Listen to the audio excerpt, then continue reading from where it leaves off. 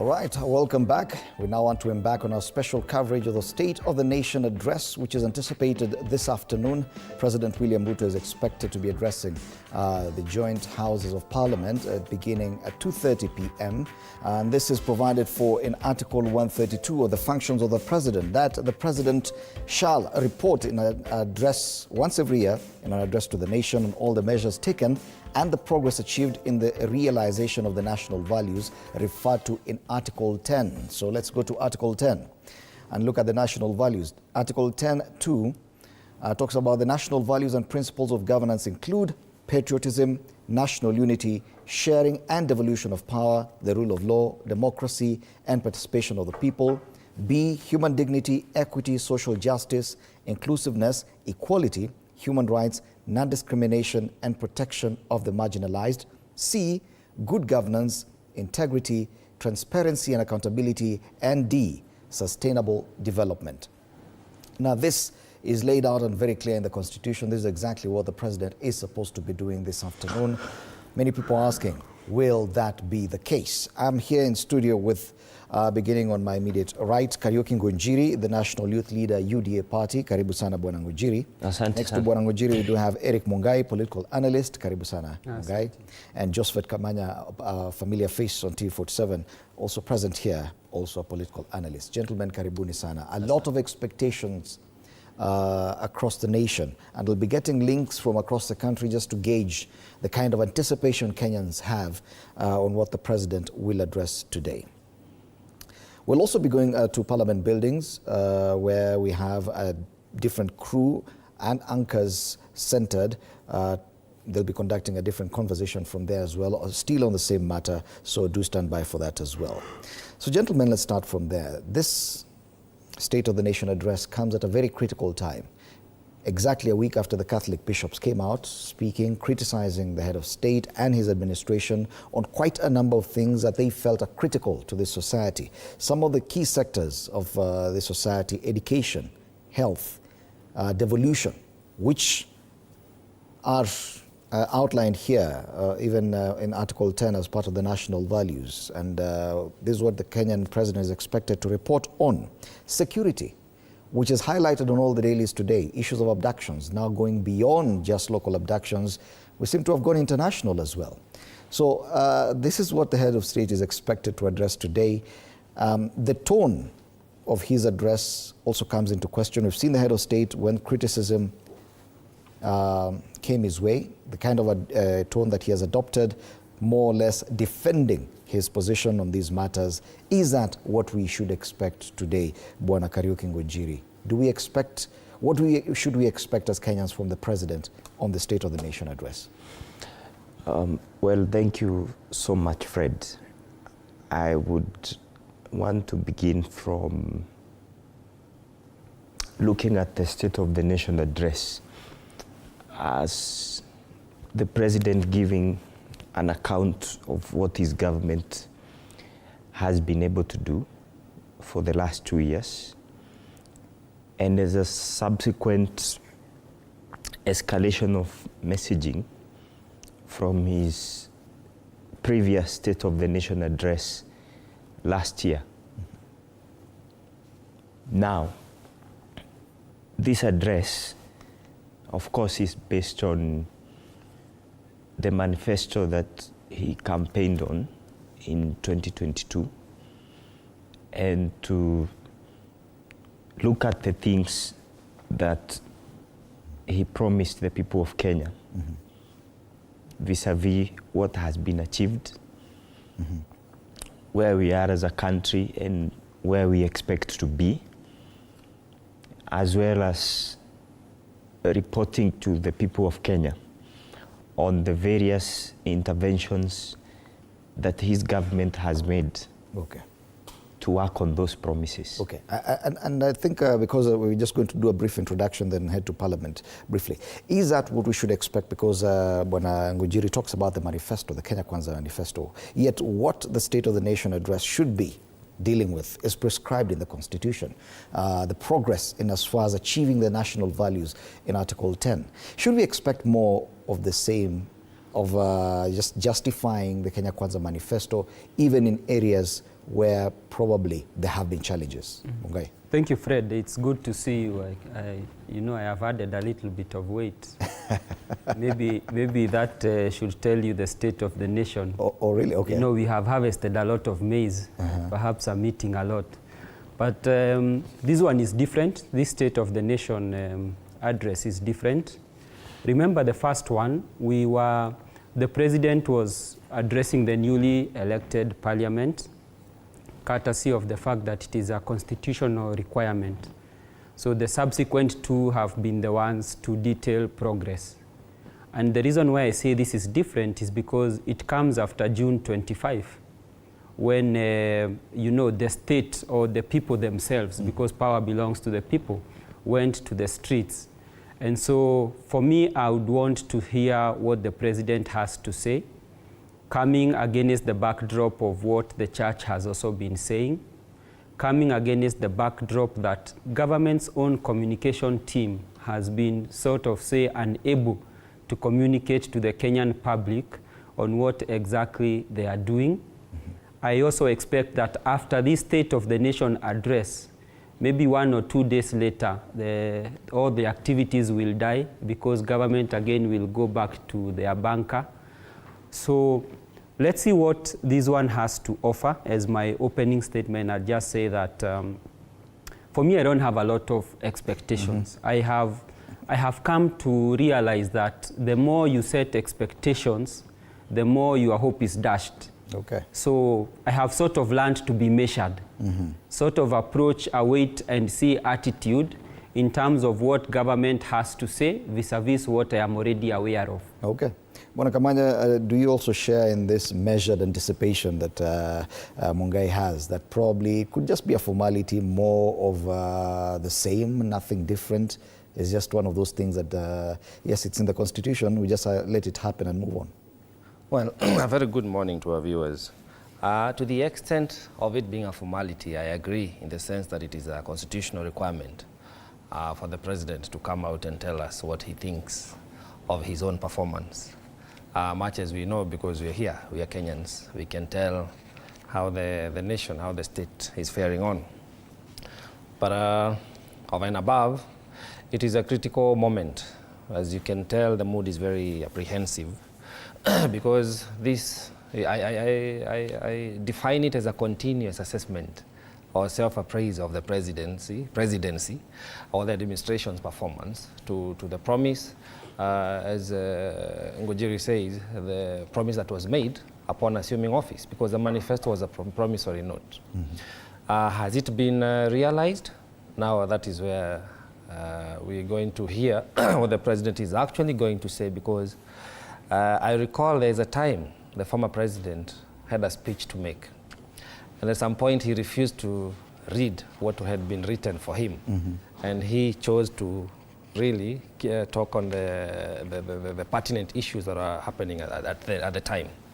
So I want to see what the president is going to say today, because we're in a very precarious situation. All issues are out in the air, in the open for everybody to understand. We just want to see whether he's really well briefed and what he's going to say to us. Remember, this is midterm. We are midway his first term of presidency, which has been marked by a lot of crisis, from a lot of litigation. You realize the first year there was a lot of back and forth between the parliament and the judiciary. And then came the Gen Z revolution, which is still on, is still, haunting and unfolding. And then we've had recent cases with the church, So, the rampant abductions that are happening. The recent is a case of Besigye, which brings into question our upholding of the rule of law, because you clearly stated principles of leadership and governance. It's very clear there are things we ought to abide to, and the rule of law should not be selective. It needs to be applied across board when we are protecting our own citizens, and also when we are protecting the interest and the sovereignty of our nation. Okay. So I'm keen to hear what the president will come out and say. All right. Yeah. And we'll definitely be here to bring you everything as it happens.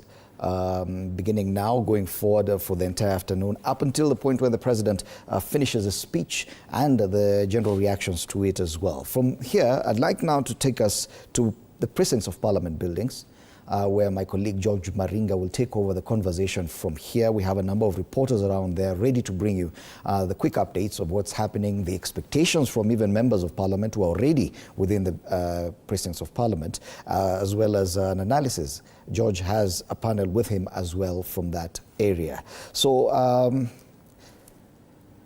we're still trying to get that connection from there. But yes, quite a lot of anticipation, especially on issues of security that have been highlighted on the front pages of our dailies today, with the Daily Nation talking about Nairobi or Kenya being the abductors' playground, and the Standard going with this headline, Kenya, new abductions theater for foreigners. A lot of questions. I've seen a lot of criticism even from a high-ranking member of the US Senate on this abduction of the Ugandan opposition leader Kizza Besigye from Kenyan soil earlier this week, only to appear before a court-martial in Kampala. That is one of the things that probably many people would expect the president to address. Whether or not he'll do this, we have to wait and see. But Bwana Ngunjiri, a lot of expectations of the president. He may be tempted to just talk about his achievements, but there are critical areas where there have been challenges, and the challenges are very glaring. Before we go to George Maringa, let me ask Bwana Ngunjiri, so do you think the president should also focus on some of the challenges that are so glaring to members of the public? You see, yes, of course, I do believe it is important for the country to acknowledge that while we continue to strive to be better every day, and as the president and his administration continues to make various interventions to solve the problems that Kenyans are facing and to improve the living conditions of Kenyans, of course, it's not smooth sailing as it is, and we acknowledge that there are areas that as a country, we also need to keep on adjusting certain things. And within the operations of a nation state, there are certain tenets that must organically grow. And I think because as the people of Kenya who gave ourselves a new constitution, we must also allow ourselves to organically and naturally grow into our own cultures, norms, values, and traditions without so much trying to get an implant of Western or Eastern cultures, norms, and values, which are normally seen as the spectrum of what democracy should be or what a country should be. But I think in our own way, depending on the challenges that we have as a country, we must allow ourselves to grow internally and allow ourselves to learn, make mistakes, correct them, and move forward as a country. Lastly, on the same breath, you cannot compare the times that we live in 2024 to the times that we were in 2023. There are so many factors that influence how an economy functions that have either improved or gone down. Depending on things like international trade, international politics, the world order, the changing political situations here in Kenya, and also the growing population for the people of Kenya. And all these factors together are what the president is always working on to put a balance, to make everybody feel part and parcel of this country. Indeed, it has been a very eventful year locally here because this is the same year, as Mungai mentioned, that we had the Gen Z protests that led to the rejection of the Finance Bill 2024. It has never happened before. Now, we also is the same year where politically we've seen the impeachment of a deputy president. All this come into play, and all this have definitely affected the running of this nation. Should we expect that to feature in the State of the Nation address by the President later this afternoon? I now want to move this conversation to closer to where the arena is, and that's Parliament buildings. My colleague George Maringa is on standby to take over this conversation. George, over to you. Thank you, Fred. Good morning from Parliament buildings, an institution that has hosted the National Assembly and the Senate. And for the last 61 years and counting, the Parliament of the Republic has continued to make history in good times and in bad. And today it sets the stage for once again, for the 11th time, as the President and Commander-in-Chief of the Kenya Defence Forces makes his way later today to be able to make his State of the Nation address. This will be the third State of the Nation address by President Dr. William Ruto, who will be coming to Parliament in the afternoon session. Good morning and welcome to this continued coverage of this specific live broadcast. My name is George Maringa. I am not alone. Right here on set, we will be deducing and being able to analyze what this State of the Nation address means. My guests so far include Sandra Njoki. She's on my immediate left. She is a political analyst and digital comms expert. Also joining us on set on the other side is Kevin Osido. He is a governance specialist and executive director of County Governance Watch. Kevin and Sandra, good morning and welcome to the program. Indeed, absolutely. This will be an event that we shall be bringing you live right here on TV47, the home of untold stories, even as we invite your feedback on the socials at TV47 News, at George Maringa _ is where you can find me. At Parliament buildings, I am not alone, of course, accompanied by our crew. My colleagues, Apollo Kamau and Paul Kirubi, are also right here in the CBD. Apollo Kamau is on the other side of Parliament buildings at the main entrance, and Paul Kirubi is at the Central Business District to be able to give you an all-round coverage of this State of the Nation address that President William Ruto will be making in accordance with Chapter 9 of the Constitution, Article 132, that mandates him to espouse and to speak and address a joint sitting of the National Assembly and the Senate of the Republic of Kenya. Right now, I want to hand you over to Apollo Kamau. Good morning, Apollo Kamau. I trust you're well. You are our political lead on TV47. On matters of State of the Nation, to be specific, what should Kenyans perhaps expect even before we continue the conversation right here on set? Good morning, Maringa. From this other side of Parliament, behind me is where the President will be coming later this afternoon to inspect the guard of honor before he heads into the House before a joint sitting of the Senate and the National Assembly to give his annual State of the Nation address. As we speak, police are getting into position, ready for the big event later in the day. But Maringa, as we speak, and your question to respond to it, this is such a delicate balancing act for the President, given the state of our nation at the moment. When he comes here this afternoon, and when you speak to Kenyans here, they are saying they expect the President to deliver, to show the way on how the nation tackles its biggest dilemma. And the dilemma is to do with the health sector, where the Social Health Authority is in chaos. It's yet to have a smooth takeoff. There is the education sector, where we have strikes by lecturers. We have the competency-based curriculum, CBC, which is also facing teething problems. Among them, infrastructure. There's also the issue of teachers who are ill-equipped. Then we have, still in the education sector, the issue of the funding model, which has been suspended by the courts, given the case which has been lodged. So Kenyans expect the President to come here and instill confidence. The President has to show the nation the way. He has to regain the trust which has been lost.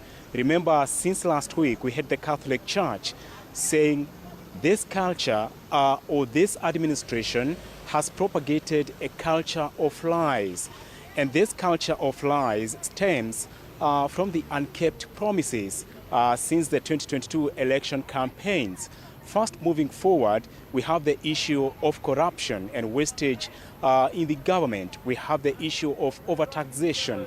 We have issues of abduction, which are on a rising level. Just yesterday, we had the Ugandan opposition leader, Kizza Besigye, being abducted here and taken to Uganda.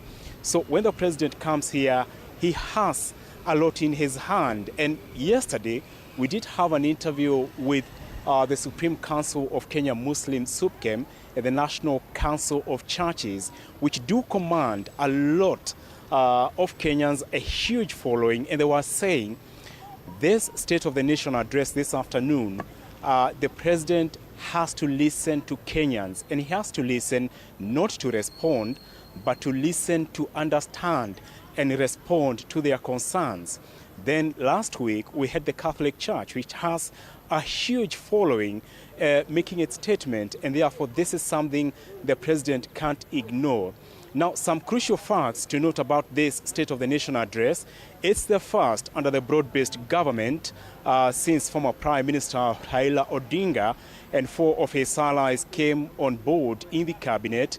It's also the first State of the Nation address, a very first after the infamous or the popular Gen Z invasion of this house. It's also the first coming after the impeachment of Deputy President Rigathi Gachagua.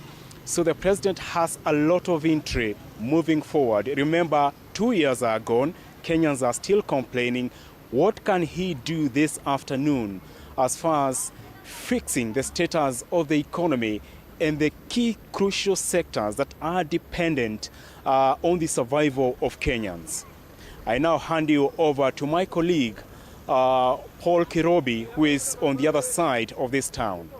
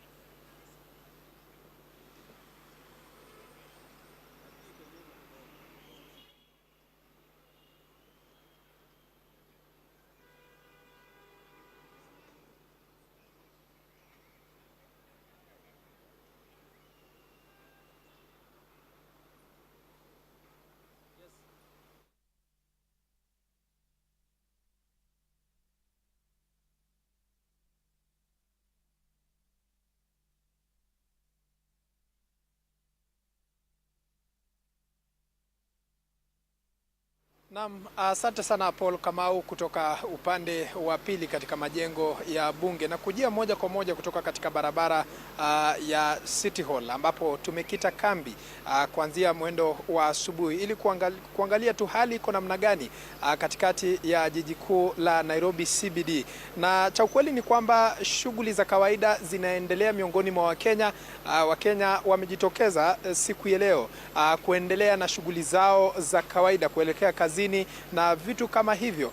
Na cha ukweli ni kwamba shughuli za kawaida inaendelea miongoni mwa Wakenya, na Wakenya wamejitokeza kwa idadi kubwa zaidi. Kama mpiga picha wangu anavyokuonyesha, ni kwamba shughuli zinaendelea kinyume na jinsi ambavyo wengi walikuwa wanatarajia kwamba labda huenda kukawa na maandamano siku ya leo kutokana na tetesi ambazo zilikuwepo kwenye mitandao ya kijamii. Lakini shughuli za kawaida zinaendelea ikilinganishwa na jinsi ambavyo ilivyokuwa siku ambazo maandamano ilikuwa inashuhudiwa katikati ya jiji kuu la Nairobi. Na mpiga picha wangu kama anavyokuonyesha ni kwamba Wakenya bado wanaendelea na shughuli zao za kawaida siku ya leo, ikiwa ni siku ambayo Rais William Ruto anatarajiwa kuhutubia taifa mwendo wa saa 8 saa 9 hivi. Lakini pia ikumbukwa kwamba majengo ya bunge siku ya leo itakuwa katika chini ya ulinzi mkali zaidi. Manake tayari walinda usalama ama anti-riot police tayari wamekita kambi katika baadhi ya barabara ambazo zipo katika jiji kuu la Nairobi. Kama unavyotazama upande wa nyuma, sehemu ambapo nimesimama, hawa ni maafisa wa polisi ambao wamejihami kweli kweli na vitoza machozi ili kukabili tu hali yoyote ama tetesi zozote ambazo zitaweza kuibuka kwa wakati wowote. Tumeweza kuzungumza na baadhi yao, wanasema kwamba wanajaribu kulinda usalama katikati ya jiji kuu la Nairobi. Na ikumbukwe kwamba kipindi ambacho rais atakapokuwa anaingia katika majengo ya bunge, barabara ambazo zinaelekea katika majengo ya bunge yatafungwa ama yatazuiliwa ili kuzuia magari ama kusababisha msongamano wa magari katika jiji kuu la Nairobi. Na siku ya leo inajiri kipindi ambacho ni siku ambayo Wakenya wengi walikuwa wanasubiri kusikiliza tu rais atasema nini. Kumbuka kwamba ni hotuba ya 3 Rais William Ruto kuhutubia bunge na Wakenya kwa jumla. Hotuba ya kwanza ambayo rais alifanya katika majengo ya bunge ilikuwa ni Septemba mwaka 2022, kipindi ambacho aliingia madarakani, na hotuba nyingine akafanya mwaka wa 2023 na mwaka wa 2024. Kwa hivyo tunazidi tu kudadisi hali na jinsi ambavyo mambo ilivyo katika jiji kuu la Nairobi, maeneo ya CBD, na kisha tutakuwa tunawajuza watazamaji wetu kuhusiana na siku ya leo itakavyokuwa. Mie kwa sasa narudisha kwa George Maringa ambaye yupo katika majengo ya bunge akifanya mjadala kuhusiana na ni kipi ambacho labda Wakenya wanatarajia siku ya leo, siku ambayo rais atakuwa anahutubia mabunge yote mawili, bunge la Seneti na bunge la kitaifa, na Wakenya kwa jumla. Kwako George. Our reporter in the CBD, indeed, as well as Apollo Kamau, giving you a detailed report of what we will be right here at Parliament, especially at the heart of the city, County 047, Nairobi City County, for that State of the Nation address that will be taking place in the afternoon. But our coverage continues. However, we are going to take a short break. When we come back, we will be having that conversation with my guests who are already here on set at Parliament buildings. Please, just stay with us.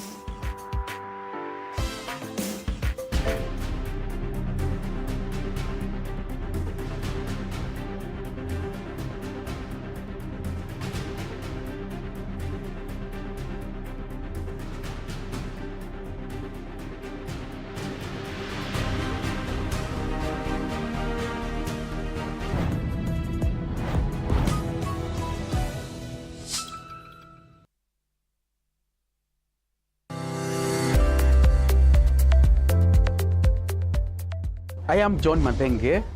I have registered to participate in half marathon on World AIDS Day. Please also register, and encouraging men and boys all over the country and all over the world to join us.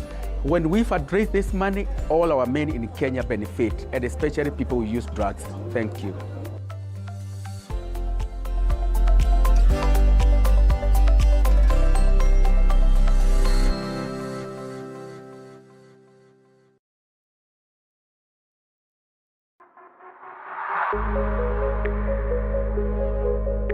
My name is Eliud Kipchoge. Hello, I'm Faith Kipyegon, 3 times Olympic champion, world champion. My name is Janet Chepkosgei, former 800 meters champion. On 7 December 2024, I will be running for education at Chepsaita Cross Country Run in Uasin Gishu County. Let's come together and run for education. Education is success. Let's fulfill our children's dream. Let's meet at Chepsaita. You know, education is an equalizer. See you on 7 December 2024. This is the place to be, up and deeper. See you on 7th. Run for education! Hey!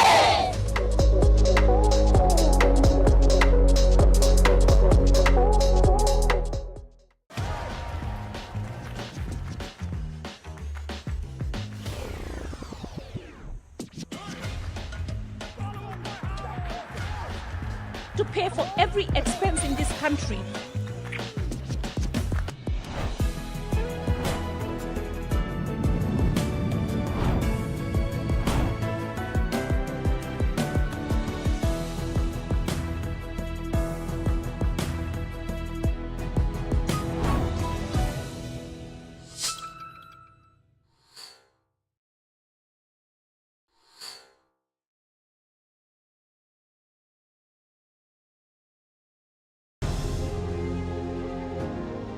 vile unavyojua watoto wengi sana hawana namna.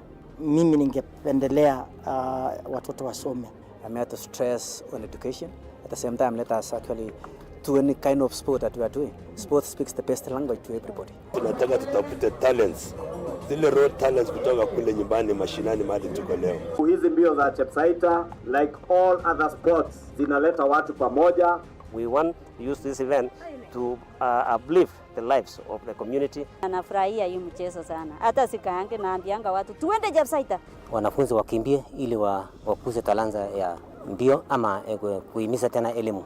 This is the place to be. Hapa ndipo mahali wanastahili kuwa tarehe 7. Wale watoto walikimbia last year, wamekimbia mpaka wamefuka mipaka zetu za Kenya.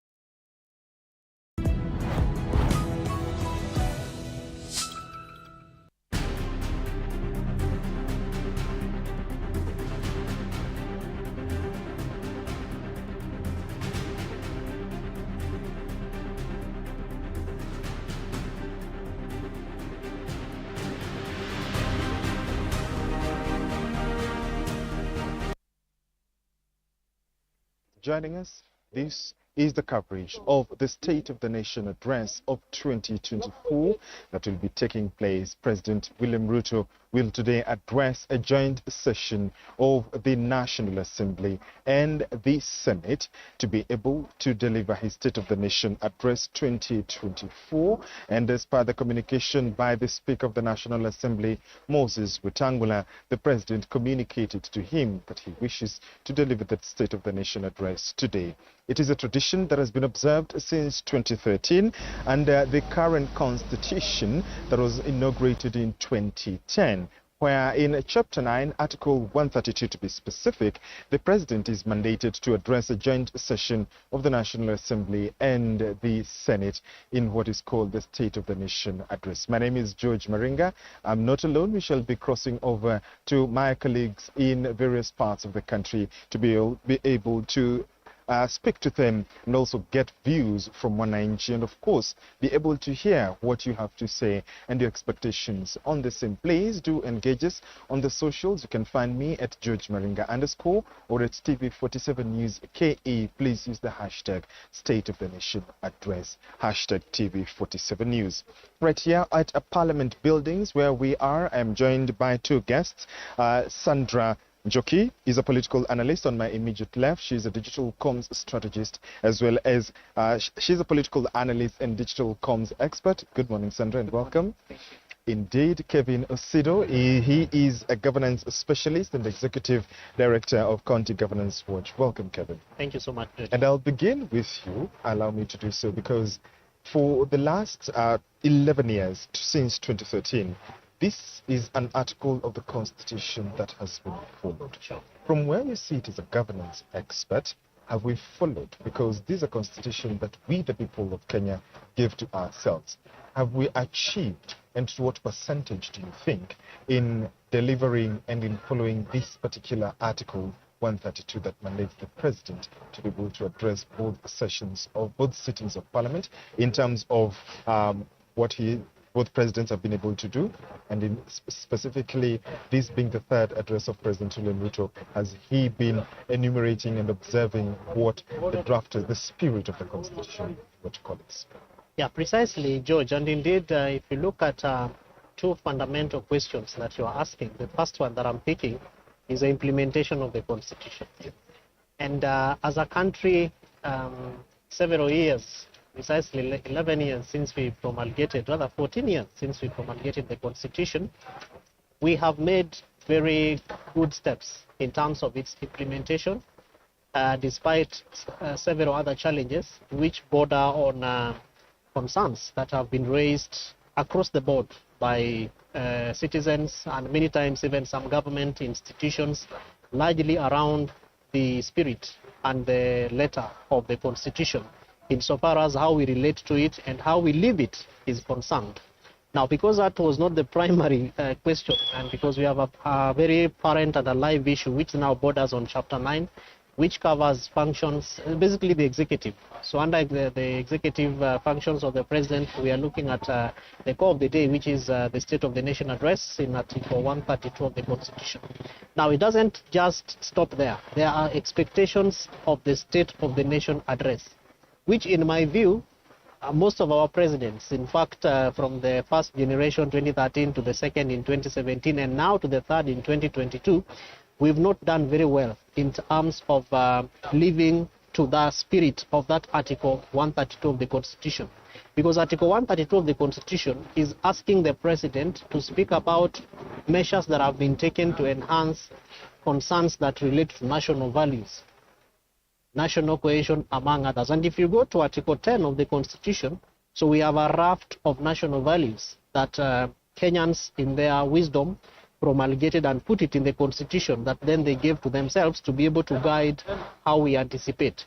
Now, why I am taking this route is because it is quite difficult to distinguish or separate between the several speeches that President William Ruto has made in his earlier year, the second year, and even now, as we anticipate and expect him to speak to the nation in terms of the agenda items. So I'm expecting, for example, that the President will be talking to us about SHA and Chief, probably affordable housing, issues around agriculture, which is really one of the core aspects of his last year's State of the Nation address. And it was quite baffling because he spoke about agriculture and then within a very short time period of time, we were treated to fake fertilizers and all that. So a lot of times, the honesty around what the President is speaking to the nation vis-a-vis the realities on the ground becomes quite a conflict and an absurdity in terms of living with the spirit of the Constitution. Of course, part of the things that I also expect the President to be talking to us about is concerns around human rights and dignity of the Kenyan people in the context of abductions that we have seen, in the context of disappearances, in the context of the number of lives that we have lost as Kenyans. Where does the spirit of the President insofar as national values are concerned and respect to human dignity? One thing that I think the President has done very well is also the expectation that he should be addressing concerns around good governance, accountability and transparency. And the dissolution of his cabinet, particularly coming on the backdrop of the Gen Z demonstrations and the quests and the asks that Kenyans had, I think was a good step in terms of living to that spirit, because the core and a number of those asks were related to good governance, the spirit of transparency, the spirit of accountability, and largely how the government was living to the expectations of a majority of Kenyans. So beyond the many things that the President will be telling us in this August House, related to many things that he talks about in churches and even in some funerals, I don't expect much difference from what is the expectation of Article 132 of the Constitution, but that the handlers and the speechwriters of the President should be quite cognizant of the context. We took a ground coming at the backdrop as I finish on the call by the religious leaders that the country is going to the wrong side, things are not working on right, and then the President troops to the church and he responds to them. So this is an opportunity for the President to really cement his key agenda insofar as some of those concerns that were raised is concerned. Sandra, there is a lot, especially to talk about in terms of how the government has been communicating. President William Ruto has taken the center stage on the frontline wall to be able to espouse what his government is doing. Do you think that today will inspire confidence to the members of the August House and Kenyans who will be watching both locally and abroad, insofar as the communication per se has been an issue and he has expressed frustration? Do you think that these will perhaps inspire some confidence, and to what degree, if you would imagine? You know, what Kevin has said is very important about the letter and the spirit of the Constitution, because what the spirit of the Constitution demands that today the President has to be honest and relatable to the Kenyan people. That's the entire purpose. While in the past, in build-up to the year, as you have said, the government communication has probably been a little bit shaky. It has failed to provide a continuous communication to the public for Kenyans to understand, on a will-by process. Where are we at? Why are we feeling that nothing's happening, even when the inflation is down at 2.7%? That kind of communication ideally should not be coming from the president, as we have seen in the past. And even today, that is not what ideally he should be coming to Parliament to tell Kenyans or to tell the August House. But having said that, because it has not been done over time by his team, which he has also accepted, today he will have to be forced by the spirit of the Constitution to do that. I am hopefully praying that he's not going to come today and talk to Kenyans about SHA. He's not going to talk about affordable housing.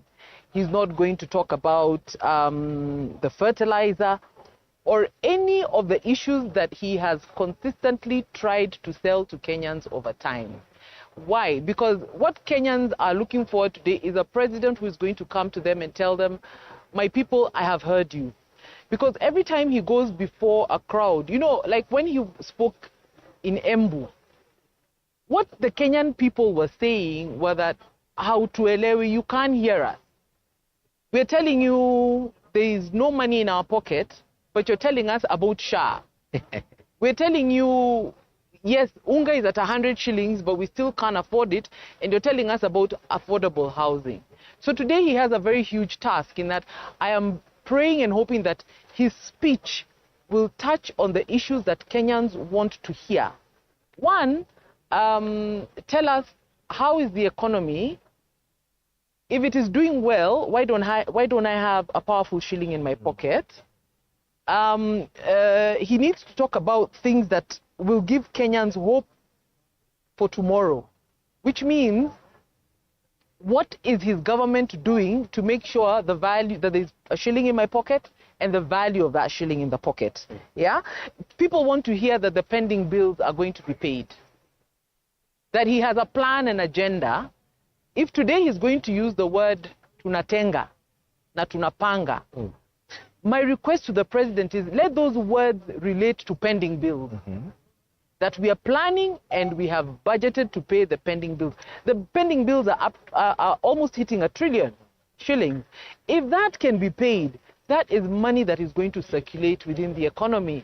The SMEs that had shut down are going to be able to open up. The businesses that had shrunk their operations from the time of COVID,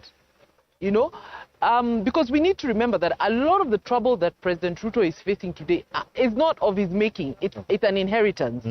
But the question that Kenyans are asking, how are you fixing this, historical issues? So he's got to come and tell us, or tell Kenyans, tangible and relatable strategies that his government is doing, so that at the end of this speech, Kenyans will feel that our president hears us, our president understands us, and our president knows the assignment that's ahead. So, I was talking of assignment that is ahead. In terms of the Constitution mandates, the president to speak about all the measures taken and the progress towards the realization of national values, and submit a report to the National Assembly for debate on the progress made towards fulfilling the international obligations of the Republic. So, it's not imperative on him to address matters SHA, whereas you've said you don't expect him to speak about that. But in terms of values, the values that, if you listen to what government has said about the social health insurance, it's that it's going to be amchango. So we are doing, you are contributing to, and I are contributing to benefit those who cannot. And do those not really fall in the values that he as a president wants to tell the country, let's do this. We are a country, we do not want to have sick people, we do not want to be able to not be able to take care of our sick friends, family, and other citizens. And those values... To who now? And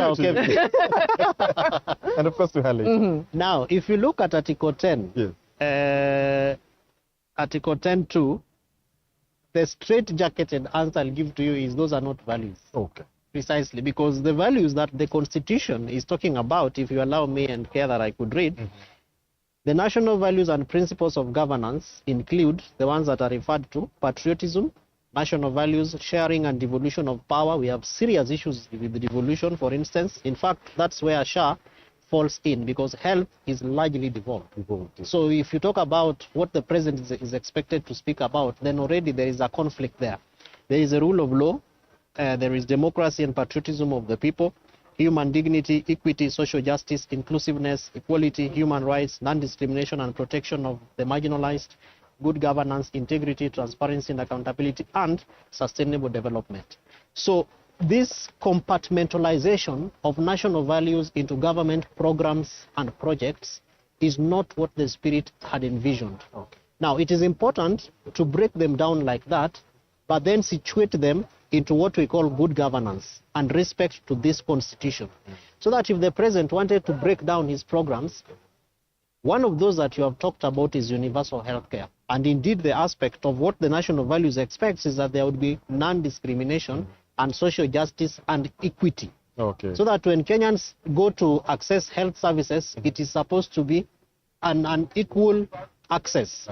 Kenyans should not be discriminated against, and that is what we see a number of the programs going on. Osido, allow me to take it from you, because of course things are a bit interesting right here in the CBD. The rains are upon us. We'll be taking over to Fred in studio for a minute, but before then, I just want to remind you of watching the State of the Nation address. The skies have opened up, but of course this continues with Fred Ndibule in studio. Thank you, George. George Maringa there within the precincts of Parliament. The vagaries of weather, and yes, we had predicted earlier with the weather forecast that we were expecting some rains in the city and across the country. So no surprise there. I'm still here in studio with Eric Mungai, Kariuki Ngwenjiri and Josephat Kamanya. Let's continue this conversation there. Yes, they've rightly put it there that devolution is one of those key areas that the president is expected to address in his State of the Nation address today. The state of devolution. It comes also the same week where governors were threatening that within no time some counties will shut down if disbursements are not done in time. Now, fine, they may have been done yesterday, there may be money in the counties, but when it gets to a point where the governors or the Council of Governors has to say that in the next 30 days we're going to shut down, then there is a problem there. We have heard reports that employees in counties are going for about a month or two without pay. That is not what is expected of devolution. If the national government's role is to facilitate devolution, should the president accept liability that yes, to a certain extent, he has failed? I'll say this. Devolution is anchored in the Constitution and it's not going anywhere, okay? And part of what I feel is usually a constant struggle is retaining money at the national level while expecting services at the county level. But then again, at the county level, you still have a challenge because they also collect their own revenues. So you also have a corruption problem at the county level. So when you compound the two problems, the people that get the blunt end of the stick are actually the citizenry. We have seen in some counties, like I saw the other day in Turkana County, health services are almost non-existent. So when you look at the fact that there is money available to transition a new system from NHIF to SHIF. So there are billions of money that are available to do that. But there is no money to cascade down to the counties to allow the counties carry out the functions that are allowed to them constitutionally speaking. And it's the same thing with agriculture, which is also a devolved function. You see that when it comes to the issues of subsidized fertilizer, it is an issue of the national government. Yet when you look at it constitutionally, that is a preserve and a function of the county governments. But you see, he who pays the piper controls the tune. So if you retain the money, then you can decide who gets the money. And that is why sometimes I feel, if you look at the president when he goes to counties, it is sort of the members of parliament in that county, the governor in that county, the members of the county assemblies, they all go into a choir of Your Excellency, we want this. Your Excellency, we want that. Your Excellency, if it is benevolent upon you, if it is incumbent for your own mercies, please give us this. But when you look at it constitutionally, that is actually a preserve. The governor who is requesting the president to construct for us a level 4 hospital in somewhere, that is actually the work of the county governor. But because the governor is aware that the money has not come to him, he must beg then and request the president. And that's why you see many people, if you look at the members of parliament in central Kenya, they all have a clarion call. They are saying, you know, we cannot leave government because we want resources to come to us. But if the constitution, the 2010 constitution, as envisaged by us as Kenyans, were to work well, it wouldn't really matter whether you like the president or not. I mean, no one would care, because after all, money would follow functions. But for now, it has to be the other way, that you have to follow the president for the money to follow you, which is a bit unfortunate. I was hoping that, you know, from 2010, 14 years down the line, we would have gotten some issues in check. But that is not to say that there is no progress. I mean, you see, the issue of, if we can curb the issue of corruption, because most of these, it's not like the governors, even when they threaten to close down county operations, it's not like they are angels and we are looking upon them to take us to heaven. No, we also know that when we read the auditors, the controller of budget, and we read the auditor's report, you can tell the amount of money that is getting lost. If you count the billions of money, Fred, that have gone into counties since devolution, even if you were to divide that money per person, per county, I myself would be a rich man. But when you ask yourself, after all those years where the money goes, you can clearly tell there is a governance problem as much as money does not follow function. And that's the crux of the matter, Kamanya, that there's this issue of corruption that we simply use it as a justification for failure in different aspects. So we say, okay, fine, we have a debt situation because, you know, we lose 2 billion shillings in government every day. That's enough justification. So services are not there in... or we are not even able to disburse money, but even if we do to counties, there's corruption and there's pilferage of money. We're simply using corruption as an excuse for non-performance. Is it an opportunity for the president to come out and say, use his State of the Nation address and say, okay, fine, it's time we tackle corruption? It is a big elephant in the room. Well, you see, the State of the Nation ought to be both indicative and progressive.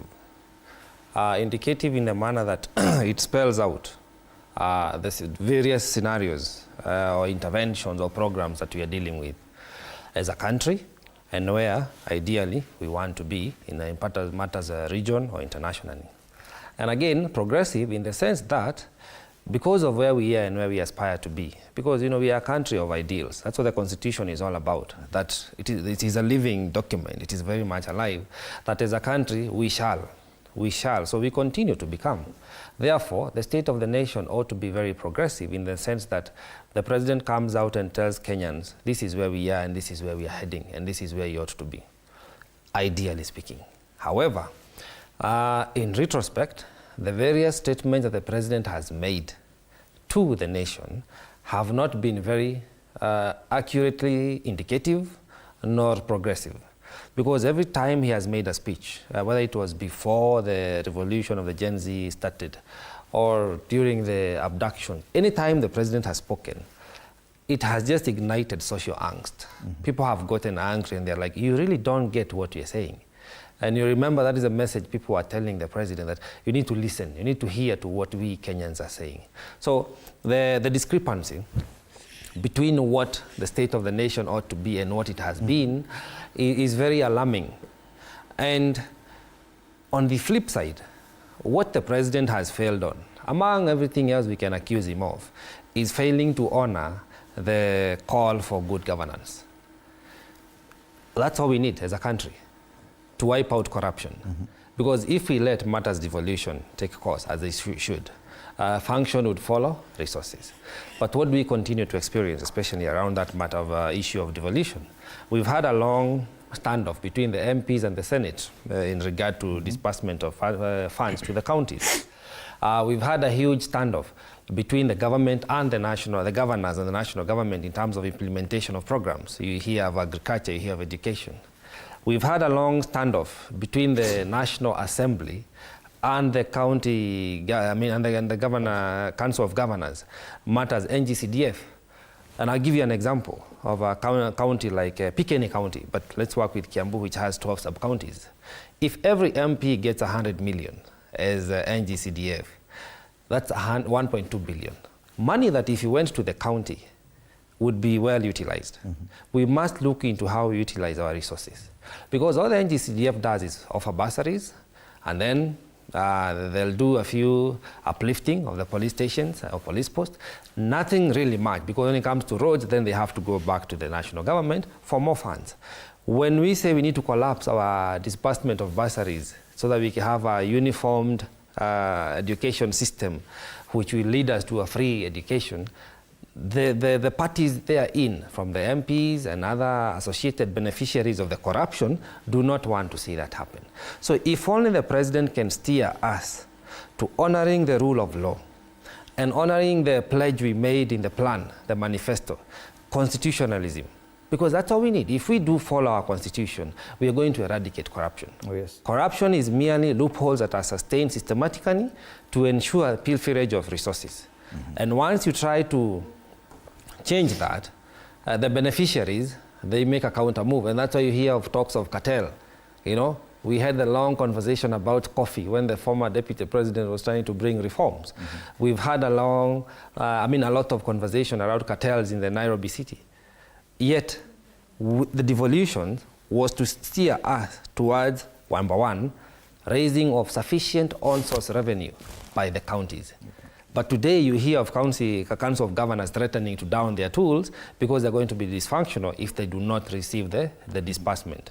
And so, in my opinion, there lacks congruence in the leadership quarters. We need to harmonize and collaborate all the faculties and the tenets of governance. And perhaps it's the best opportunity for the president to bring that conversation into a proper channel. Yes. Very briefly, because we need to go to Nakuru. Whereas I agree with Josephat, none other than the chief advisor, economic advisor of the president, has said that it is our time to eat. So I do not think... Should that be part of the State of the Nation address by the president?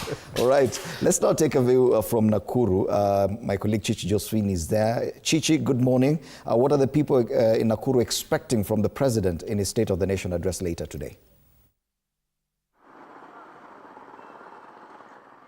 Well, Fred, a very good morning to you. And indeed, all eyes are set on the Parliament buildings where the President, or rather President William Ruto, is expected to address the nation. And of course, different people, or rather Kenyans, have been out here voicing their expectations on what they expect from President William Ruto's national address.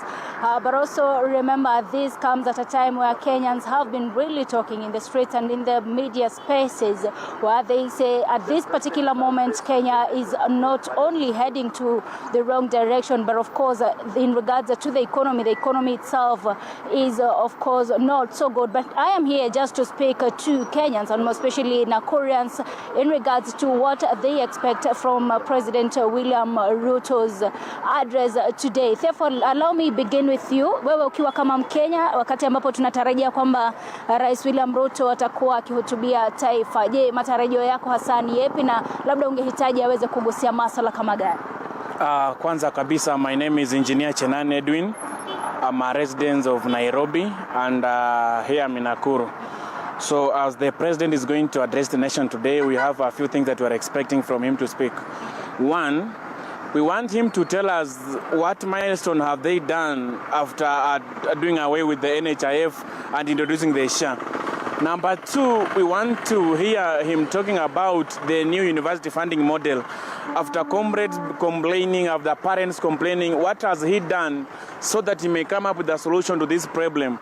Number three, after dismantling the whole cabinet and introducing a new cabinet, what have they done for the period of time they have been in office? What have they done? Number four, after bringing in the new deputy president, what has he done? What has he brought on the table? What is it that Kenyans should expect from him? What is it that the Kenyans are going to write on their calendars that between this time and this time, this is what the government has done? And what is it that Kenyans should continue hoping that in the next few months things are going to change? And the last of all, what promises? What few promises that when the president said he has at least, even if he has not reached 100, at least he's above 70. And what is it that Kenyans have spoken out to the government, but the government has not taken it seriously? Probably you spoke about hope. So far, so good. Is there any hope left within you in regards to his leadership? So far, so good. They say when the innerwear is torn, it is removed together with the trousers. So if at all, at times, there was part of the government that was not able to deliver to the people, the best thing could have been remove the trouser, remove the innerwear, throw it away. And they say a cat that dreams to become a lion should do away with the appetite of two rats. So if at all we are hoping to do the best, we also implement the best. If at all we are dreaming higher, we also do higher. Yeah. Meaning you have no hope left within you. Now what I can say, wanasema chenye kitazaliwa tutanyonyesha. Yeah. Naam, shukrani sana. Bwana Kellen, karibia hapa tuzungumze, labda wewe matarajio yako ni yapi kwa hotuba ya rais ambayo inatarajiwa kwa itakuwa ikifanyika hii leo? My name is Dominic Maina Wakelen from Nakuru. I'm a resident of Nakuru town, and things has been going there. The ground is not good. The complaint of the town that the business turnover becomes so down, the business are locking up, wanafunga mabiashara zao sababu ya flow ya pesa. Ile matarajio tulikuwa nayo mpaka mama mboga mtu wa chini hatuoni. What you have been promised us today, tomorrow, we are waiting and not seeing anything. Kama ni mambo ya hii ya NHIF, it is not working. We have been in hospitals, we have seen, we don't have hope. Watu wanaenda kwa hospitali and then they go and pay. Kwa hivyo hatuoni matarajio yote ikifanyika katika serikali hii. Tafadhali president, ni vizuri kusikiza watu ili implement hizo mambo ya hospitali. Masuala ambayo unahitaji labda akaweza kuzungumzia leo ni kama gani hasa? Mambo hiyo tu ya hospitali na education ya watoto. If he sentence hiyo mambo akiangalia mambo hiyo ya shule na watoto ya secondary university, it is going to be good. Yeah. Naam, shukrani. Bwana Sande, karibia hapa tuzungumze, wewe matarajio yako na labda ungehitaji Rais William Ruto aweze kuzungumzia nini hasa? Habari ya Wakenya, naitwa Sande. Kwanza kabisa ni magumu. It's a bit difficult for Kenyans because life is unbearable under your leadership. Number two, I don't know addressing Parliament what you're going to address because there are so many things which are going unanswered. One, the issue of insecurity, abduction, SHA is not working for Kenyans, and you are leading the country. A leader needs to lead from front. You don't scare people from speaking their mind because right now, from where we are seated, we are very afraid addressing this regime. If Kisa Besigye can visit the country just to be abducted and taken back to Uganda, it's very alarming. It means Kenyans, we are on our own, no security. So I expect you to address very important things in the economy, SHA, and the issue of abduction. It is not coming well. So Kenyans coming to the streets against this regime will not be news. Another thing that has gone unanswered, which you have to suppose to tell us, Adani group of companies. It is not clear with what you're doing. Yeah. In agriculture, what would you really want him to address? Well, there is nothing going on because everything we are adopting GMO thing. So we are killing our own agricultural sector. The Minister of Agriculture, I don't know what he's doing in the office because he doesn't have anything coming forth. Our farmers are dying. They cannot bring their farm produce to the land. Yeah, fertilizer is another issue. We are not sure if they are being brought to us genuine fertilizers. Yeah. Even as we await for his address, do you have any hope left within you that the leadership will change? Maybe things are going to change? Only 3% left because from where we are seated, Parliament itself is a total failure. Yeah. The Parliament is not independent. the parliament is doing illegal things and they are contravening the 2010 constitution. Because if you look at the impeachment of Gachagua, a court ruled that public participation to be done from the constituency level. But nothing like that was done. And it was taken to Parliament hurriedly, to Senate, and then we have a deputy president. And nothing has changed. It was not that a deputy president would bring any change. The same deputy president, this abduction has been going on when he was a Minister of Interior. So to me, I will like the president, if he is genuine to Kenyans, to dissolve Parliament and just come for elections. We get new managers. If you get luck to go back, it's okay. But this business of we are talking about the election every now and then, we are tired. We are tired of Mandamano. We are tired of inflation. About IEBC forming up. Lastly, the current Parliament cannot discuss IEBC anymore because they are out of time.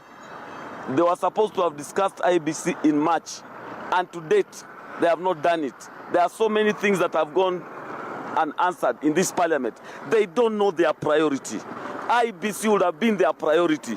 But until now, when if it boils up, you claim we want to go we want to constitute IEBC. We are coming for Mandamano and we are ready to take you home. Mr. President, peacefully. We don't want chaos. We are peaceful Kenyans. Article 37 of the Constitution gives us right to demonstrate peaceful picketing. We are peaceful and we are telling you, please start packing. Dissolve that Parliament is of no use to us. Thank you so much. Allow me talk to you. Niruhusu nizungumze na kuona uko kwenye biashara, lakini nieleze wakati ambapo tunasubiri hotuba ya Rais William Ruto unatarajia nini na ungetaka labda aweze kuzungumzia nini hasa? Mimi kitu ya kwanza naweza sema hivi. Mimi naitwa MC Wanyoro, niko hapa Nakuru na mimi ni mwanabiashara. Tena mimi ni MC, nafanya ni mambo ya events management na event planning. Na siku ya leo nimeona president akona mpango ya kwenda ku address parliament. Kitu yenye naweza sema ni kwamba hii parliament na the presidency and the parliament ni kitu moja saa hii. Hakuna kitu naweza sema ati wako na any difference, like hata hiyo address anaenda kufanya ni ile mambo tu wamekuwa wakipanga chini ya maji ndio anaenda ku address. So hakuna statement wanaweza make leo to take serious as Kenyans. Kitu ya kwanza ni kwamba the presidency imetufail, the parliament imetufail, na Wakenya we are tired for that. So there is nothing new. In fact, we are not surprised because the current government yenye iko kwa serikali saa hii imefail Wakenya kwa vitu mingi sana. Tumeona juzi the clergy wakipiga kelele concerning the same. Wananchi tulikuwa sisi Gen Z kuna wakati tumekuwa kwa mgomo concerning the same. Hata nini anaweza address? Kitu mzuri anaweza fanya ni anyamaze, awache. Kitu ya kwanza hii mambo ya fujo yenye anataka kuleta Kenya awache. So ajue tu yeye yake ni miaka 5 na akicheza haitaisha. Sababu penye tuko saa hii ona economy vile iko. Juzi niliona Dede Njoro nakiongea kuhusu mambo ya economy. Anasema pesa yenye nimekopwa Kenya ni 7.4 billion trillion. Hiyo pesa peke yake imetosha kutengeneza barabara 20,000 kilometers, kuwekea watu maji more than 10,000 household, stima na mambo kama hiyo. Hizo vitu zote tukiangalia kwa hiyo pesa hakuna kitu nimefanya. Anafaa address ni vitu kama hizo. Si ku address ni vitu za kina Gachagua ati 2027 mambo ya parliament tukijuaga vizuri wako same na parliament, wako kimoja na parliament. So kitu mimi naweza sema tu Mr. President, wewe nyamaza tu, tutulie tu miaka yako 5 uende, na ukiongea ni kitu yenye inatusinya hata hiyo 5 hutamaliza.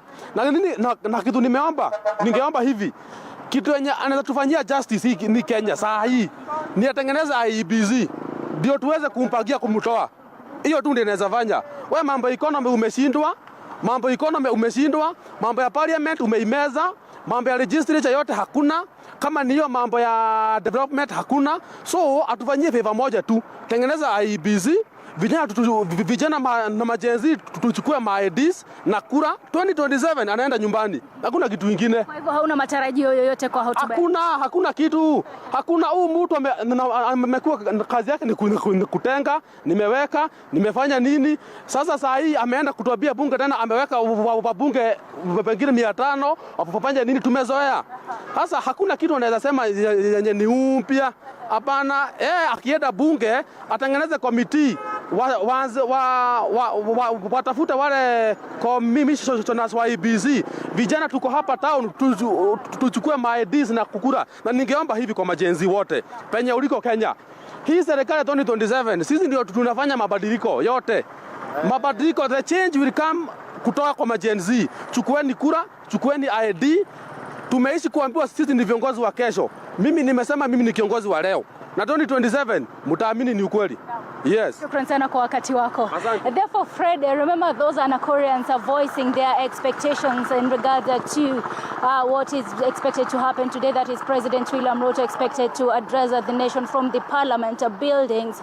And also remember they have quite a lot to speak about. And of course they have talked about what they feel in regard to what is expected. But of course the major one is about the economy. And of course all they want, they also want the IEBC to be constituted. And even as President William Ruto is expected to deliver and of course fulfill his constitutional obligation under the Article 132, Kenyans are so expectant on what he will be speaking about today. So allow me get to speak to more Kenyans in regards to this, and maybe later I will be of course bringing our viewers to tabs to what will be happening in Nakuru County. Over to you, Fred. My name is Chichi Josephine. Thank you, Chichi Josephine, there, bringing us some views from the people of Nakuru, residents of Nakuru there, on the anticipation and the expectations ahead of the State of the Nation address later this afternoon by the President. And these are just some of their sentiments. I'm sure the sentiments are varied and different across the country. This is just a cross-section of people in Nakuru. Bwana, you've heard what the people are saying everywhere. And one of the issues that the President has been accused of, and this I'm quoting directly from the Catholic bishops, was speaking falsehoods. And today is an opportunity to talk and speak about things that matter to the nation. And listening to one of those people there in Nakuru, they say it won't matter. The President would rather just keep quiet because whatever he says will not matter. But the President does not have that benefit. He has to give the State of the Nation address. How should he handle it to try and assuage some of the sentiments we're hearing from Nakuru? Well, I have listened to what they are saying. And, it's been a concern, even for me, that I think for the last few months, there has been a culture of toxicity that has been implanted on the minds of many Kenyans. And the abstract of that one was when we had the Gen Z protests. But while I listened to what the people are saying on the ground, and I actually do understand that the economy has been facing challenges, and accept that there has been economic challenges in the country. And I'm alive to that. As a young person, as a person who leads the young people in the Kenya Kwanza administration, I also note that there has been a very bad thinking that has been cultivated in the minds of many Kenyans. By who? By the people in the Bible ambao wanaitwa manabii wa uongo.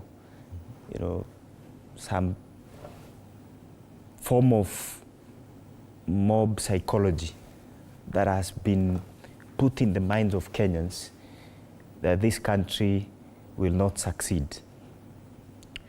Again, I want to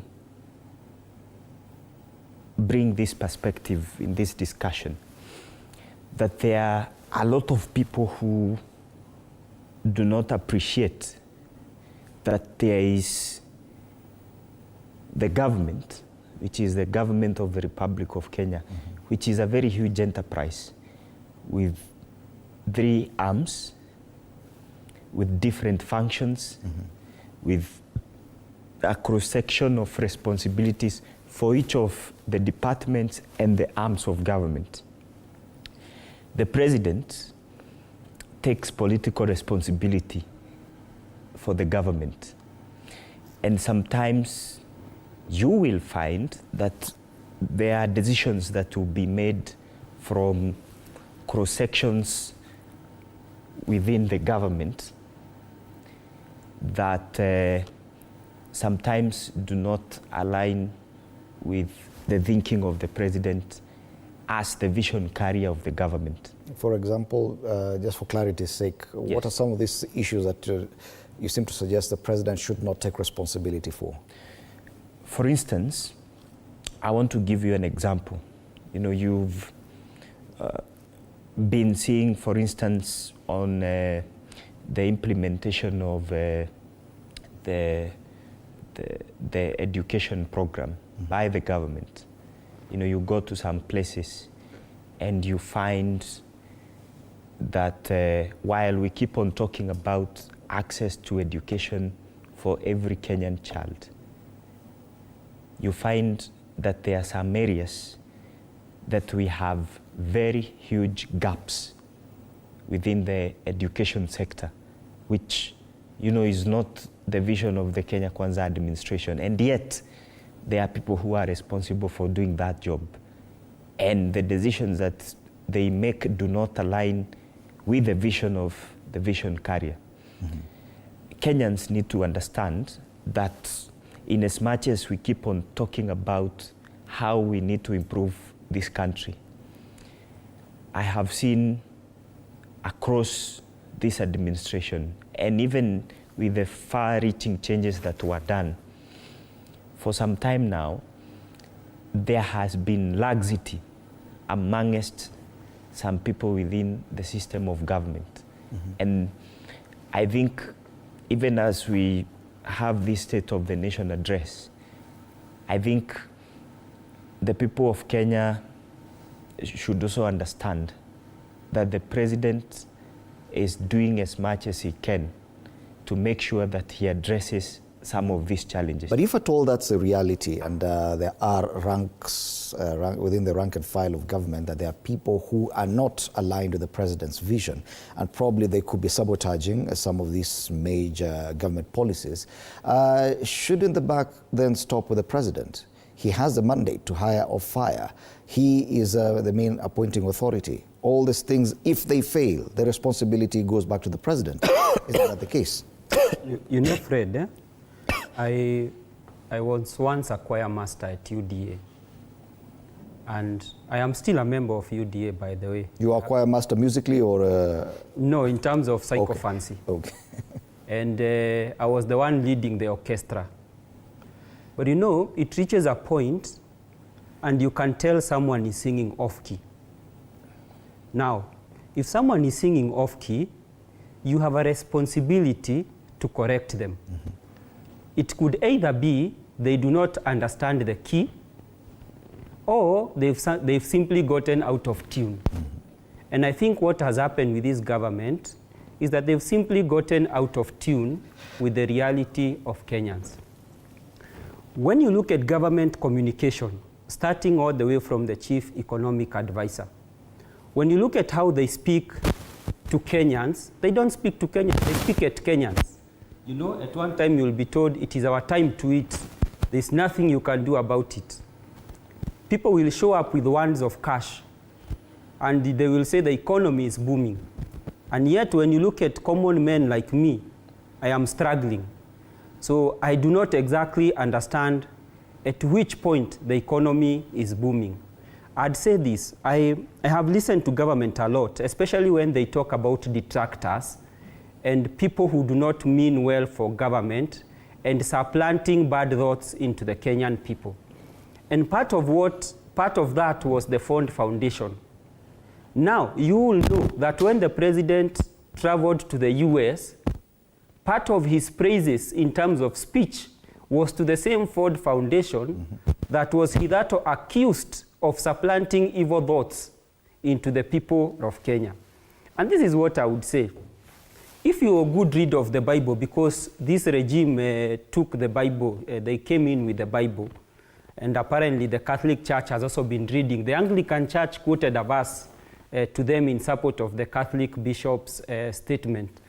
There is a story about Nehemiah, and there are two detractors that were in the book of Nehemiah. That is Sanballat and Tobias.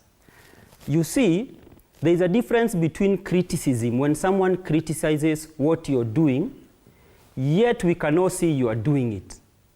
And there is people telling you, here you are failing. Okay? So what is happening is that Kenyans are telling this regime, look, you are failing. Please change your ways. But what is the regime doing? They are not interested. They are saying, look, sit back, relax. We know how to drive the economy. Okay. But Fred, let me ask you, if you're in a matatu and you can clearly see the driver is leading you towards the ditch and he's telling you he knows what he's doing, would you believe him? Okay, hold that thought there. Let's take a break. We'll be back to continue this conversation.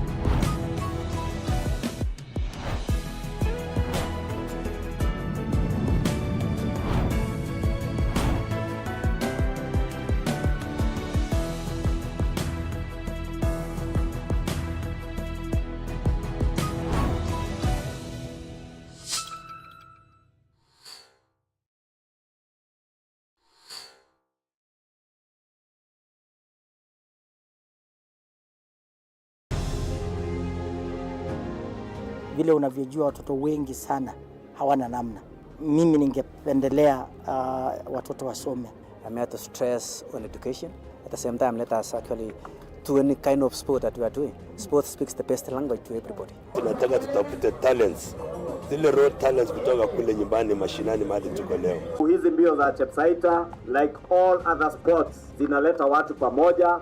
We want to use this event to uplift the lives of the community. Anafurahia hii mchezo sana. Hata sikaange naambianga watu tuende Chepsaita.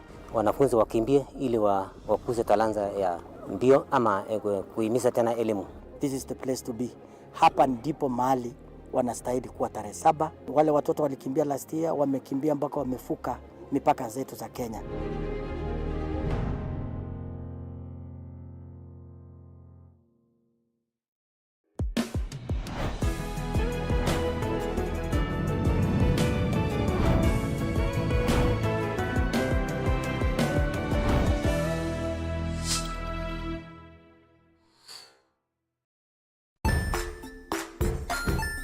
Hey there friends, welcome to Kids on the Block, where fun and imagination come alive. We dive into magical world filled with exciting adventures and awesome friends. What position were you in? I was number 2. What position were you? Number 1. He decided to cross the bridge by his house and look for food on the other side.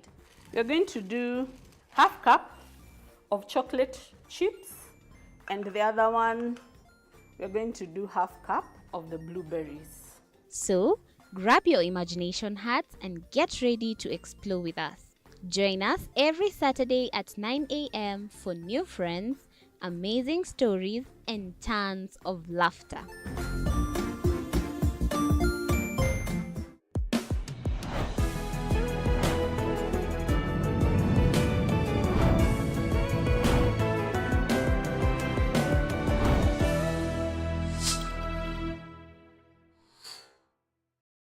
Join us as we explore the journeys of those who defy the odds and break barriers. we dive deep into the stories of triumph.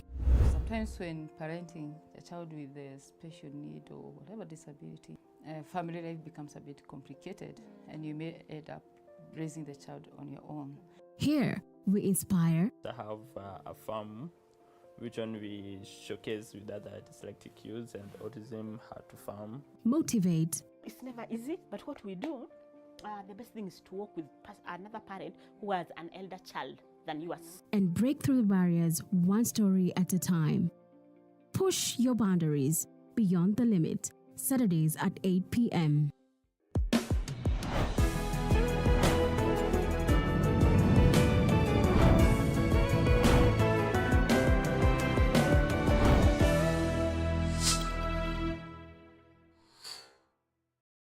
The Grind, where business meets brilliance. It's not just about the ideas. I was working as a shampoo boy.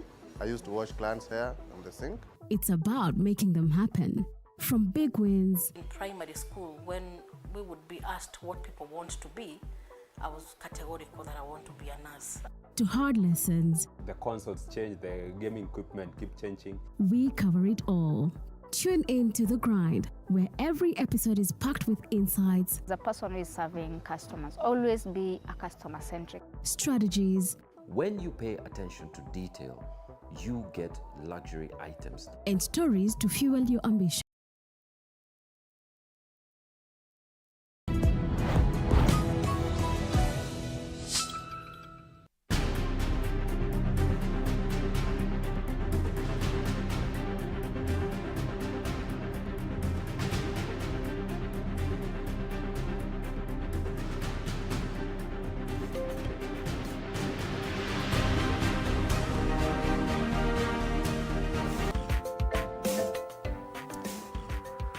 Welcome back. We continue with our special coverage of the State of the Nation address, which is anticipated this afternoon before a joint sitting of the Houses of Parliament. President William Ruto will be making his way to Parliament at around 2 p.m. and thereafter make his address. We continue trying to understand what to expect from this address, which is provided for in the Constitution and is very clear on what parameters it should capture. Still in studio with Eric Mungai, Karaoke Ngonjiri and Josephat Kamanya. Bona Kamanya, even as we continue with this discussion, the issue is that it is an opportunity for the president, a perfect opportunity for him to address an array of issues. So many things, so many questions, the church, university students, council of governors, everyone has something they want to hear from the president. It might be a bit too much for him, don't you think? Do you think it's possible for him to be able to address all these areas and do so satisfactorily? Well, first of all, the president is very lucky because every so often he gets an opportunity to redeem himself. But unfortunately, he has a way of not seizing the moment. Today could be the last of it. And I believe he's capable and he can actually steer the conversation, the national conversation, from the negativity he's saying that is prevailing to a sense of just at least optimism that things could get better. He has that opportunity today. It all squarely lies in what is contained in his speech. By the end of the day, we will have heard him. We will have deciphered where his attitude, where his value, where his focus is. If he comes out to blame, to shift blame like he has done in the past, the social angst, we've been traversing the country through our different reporters, Nakuru here and there, and you can feel, that the anger is palpable. People are frustrated. People are not really hopeful at all that things could turn around. If he comes out and shifts blame, that is going to get worse. If he comes out and for the first time in his leadership as a president, is able to resonate with the sentiments of the Kenyans, perhaps then Kenyans will have a glimpse of hope. But we cannot continue to have and make excuses for the government. The appointing authority is a president. Every other sector of government is well represented. That's why we have the legislatures, we have the MPs. If there are matters to do with schools and education in their constituencies, that should be well reported. Remember, they have the power to call anybody to Parliament and to various committees to explain whatever situation is happening. We have the CSAs. The president had a clean slate to bring on board persons and characters that can really steer this country forward. But what did he do? He brought back politicos, persons that really Kenyans do not have pride and hope in. So I think he's suffering from a poor choice of team members and team players. Like we saw him telling the deputy president, the current deputy president, welcome to the team, But he's been part of the team anyway, and he's been marred by a lot of undoings. But the president has a poor choice of team members. He may mean well. The manifesto was very clear. That is what every Kenyan aspired to, equitable distribution of resources, access to fundamental services, education and health, and security, preservation of human rights. But that is exactly the contrary of what we are experiencing today. Kenyans had hope with the president. That's why across the country, he won the hearts of many, against all odds. But somehow, for some reason, the moment he assumed office, it has been a downhill trend. It's been snowballing downwards. And I think, like the guy from Nakuru said, it's going to get worse. And we do not want this country to go down. I would have wished to see a situation whereby, with all the optimism we had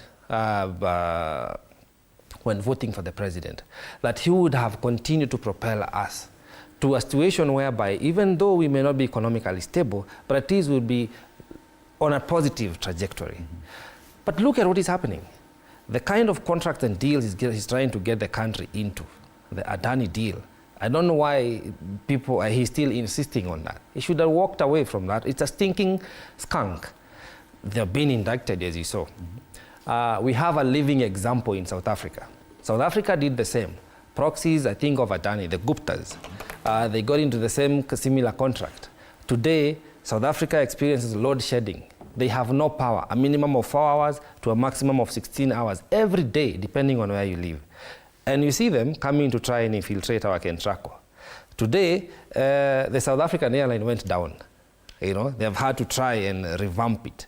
So there are water crises in the South African, as we know it, republic. It is rapidly becoming a third world country. Yet, it was sort of an epitome of what Africa could become if well managed. The resources here in Kenya are being exploited. The economic decline you see does not create room for the president to get into deals that could dip us deeper into an economic crisis that we are already in. So I would hope that today, for once, he gets it right. He's able to give us a statement that resonates well with the reality on the ground, and perhaps we can extend him a leaf of hope, of mercy, and see where he can take us. Failure to do this, I think he needs to retreat to his chambers and revise the composition of his team. I would not want to blame the advisors. I would not want to blame and say that there is a revolt or opposition within his administration, because he should be on top of issues to know, if not manage, exactly who is sabotaging him. He has, as you rightly say, Fred, he has the reserve, the autonomy to hire and fire and call people to order. That's why we have the definition of, differentiation of separation of powers. Why is he not able to steer the country towards the direction that we need to be? No one is perfect. And I agree. The president really inherited our dilapidated economy. But as bad as the inheritance was, he has managed to make the former regime, which we detested, to look better than the way he is today. Fred. Second, lastly, Fred, the president has come out himself to say that the last 2 years have been a waste. When the former deputy president was being ousted. And he was saying he's been lonely, he's been the only one talking about the progress of the government and the programs and the plans. Now, the last 2 years, nothing much has been achieved. When he is able to come out and confess that, how does he feel and think that the Kenyans are able to interpret that?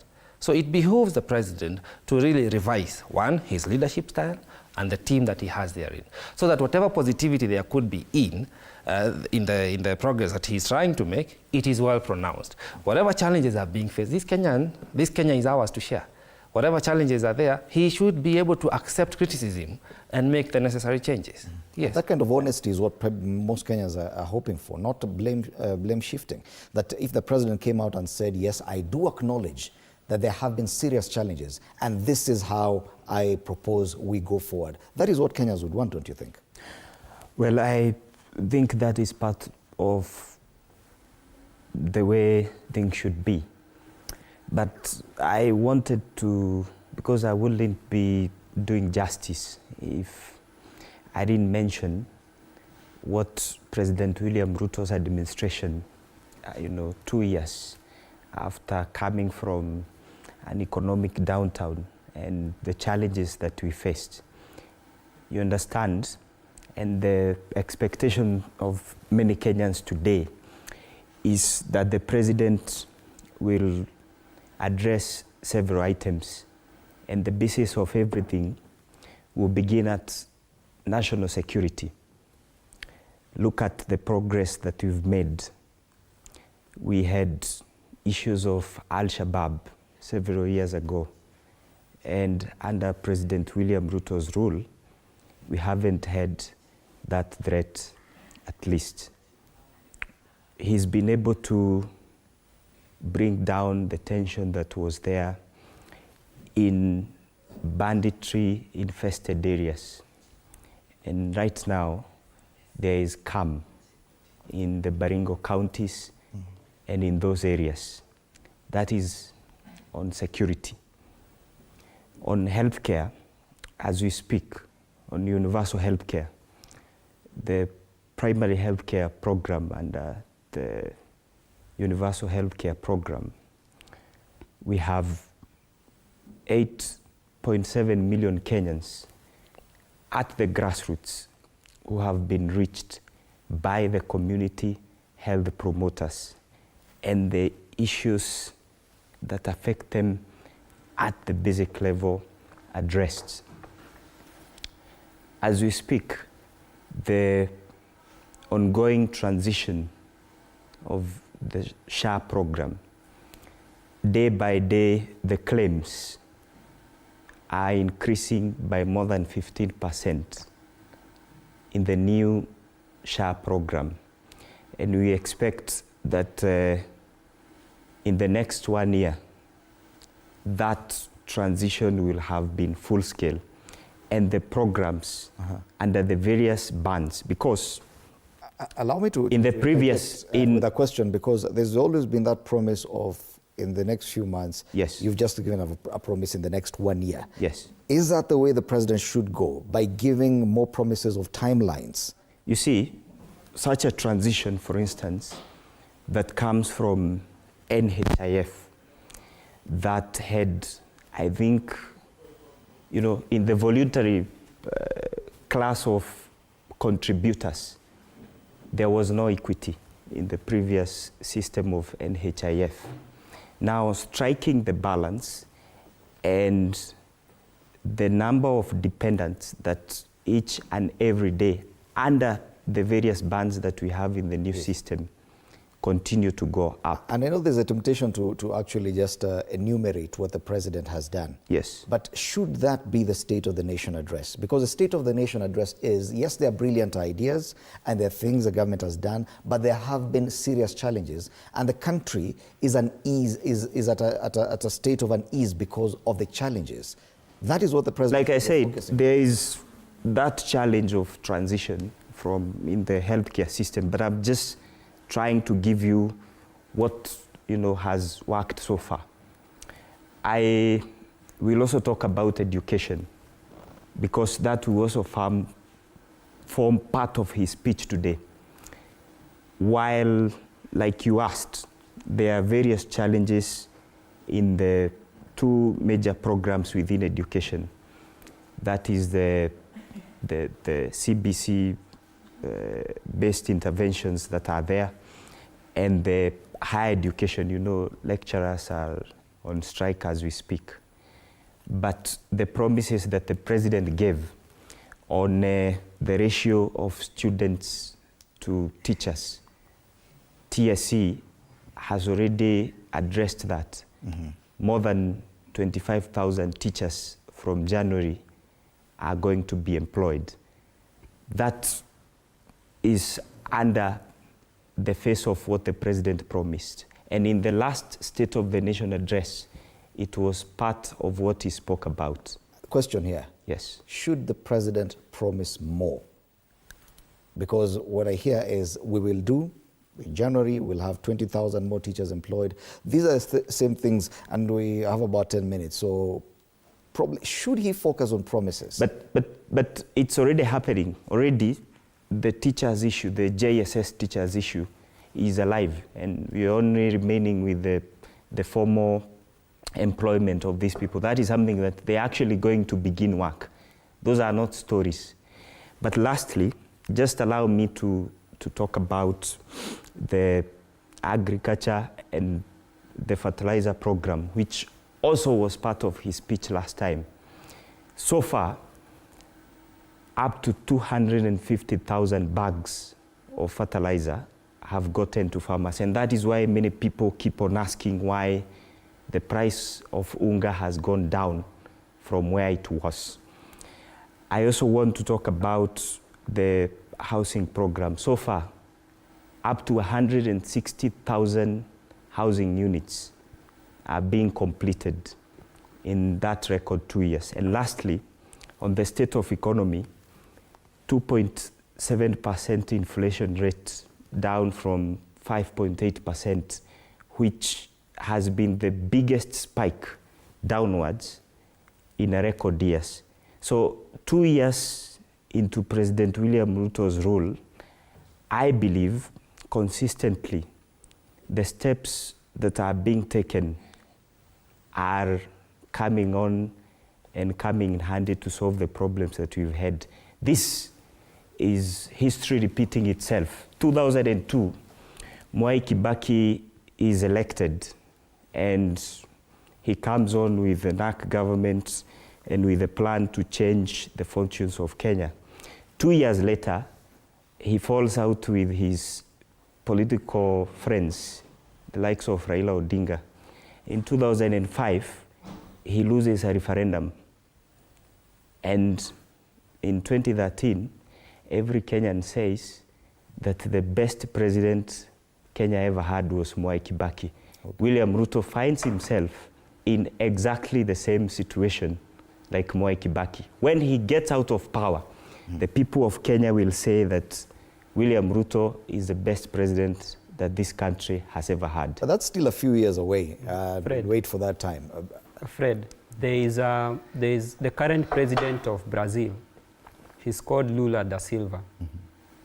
Lula da Silva, in his first term, he had the highest approval ratings of any living president in Brazil in his first term.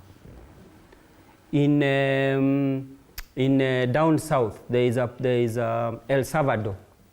As we speak, the president of El Salvador is a born-again Christian, like President William Ruto.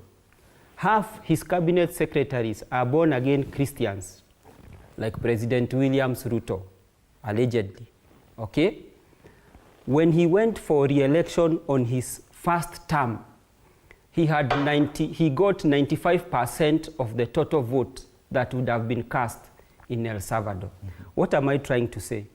I'm saying that if you're good, if you mean well for the people, if people are with you, if you're able to carry the public opinion with you, if you're able to carry the public with you, people can see, people can feel. You know, it's not like, you see, the government must accept that we are living in a dispensation where information is available. So you can no longer lie now, like during the Moi era. People can see. So what the presidency needs to do is to carry the people along with him, not assume that he thinks on behalf of 40 million Kenyans, and therefore he must shove everything down our throat. He must take a step back and say, look, this is the direction I want to take. Kenyans, how can we get Kenyans to move across in the same boat? You know, Fred, you have children. If your children cry in the morning, Daddy, we are hungry. Daddy, we are hungry. Do you tell them, my children, I am planning to build you a 4-story mansion where you will be living in? I say, Daddy, we have not eaten since yesterday. We are hungry. You tell them, no, no, no, no, no. I want to do a perimeter wall across this compound for your own security. That's not what you do as a father. Even though you have those plans, you tell your children, look, I understand you are hungry. Even as we share this bread that is available now, it will not always be like that. Tomorrow my plans are this and this, but you've sorted what is ailing them now. Because when I listen to Ngonjiri, he's saying nice things. And it is true. Those things might be true. And no one is disputing them. They are true, not mine. Okay? And no one is, that's why I'm saying no one is disputing those things. But what I am saying is that the context within which those things are saying is where the communication problem lies. Because Kenyans are telling you, this is what we want. Then you're telling them, forget about what you want. In the next 1 year, this is what I have planned for you. You see now, even when people know you mean well for them then, they are thinking you're out of sync and touch with reality. So you become unpopular for no good reason whatsoever. There's an English statement that, or a word that this government needs to inculcate. It's called probity. You see, probity is just honesty, moral decency, transparency. Just the fact that, look, this is, and that's why I said, when we are making Uhuru's government look like they were actually the best thing that happened to Kenya. Yet, when it is true and this government inherited the coffers, as the Gachagua often used to say, they found that even the rats were starving in that store because there was nothing. But what have they done since they found the store empty? We have found that cabinet secretaries are the only people in this country, after the second vetting, whose wealth has increased exponentially. Is that a correct and fair assessment of the Kenyan population and the Kenyan taxpayer and the Kenyan voter 2 years since the president took power? So what I am saying is, in a nutshell, those things the government is doing are good. But how do you communicate the same to the Kenyan public so that you have an approval rating like the president of El Salvador, who is currently in power now, Lula da Silva, who the people of Brazil have returned to power again now, so that you stop prophesying that when you are out of power, we will remember you. You see, don't threaten us that we will remember you. Yes, we will, but do stuff now. Okay. And I want to give you the final chance, Yes. Kamanya, because we need to usher in Joash Onsari to speak. Indeed, indeed, Fred. I think these are interesting times. And currently we have there's a rift, across board. There are those who feel we are harshly judging the president that we duly elected. There are those who feel he did not deserve to be elected. There are those who felt, okay, let him be elected and we see what he's going to do. But what we are in agreement is, as all the three clusters of classification, they are agreeing that there is a wanton desire for good governance. That the president and this administration is lacking in fulfilling the expectation and the promise. That is across board. So even the defenders of the government will say, yes, we are trying, give us time, because they also can feel things are not proper. But there are things we should not really meddle around with. Education. For the first time, it was reported that there was a school that was offering fake examination. Where was the education officer in that region, that district? Because schools ought to be registered for examination. So when people try to come out and purport that the education system is being streamlined, we cannot just pick the JSS teachers as an indicator of success in streamlining that ministry. There are a lot of issues there. When it comes to health, Educare was removed. Students have died because of lack of immediate emergency intervention when they are unwell at the schools, because they've had to wait for parents to be called to come, go and pay, and then unfortunately we have experienced loss of life. There are things this administration must get right. irregardless of their intention, whether they want to come back into office or not. That should not be a conversation we're talking about. 2027 is far ahead. We need to come back and stop the politicking. The politics of the day will not change the economic crisis we are in. Again, we cannot take the sharp decline of the 2.7 inflation, which is first time being reported for a long time, as an indicator of the performance of our economy. There are various measures you take into consideration, because when that has happened, the decline of the 2.7, the buying power of the civilian has gone down. So what are we really saying? You know, even if it goes down up to 7 or 8 or even negative, actually, the buying power is one of the key indicators. Further, we can on that one, there is and this is the challenge that is there, and I do acknowledge that the issue of pending bills, there is actually a plan to clear them. Once that money is released, the noise you're hearing with the inflation now down will go down. Actualities is what I'm looking forward to. It will be the happiest day to see the pending bills they start to be sorted out, you know, because internal borrowing also has declined. There is no financial movement along in the business community. Therefore, all said and done, today is the president's turn to come out once again and tell us, what does he want us to do? Because he must realize that he's dealing with one very civically informed and educated citizens. Oh, yes. Yes. So there is no room for errors. He has to get it right. The audience is very different this time round. State of the Nation, 21st of November 2024. That's a big discussion today. And I want to thank my panelists, Kariuki Ngunjiri, National Youth Leader, UDA, Eric Mungai, political analyst, and Josephat Kamanya, political analyst. Thank you so much for your time at TV47. This is definitely the conversation that will continue even on the other end of this break that we're just about to take.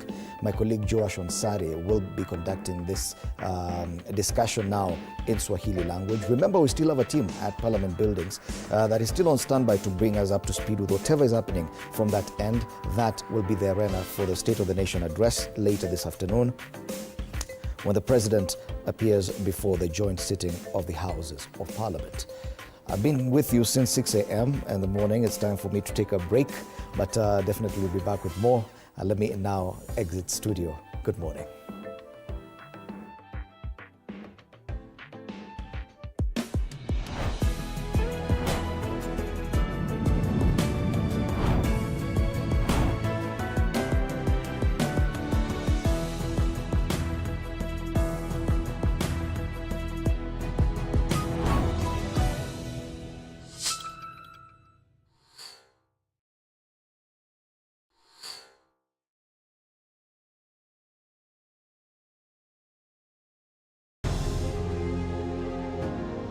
Vile unavyojua watoto wengi sana hawana namna.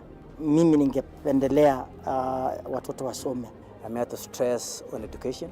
At the same time, let us actually do any kind of sport that we are doing. Sport speaks the best language to everybody. Tunataka tutafute talents. Zile raw talents kutoka kule nyumbani mashinani mahali tuko leo. Hizi mbio za Chepsaita, like all other sports, zinaleta watu pamoja. We want to use this event to uplift the lives of the community. Anafurahia hii mchezo sana. Hata sikaange naambianga watu tuende Chepsaita. Wanafunzi wakimbie ili wakuze talanta ya mbio ama kuhimiza tena elimu. This is the place to be. Hapa ndipo mahali wanastahili kuwa tarehe 7. Wale watoto walikimbia last year, wamekimbia mpaka wamefuka mipaka zetu za Kenya.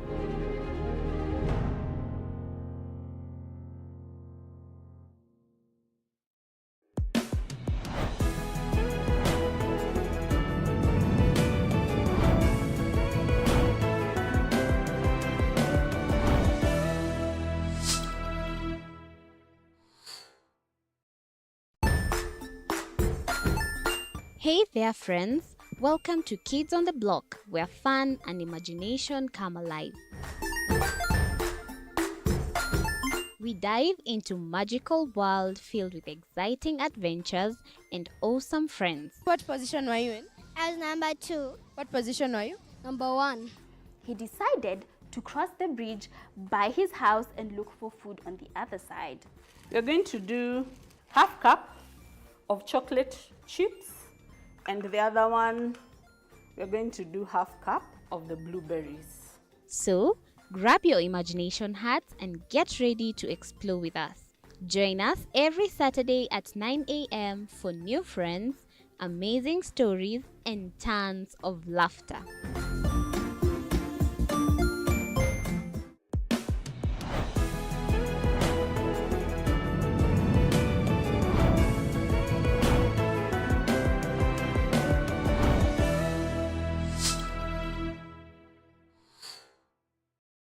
Join us as we explore the journeys of those who defy the odds and break barriers. We dive deep into the stories of triumph. Sometimes when parenting a child with a special need or whatever disability, family life becomes a bit complicated and you may end up raising the child on your own. Here, we inspire. I have a farm which one we showcase with other dyslexic youths and autism how to farm. Motivate. It's never easy, but what we do, the best thing is to work with another parent who has an elder child than yours. And break through the barriers one story at a time. Push your boundaries beyond the limit. Saturdays at 8 p.m.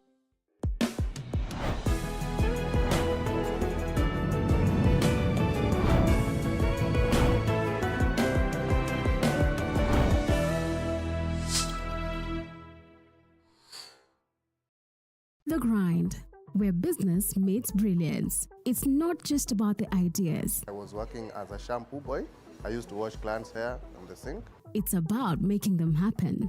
From big wins. In primary school, when we would be asked what people want to be, I was categorical that I want to be a nurse. To hard lessons. The consoles change, the gaming equipment keep changing. We cover it all. Tune in to The Grind, where every episode is packed with insights. The person who is serving customers, always be a customer-centric. Strategies. When you pay attention to detail, you get luxury items. And stories to fuel your ambition. Don't just dream it, grind it. Mondays at 7:30 p.m.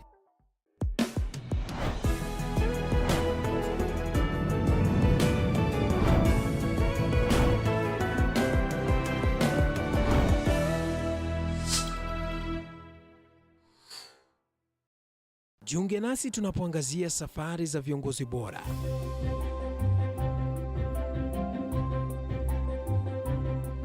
Kutoka kwa ushindi mkubwa hadi masomo magumu. Wakati wetu kwamba wasichana si wa kusoma, ni wa kuolewa, ng'ombe ipatikane, wazazi wakuwa watajiri. Tunashughulikia yote. I wish I were a better investor. My parents taught me how to look for things for myself. Tazama Mfahamu Kiongozi, ambapo kila kipindi kimejaa maarifa, mikakati na hadithi za kukuza azma yako. For me to succeed, I have to fight. Kila Alhamisi saa 1:30.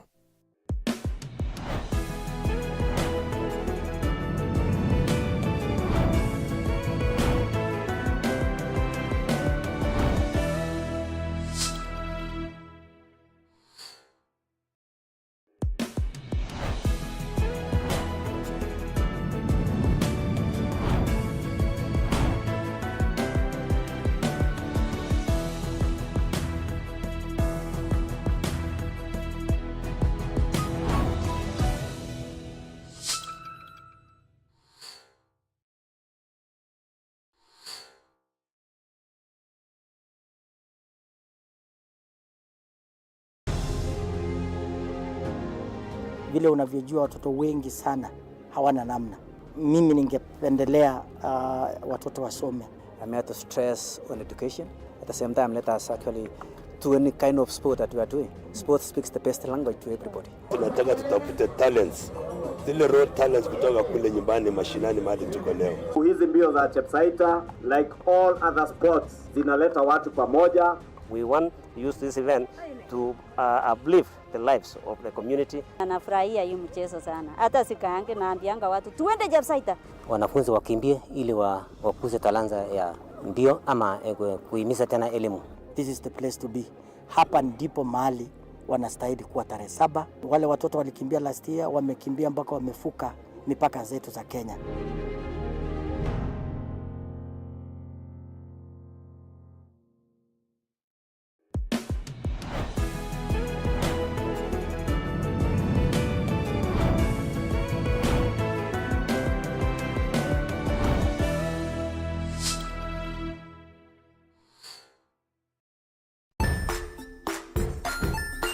Hey there, friends. Welcome to Kids on the Block, where fun and imagination come alive.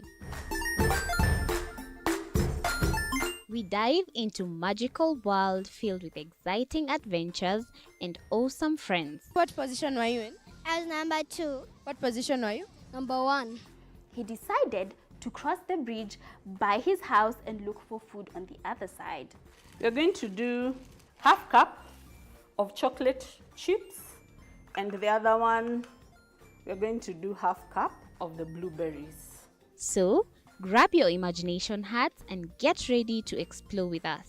Join us every Saturday at 9 a.m. for new friends, amazing stories, and tons of laughter.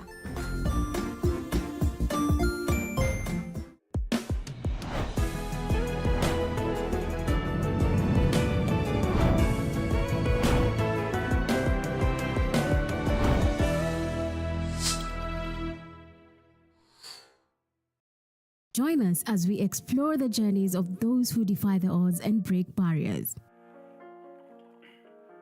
We dive deep into the stories of triumph. Sometimes when parenting a child with a special need or whatever disability, family life becomes a bit complicated and you may end up raising the child on your own.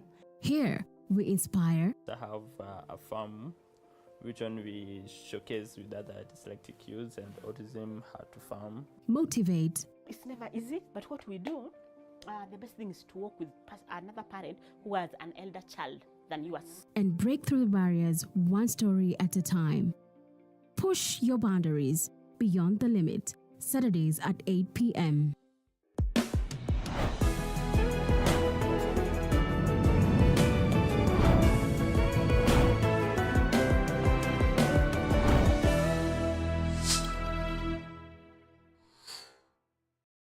The Grind, where business meets brilliance. It's not just about the ideas. I was working as a shampoo boy. I used to wash clients' hair on the sink. It's about making them happen.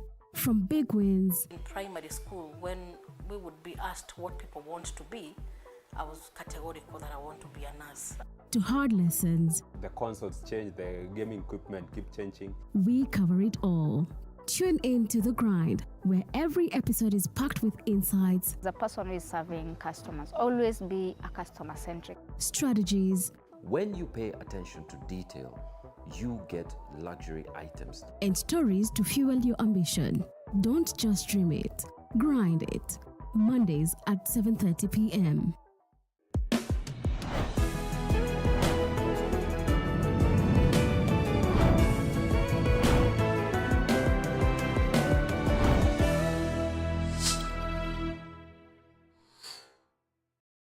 Jiunge nasi tunapoangazia safari za viongozi bora.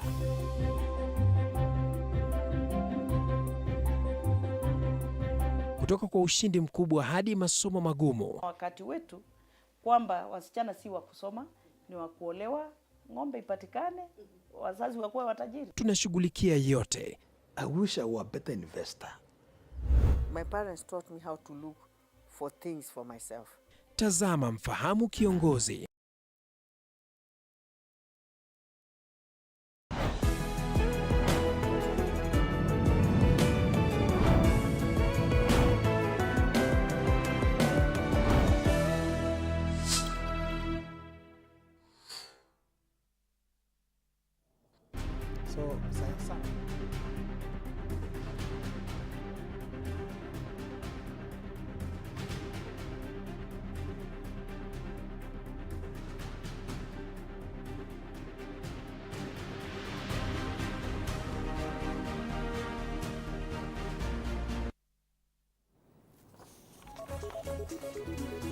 Naam, hujambo mpenzi mtazamaji popote ulipo. Wakati huu ni wakati murwa kabisa, wakati ambao umewadia tuweze kukujuza ni yapi ambao yanajiri humu nchini, tukiangazia hali halisi nchini, kukupa uhalisia wa mambo, na vile vile tukisubiri hotuba ya Rais William Ruto kuweza kulihutubia bunge, na ni bunge la Seneti na vile vile bunge la kitaifa, ili kuweza kuangazia masuala ambayo yanalihusu taifa hili na masuala ambayo yamewakwaza wa Kenya kwa njia moja au nyingine, ili aweze kuyaweka kuweka wazi, na vile vile mtazamaji, wanahabari wetu kutoka maeneo mbalimbali watakuwa wanasema nasi na vile vile kuweza kuelezea matarajio yao ni yapi wakati ambapo Rais William Ruto atakuwa anazungumza, na vile vile mtazamaji, nitakuwa nazungumza na wataalamu wa masuala ya uongozi, wachanganuzi wa masuala ya kisiasa, ili tuweze kuwa sawa, tujue ni kipi ambacho kinajiri. Wanakwetu wananiita Joashon Sare, na moja kwa moja tunaanza mazungumzo yetu na vile vile kuhakikisha tunakushirikisha ukiwa pale nyumbani, ambapo siku ya leo Rais William Ruto atakuwa analihutubia bunge, na si bunge la kitaifa pekee, bali ni mabunge yote mawili ambayo yatakuwa na kikao cha pamoja, bunge la kitaifa na bunge la seneti, mwendo wa saa 8:30, ili kuweza kuangazia masuala ambayo yanalihusu taifa kwenye hali halisi, na vile vile masuala nyeti yapo kuhusiana na kilimo, afya, elimu, mambo mengi tu ambayo yanakuhusu kwa njia moja au nyingine. Ili tuanze mjadala wetu na mazungumzo yetu, na mshirikisha mwandishi wetu ambaye yuko katika eneo la Naivasha, Willy Dennis Njiru, ambaye anazungumza na wakaazi, atueleze wakaazi wana matarajio yapi wakati huu ambapo Rais William Ruto atakuwa analihutubia bunge na vile vile taifa, tuseme, kuweza kuangazia masuala ambayo yanalihusu taifa hili. Willy Dennis Njiru, hapo unanipata? Usukani kwako, tueleze Wakenya wanasemaje kuhusiana na masuala haya ambayo yanazidi kuchipuka. Thank you very much indeed, coming to you live from Naivasha, and we are expecting to have a speech and remarks by the head of state, His Excellency President William Ruto, later on this afternoon. But as such, we have divergence of views from Naivasha residents here, and with a few who have graced us the opportunity to give their views. They have an array of issues that they would want the president to be addressing later on this afternoon. Perhaps nieleze ndugu, jina lako na ni yapi pengine ungetaka kusikia rais akizungumza baadaye hii leo?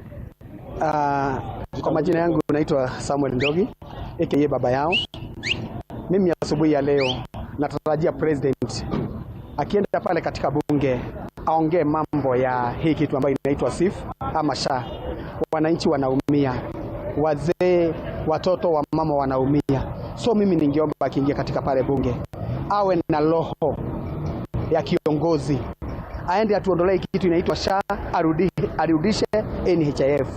Juu wakati tulikuwa na NHIF katika hospitali zetu hakukuwa na kilio. So tunamuomba kama president afikirie sana juu hii kitu inaitwa SHA inatesa wananchi. Aende aimalize kabisa, arudi upande wa NHIF. Kutoka hapo pia angalie mambo ya ajira. Vijana pia wanaendelea kuteseka. Kuna kazi ambayo ilikuwa imeletwa na Uhuru ambayo ilikuwa inaitwa kazi mtaani. Tunaomba pia president ile kazi mtaani airudishe, na ili vijana wetu waweze kupata kazi. Kutoka hapo gharama ya maisha imepanda sana. Ajaribu vile aliambia Wakenya wakati wa campaign. Ajaribu kabisa vile anaweza reduce maisha, wananchi waache kuteseka. Pia kuna investors wengi wamehama katika nchi yetu ya Kenya. Wengine wamepotelea Tanzania, wengine wamepotelea Uganda. Nchi ambazo ni majirani ndio zinaendelea. Aweze kurudisha wale investor, kama ni ushuru iko juu airudishe chini. Ingine ya mwisho nikimalizia, hii mambo ya watu kuhijackiwa ovyo. Na pia wanasema ati wale ambao wanahijack watu wanashika watu si polisi. Na kusema ukweli, ametuma polisi wetu pale Haiti. Kama anatuma polisi wetu Haiti, waende waweke amani kule Haiti. Mbona hata asiweke hiyo amani hapa nchi yetu ya Kenya? Watu wengi wamepotea, vijana wetu wamepotea, wazee familia zinalia, watu wao wameshikwa mateka na hawajulikani mahara walipo. Na wanasema ya kwamba ati si serikali inafanya hii kazi. Na zile gari kusema kweli zinashika wale watu, ni gari ziko na namba plate ya serikali GK. Wale si wengine ni officers, wako na mabuduki na wameficha nyuso zao. So tunaomba president aende address yale mambo ili nchi yetu isimame. Asante. Nashukuru sana kwa muda wako ndugu. Rais anatazamua kuwa analihutubia taifa na bunge, mabunge yote mawili baadaye hii leo. Pengine ungetaka kusikia nini kutoka kwa rais? Labda ushauri gani ungependa kutoa ukiwa mkazi wa Naivasha? Jitambulishe kwanza. Kwa majina yangu naitwa Eriud Wakaba. Nimeshukuru juu president najua atatoa mambo mazuri. Na mimi naweza omba aendelee kufanya kazi nzuri. Ile kazi tulimwaahidi, alituahidi, tunaomba atufanyie. Juu akifanya hivyo pia tutamrudisha, na akikosa kufanya hivyo hatutampe kura. Hivyo ndio nimesema, na ndio nimeonelea kwa maoni yangu. Labda ungetaka kusikia akizungumzia mambo gani, akiaddress mambo kama gani? Kama upande ya hospitali tuko na mashida sana, juu naona watu wetu wanakufa sana. Kama ndugu yangu pia naona ako na mashida pia ya kichwa, na mimi naona tunateseka sana, hatuna pesa. Mimi ile hata kazi nafanya siwezi weza kumsimamia, juu wakati ya Uhuru Kenyatta tumeona tukisaidiwa sana na mambo kama hiyo ya kadi. Tunaomba tu kama hiyo kadi anaweza ongea, tunaweza shukuru sana. Yeah. Rais, pengine tukimalizia na wewe, rais ni kitengo muhimu cha amani ya nchi. Sijui ungependa ushauri gani kufuatia labda yale ambayo tuliona katika eneo la Embu majuzi tu? Ni watu wenye wamekasirika, juu kama tumekasirika na hii serikali juu. Sasa hii serikali tunaona badala itusaidie ni kutufinyiria. Hatuna, ni kama tunangoja uchaguzi mwingine juu.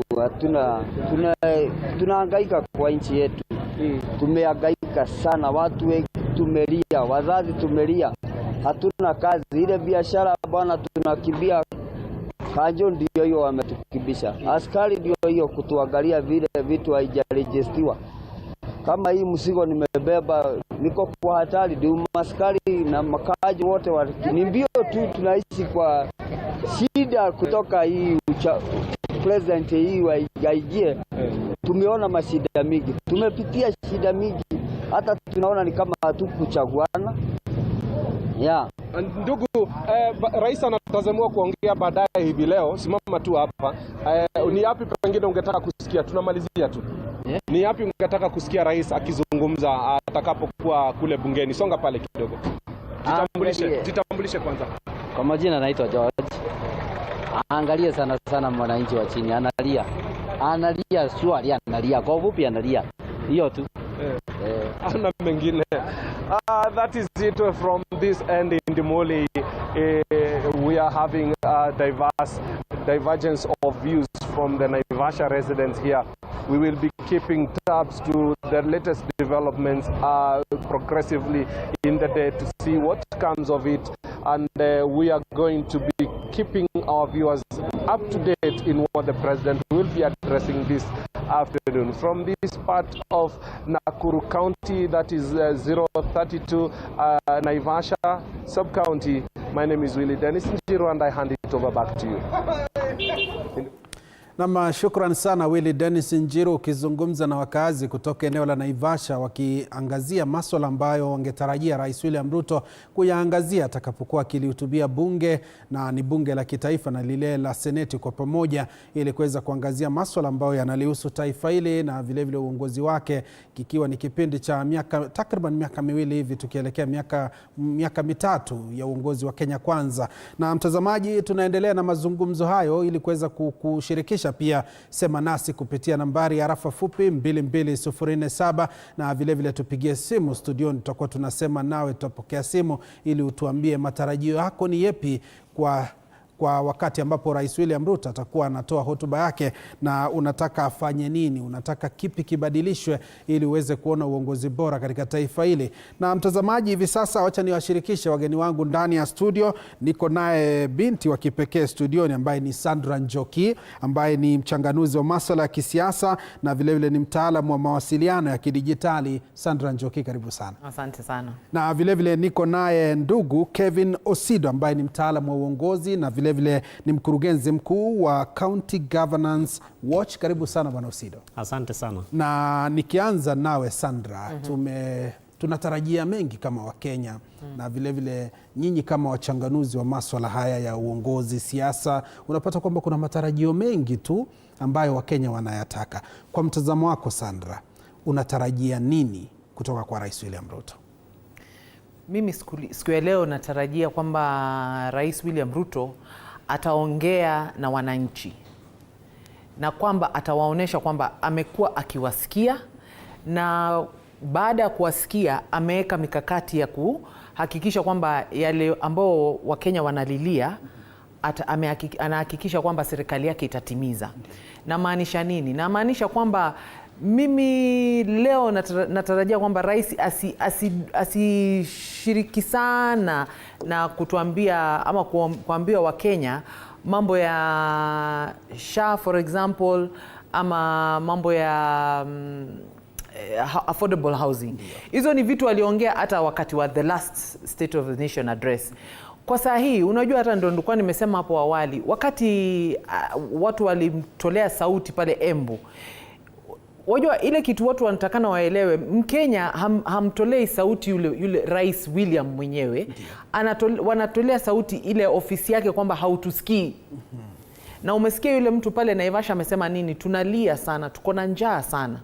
Sasa yale ndo maneno ambayo tunataka tusikie rais akituambia kwamba serikali yake inafanya ABCD ndio pesa ziongezeke mfukoni. Serikali yake inafanya EFG ndio makazi za kuajiriwa ziongezeke, biashara ziongezeke. Kama jambo gani? Kama kulipa zile pending bills. Hii nchi iko na pesa nyingi. Tuwasikia kila leo bilioni kadhaa zimeenda hapa, bilioni kadhaa zimeenda hapa. Tunataka yale mabilioni kwa sasa yakusanyike, yapelekwe yalipe pending bills ambao zimeelekea karibu 600 billion, almost going to 1 trillion. Hizo pending bills zikilipwa, kutakuwa na pesa inazunguka sasa nchini. Mwamko mpya. Sasa kuna mabiashara yaliokuwa yamefunga yatafunguka, makampuni yaliokuwa yamepunguza operations yataongeza, kumaanisha watarudisha wafanyikazi. Na hapo kutotokea uajiri sasa, si ndio? Na pia kutakuwa na sasa pesa zitazunguka. Ndio sasa Mkenya ataweza kusema President Ruto, asante, unga imeanguka ni 100, sasa naweza kuiafford. Lakini kwa saa hii Mkenya ambaye hana kazi, aidha kampuni alikuwa akifanya amefutwa, imefungwa, ama wamepunguza waajiri, ama kampuni imefunga imeenda Tanzania, Rwanda, wherever. Sasa yule mtu wako pale nyumbani hana mshahara, hana pesa. Hata ukimwambia unga ni 50 bob, hana hiyo pesa. Hana hiyo 50 bob. So hizo ndio vitu tunataka tusikie rais akiongelea, kwamba yani aoneshe Wakenya kwamba nimewasikia. Kwa saa hii ile kitu inafanya Wakenya usikie wakiongea negative. Si kwamba wanamchukia yule mtu, ni kwamba they feel yule president hajasikia vilio vyao. Juu ukiwaambia habari ya SHA, akona njaa, wamwambia habari ya SHA, atakusikiza. Akona njaa, unamwambia kumbe unamjengea nyumba. Hizo ni vitu ziko katika daraja ya juu kidogo. Yataka uteremke hapa bottom kidogo, vile tulikuwa tumeambiwa bottom ndio tuende up. Kwamba hapa huyu ako bottom, akona njaa, mtafutie kazi, lipa madeni ambayo serikali iko nayo kwa wanabiashara, ndio biashara ziinuke. Wapunguze taxes kama ni license za kufanya biashara, ndio tupate biashara zingine zikikuja. Ndio. So hayo ndio mambo tungependa mimi kama Mkenya ningetarajia nisikie rais akiongelea hayo mambo.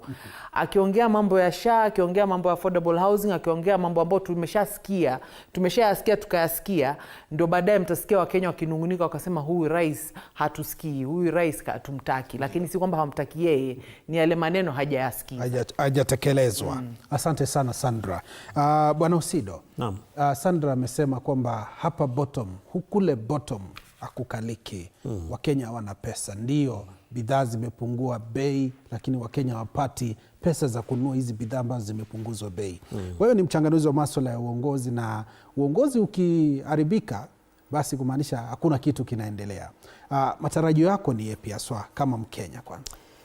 Asante sana. Matarajio yangu haswa kulingana na hotuba yake Mheshimiwa Rais kwenye hali halisi nchini ni kuwa Mheshimiwa Rais atakuwa na ule nafasi wa kuengage, kuwasiliana na Wakenya. Na ni sababu wakati kama huu tuona ni kama kuna namna ama jinsi ambao serikali na wananchi hawaambatani wala hawasikizani, na pia hawapatani. Na ni sababu ya hali ya namna mambo yalivyo kule kwa ground. Ni kweli namna mwenzangu Sandra amesema ya kuwa hali ya uchumi haujakuwa ukifanya vizuri sana. Na ukitizama zile ripoti ambazo tunapewa kulingana na economic growth ama GDP yetu kama nchi, pia kuna utatanishi pale, sababu kwenye serikali tuambiwa ya kuwa hali ya economy ya nchi inaenda juu, lakini Wakenya kule chini hawawezi wakaziona hizo sehemu haswa za tuseme ni ajira ama biashara ama ule nguvu wa pesa yetu ya Kenya, yani shilingi ya Kenya. Ndio.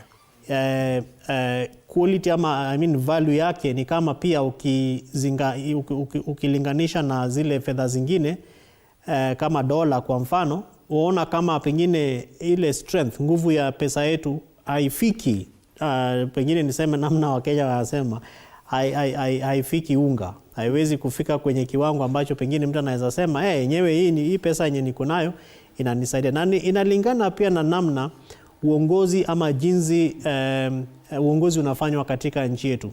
Kumbuka ya kuwa katika zile functions ama kazi ambazo serikali kuu zinazifanya, nyingi za zile kazi ni kazi ambazo zimegatuliwa. Ni kazi ambazo zinatakana ya kuwa serikali zetu gatuzi zipewe ule nguvu waweze wakazifanya. Kumbuka ya kuwa hata tunapoongea kulingana na masuala ya kuwaka Wakenya pale ambapo wanaweza engage na hiyo pesa, economic environment ni kitu ambacho kinakuwa created na serikali. Hatuoni kama serikali yetu imecreate hiyo environment haswa kuweza kuwaempower wananchi. Nakumbuka ya kuwa tukiwa na serikali ya 47 katika sheria yetu, yani katiba yetu, herufi sura ya 132 tukirejea sura ya 10 ambao tunaongelea masuala ya national values, kuna chombo pale ambacho kinaitwa sharing and devolution of power. Na serikali ya 47 tunaona kama kuna a lot of complaints, kuna manunguniko na kuna mlio. Watu wanalia kule, hata wengine wanasema hatujalipwa kwa miezi kama 6, miezi kama 3.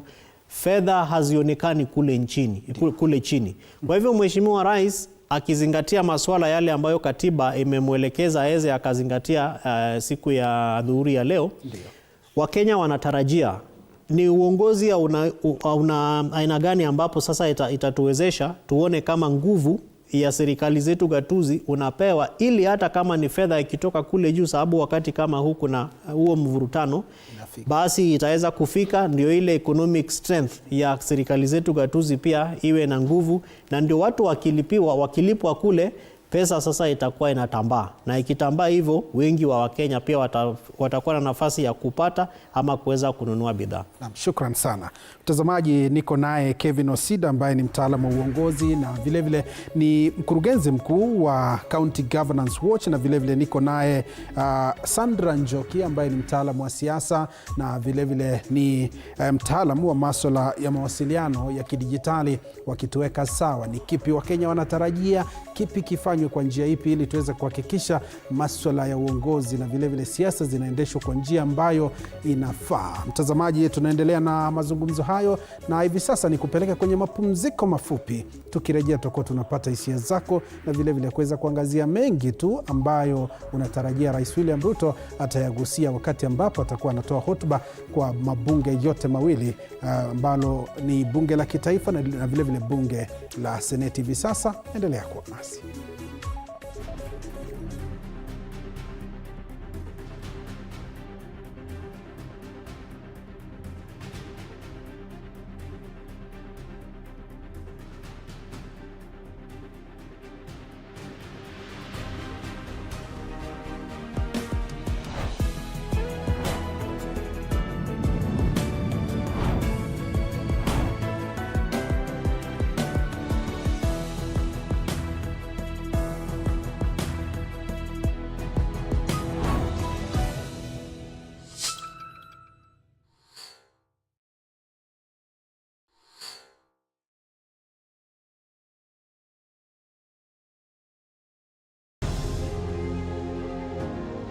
Vile unavyojua watoto wengi sana hawana namna. Mimi ningependelea watoto wasome. I'm here to stress on education.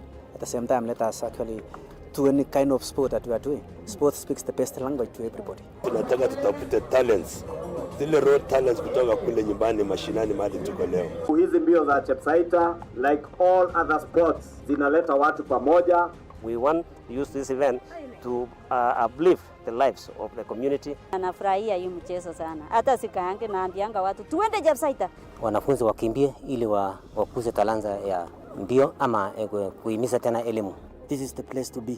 Hapa ndipo mahali wanastahili kuwa tarehe 7. Wale watoto walikimbia last year, wamekimbia mpaka wamefuka mipaka zetu za Kenya.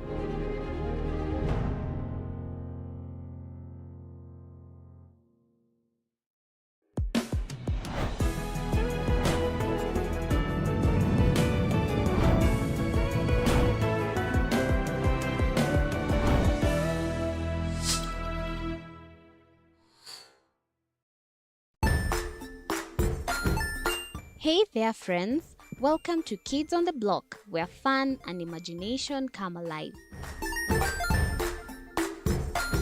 We dive into magical world filled with exciting adventures and awesome friends. What position were you in? I was number 2. What position were you? Number 1. He decided to cross the bridge by his house and look for food on the other side. We're going to do half cup of chocolate chips, and the other one, we're going to do half cup.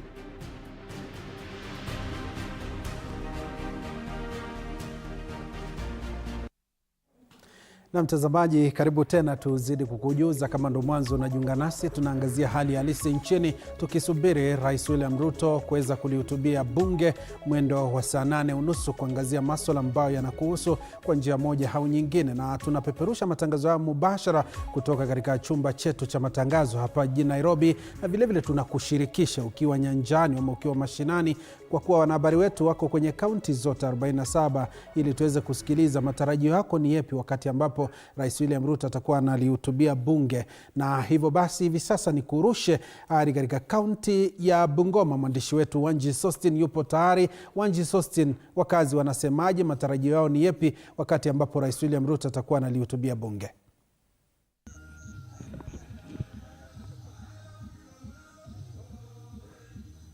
Na mshwari Joa Shonzare na kupata kwa njia mwafaka kabisa, na ni kweli kwamba tunakujia moja kwa moja kutoka katika kaunti ya Bungoma, na la muno ni kuweza tu kuwahusisha wakazi tuone wana matarajio yepi kuhusiana na hotuba yake Rais William Ruto pale saa 8. Na pasipo na kunena mengi, hebu tuweze kuwahusisha kwa kuanza na mkazi wa kwanza hapa. Kwa utangulizi wa jina, tueleze waitwa nani na ni kipi hasa ambacho unatarajia kutoka kwake Rais William Ruto? Kwanza kabisa mimi nashukuru hii fursa. Mimi matarajio yangu kwa rais wetu, kitu saa 8 hapo tunatarajia yeye aongelee mambo ya SHA na SHIF. Kitu kingine tunataka aongelee mambo ya bans about our students wetu wa universities. Kitu ya tatu kabisa, tumeona vile mbolea ilianza kushuka, mbegu nayo ikapanda juu. Sasa hapo upande wa mbegu pia, mbegu hatuwezi kununua 1000 na tulikuwa tunanunua kitu 600 to 700. Sasa hizi mbegu imepanda. Kwa hivyo tunatarajia rais atakapoongea kitu saa 8 pale ahusishe hiyo mambo ya wakulima, na aswa zaidi anaposhukisha mbolea pia ajaribu kukumbuka upande wa mbegu pia irudi chini. Asante sana. Naam, shukrani sana Joash. Tupate mkazi mwingine hapa. Baba, kwa utangulizi wa jina, matarajio yako ni yepi kuhusiana na hotuba yake rais? Kwa majina ni Charles Maraka, mkaaji wa Omali, Kabula Ward, Bumula Sub County, Kabula Bungoma County. Kwa matarajio yangu kuhusu hotuba ya rais leo, ningependa sisi Western ni wakulima wa miwa na factory zetu zimekufa. Sasa tunataka kama mheshimiwa anataka watu wa Western atuamshie hii mashini yetu, ilikuwa inaandika watu wengi. Sasa tumepaki kwa uchochole, hata watoto kwenda shule ni shida. Ni hayo tu. Ukizungumzia swala la miwa, hivi majuzi Rais William Ruto aliweza kutia saini kwa ile sheria ya miwa nchini. Unafikiri kwamba hatua hiyo itaweza kuangazia sekta ya miwa haswa hapa eneo la magharibi? Isiwe tu kutia sahihi, lakini aweke mkakati, implementation ifanyike ili usimamizi uwe bora na ufisadi isiingie kwa makampuni. Kuna hili swala la bima ya afya nchini ambalo tumetoka NHIF tumeenda SHIF. Wewe kama mkazi hapa Bungoma, labda imeweza kufanikisha huduma za afya? Kulingana na kutoka kwa NHIF kwenda kwa SHIF ama SHA, hatuoni kama inasaidia, kwa sababu bado wagonjwa wanalia. Ukipeleka mgonjwa hospitali wanasema ulipe cash, kwa sababu hiyo SHA ama SHIF haifanyi chochote. Sasa tunaomba rais aingilie kati, tuone ni nini kisungumkuti kati ya hii maneno ya SHA, kwa sababu bado wagonjwa wanaumia. Kama una cash bado tunaumia. Yeah. Shwari, nashukuru sana.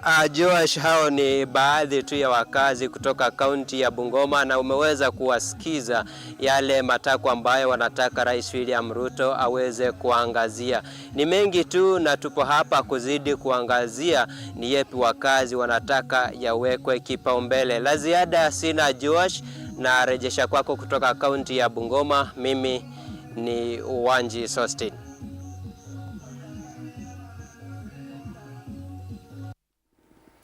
Na shukran sana Wanji Sostin, ukitujia mubashara kutoka kaunti ya Bungoma kutujuza wakazi wanasemaje kuhusiana na hali halisi nchini na matarajio yao ni yepi kutoka kwa Rais William Ruto wakati ambapo atakuwa analihutubia bunge ili kuweza kuweka mambo sawa na vile vile kueleza ni kipi anafanya kuhakikisha Wakenya wanafurahia uongozi wa serikali ya Kenya Kwanza, kikiwa ni kipindi cha chini ya miaka mitatu tangu Rais William Ruto kuapishwa kuwa rais wa 5 wa Jamhuri ya Kenya. Na mtazamaji, tunazidi kukushirikisha, sema nasi kupitia nambari ya rafa fupi, na vile vile tupigie simu ili tuweze kuzungumza nawe, utueleze matarajio yako ni yepi, na iwapo una lingine la kuzungumzia haswa kupata kujibiwa na wale wageni wetu ambao wako studioni, basi unaruhusiwa ili kuweza kushirikisha kwa njia moja au nyingine, ujieleze na uweze kusikika. Na vile vile mtazamaji, kama ndo mwanzo unajiunga nasi, niko na wageni studioni. Niko naye Sandra Njoki ambaye ni mchanganuzi wa masuala ya kisiasa na vile vile mtaalamu wa mawasiliano ya kidigitali, na vile vile niko naye Kevin Osida ambaye ni mtaalamu wa uongozi na vile vile mkurugenzi mkuu wa County Governance Watch. Na wadau, umesikiza Wakenya kutoka mashinani wanavyosema. Nasikia yule mzee anasema mimi sielewi mpito kutoka NHIF hadi SHA, na hivi sasa anasema wagonjwa wanataabika. Alafu amezungumzia swala lingine kuhusiana na mambo ya miwa. Kumbuke kwamba eneo hilo wanapanda miwa sana, wanahisi kwamba mambo yao hayajashughulikiwa. Labda nikusikilize Sandra, awali ulikuwa umezungumzia mambo ya SHA, na vile vile ukisikiliza Wakenya hivi sasa wanasema kwamba hawajasikizwa. Labda kuzungumza na Mkenya kama mtaalamu, ni kipi unaona kama mtaalamu wa masuala ya kisiasa? Unajua, tukija kwa jambo linaloitwa SHA,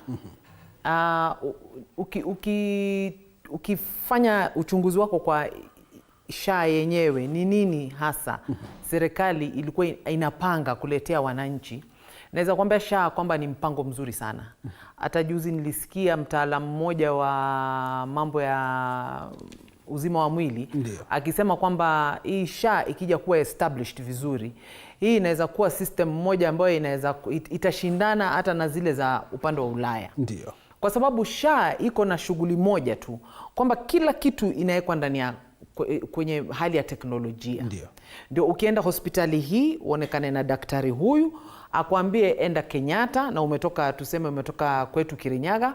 Ukifika Kenyatta hauna haja kwenda kumwambia ile daktari hadithi yako, nilianza kwa kujikuna hapa, kukavimba. Ni kubofya tu aone ulionekana na daktari huyu. Ulianza kuanzia ukiwa kwa nyumba, ukakutwa na community health promoter tuseme. na akakusaidia akakupeleka hospitali fulani, hivyo madawa yote ambayo umeandikiwa vile kulivyoenda. So ile teknolojia inatakana ikufanya kwamba yule daktari anaweza kuendeleza yale matibabu yako bila kuwa na hitilafu ya kwamba haelewi ulipewa dawa gani. Kwa hivyo ile mistake, makosa katika treatment inapunguzwa. Ndio. SHA pia anataka kufanya hivi. SHA anatarajiwa kwamba atakuwa pia akona KEMSA pale ndani. Ndio. Yule KEMSA ni kwamba zile madawa zikitoka KEMSA zikienda kwa hospitali za serikali, vile madawa yalikuwa kiibiwa yanaenda napelekwa kwenye makemist ya watu fulani, hatuwajui, watajijua wenyewe. Ile tena haiwezi fanyika kwa sababu SHA anasema yale madawa yamewekwa ndani ya kompyuta. Ikifika Kenyatta, ile dawa vile ikitoka inatoka kwa prescription vile umeandikiwa na daktari. Kwa hivyo pale tunaona pia kuna kidogo control za mambo ya corruption, ambayo ndio kitu tulikuwa tukililia. Ndio. Yule SHA pia atakuwa na details za mahospitali private zile ambazo zitakuwa zina treat wa Kenya under SHA. Kumaanisha zile mahospitali tulikuwa tumeona mtu anakuja kuleta claim kwamba amefanya surgery ya wamama 10 wamezaa. Lakini ukienda kuangalia details ya kale ka hospitali, nka clinic, hakuna gynecologist pale, hakuna daktari, nika clinic.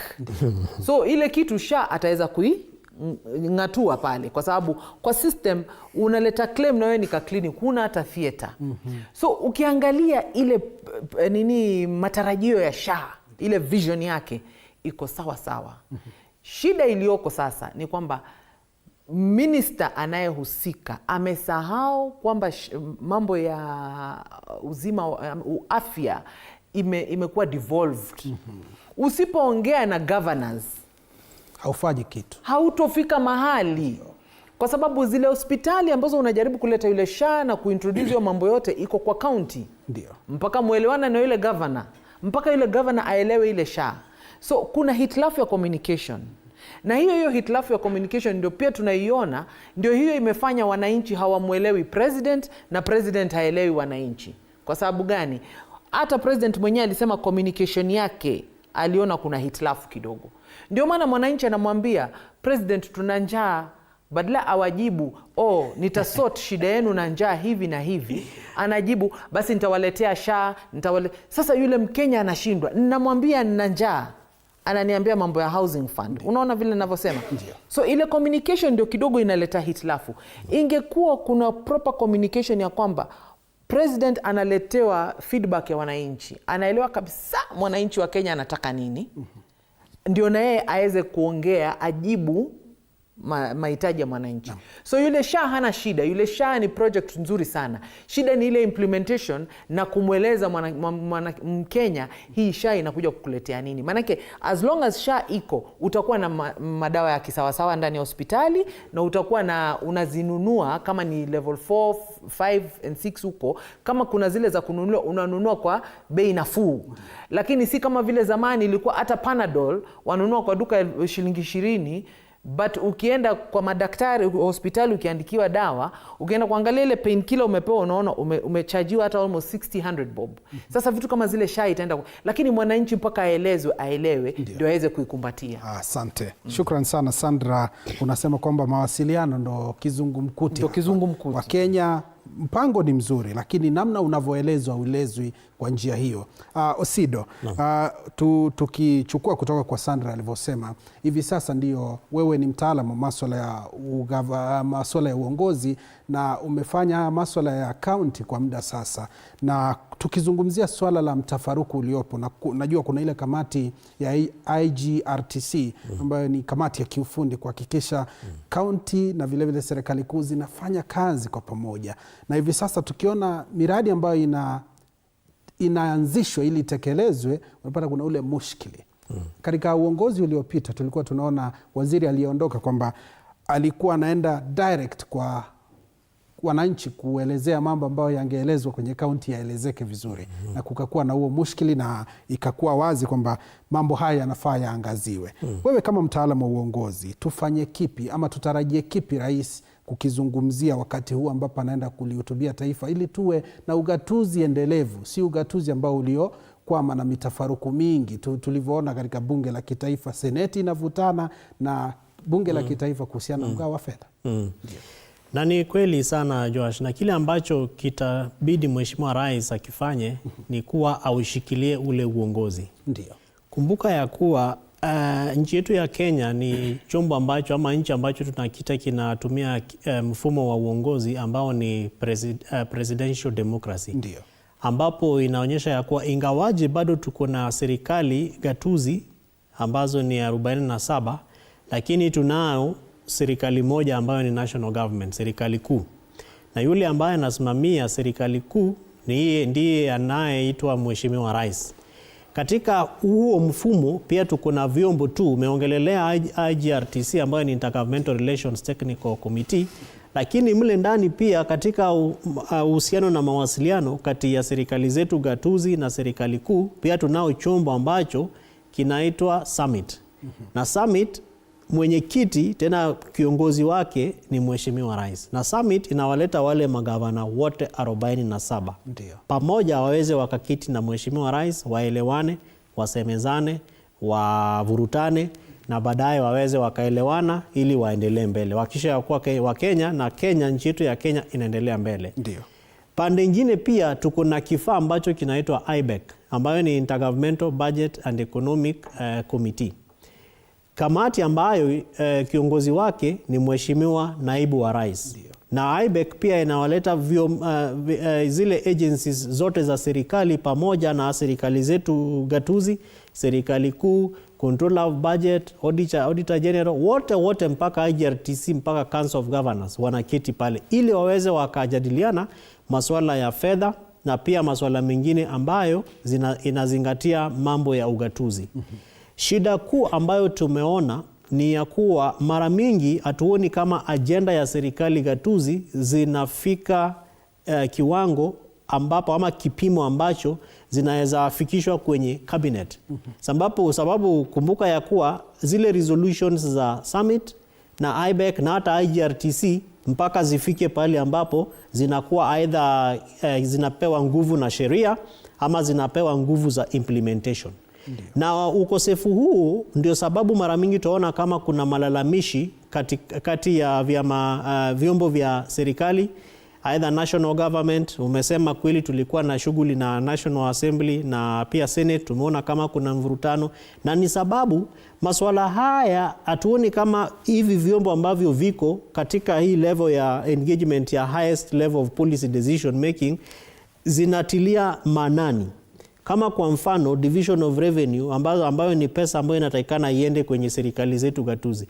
Ni kwa nini hatuoni kama IBEC inashughulikia masuala kama hayo? Ni kwa nini hatuoni kama Summit inashughulikia masuala kama hayo, ili sheria ikifika kwenye floor ya bunge ama kwenye bunge pale haifai Wakenya bado wanavurutwa katika milango ama mirengo ya kisiasa kulingana na ukosefu wa maelewano kati ya wanasiasa.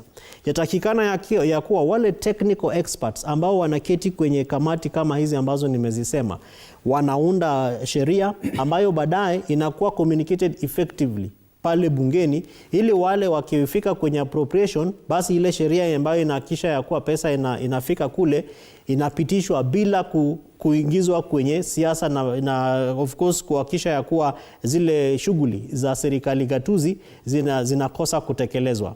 Ya tatu, kumbuka ya kuwa kuna zile shughuli ambazo pia bado zimeshikwa na serikali kuu ambazo ni shughuli zenye zinatakikana zitekelezwe ama zifanywe na serikali zetu gatuzi. Kwa mfano, masuala ya affordable housing ni mambo ambayo kikatiba ni shughuli ambazo zinatakikana zifanywe na serikali zetu gatuzi, ambayo ile policy ambayo inaitwa housing policy ndio kazi ambayo serikali kuu yatakikana ifanywe.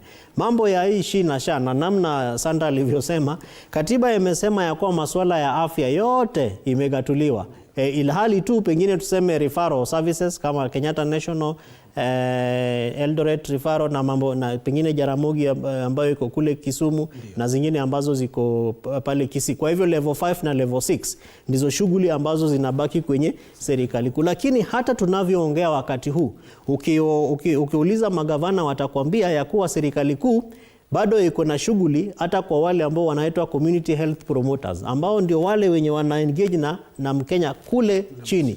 Kwa hivyo serikali gatuzi zinajaribu kuwalipa kile kiwango ambacho waliagana waweze wakalipwa au community health promoters, lakini serikali kuu bado inatoa pesa ambayo kwa kweli nafaa iende kwenye serikali za gatuzi, na hata wale community health promoters ukiongea na magavana, sababu tumefanya utafiti, wanakuambia hiyo pesa haijawafikia wale watu. Kwa hivyo najiuliza shida basi iko wapi kama tuko na all these agencies ambazo zinatakikana zisaidiane kwa kucommunicate hizi government policies, na wahakikisha ya kuwa ile implementation ama matekelezo ni matekelezo ambayo ukiuliza mheshimiwa gavana ama ofisa wa tuseme afya kwenye county, kama zile expectations za county kwa national government zinatimizwa, atakwambia ndio. Na ukienda kufanya validation kwenye vitu kwa ground kule kwenye sasa wananchi wako, watakwambia yenyewe tuliona kama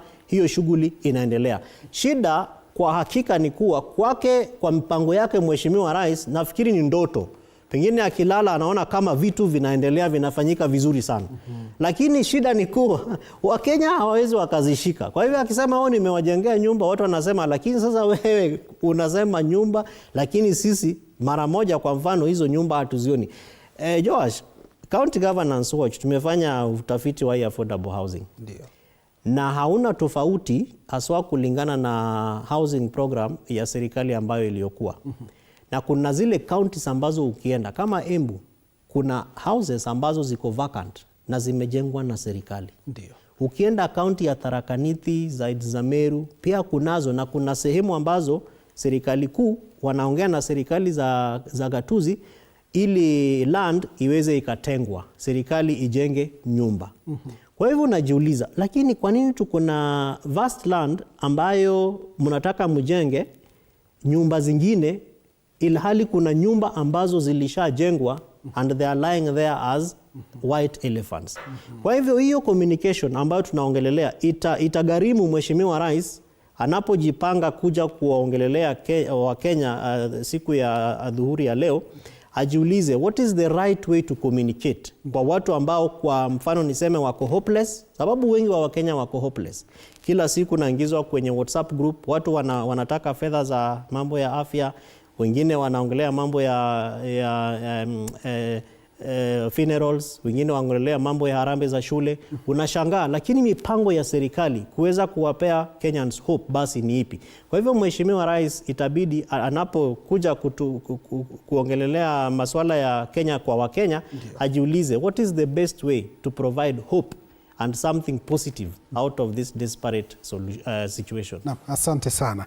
Na mtazamaji, ndo hali halisi nchini, tukiangazia masuala ambayo yanakuhusu kwa njia moja au nyingine. Sema nasi kupitia mitandao yetu ya kijamii pale kwenye Facebook @TV47 Kenya, kwenye akaunti yetu ya X au Twitter unatupata TV47 News, na matangazo haya tumeyapakua yako mubashara, maana ya live, kwenye akaunti yetu ya Facebook TV47 Kenya. Sema nasi, na tunaendelea na mazungumzo haya ili uweze kufahamu fika ni kipi hiki ambacho tunakizungumzia na matarajio yako ni yepi, wakati ambapo Rais William Ruto atakuwa analihutubia bunge, kwa faida yako kuweza kuelezea ni kipi kimefanyika na ni kipi ambacho kinatarajiwa kufanyika. Tuchukue mapumziko mafupi, tunarejea na mengi zaidi.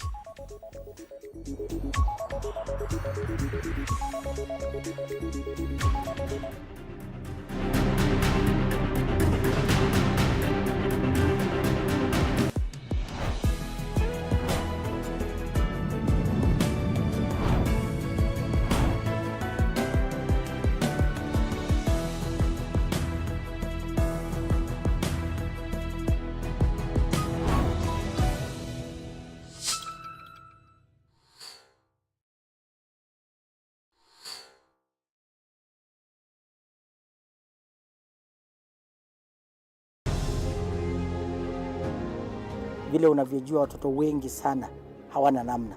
Mimi ningependelea watoto wasome. I'm here to stress on education. At the same time, let us actually do any kind of sport that we are doing. Sport speaks the best language to everybody. Tunataka tutafute talents zile road talents kutoka kule nyumbani mashinani mahali tuko leo. Hizi mbio za Chepsaita, like all other sports, zinaleta watu pamoja. We want to use this event to uplift the lives of the community. Anafurahia hii mchezo sana. Hata sikaange naambianga watu tuende Chepsaita. Wanafunzi wakimbie ili wakuze talanta ya mbio ama kuhimiza tena elimu. This is the place to be. Hapa ndipo mahali wanastahili kuwa tarehe 7. Wale watoto walikimbia last year, wamekimbia mpaka wamefuka mipaka zetu za Kenya.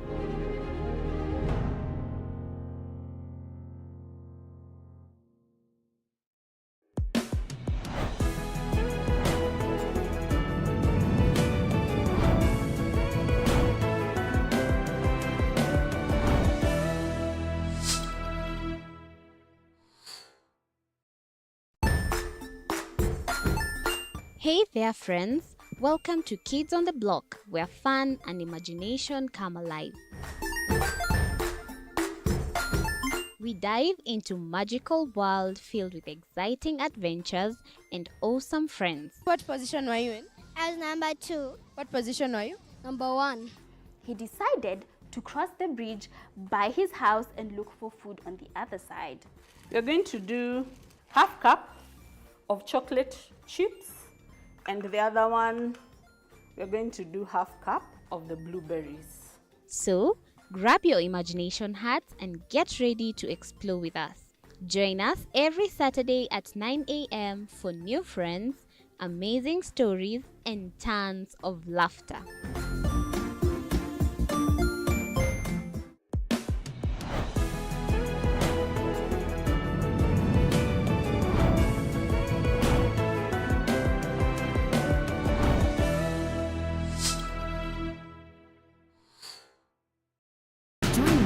Explore the journey.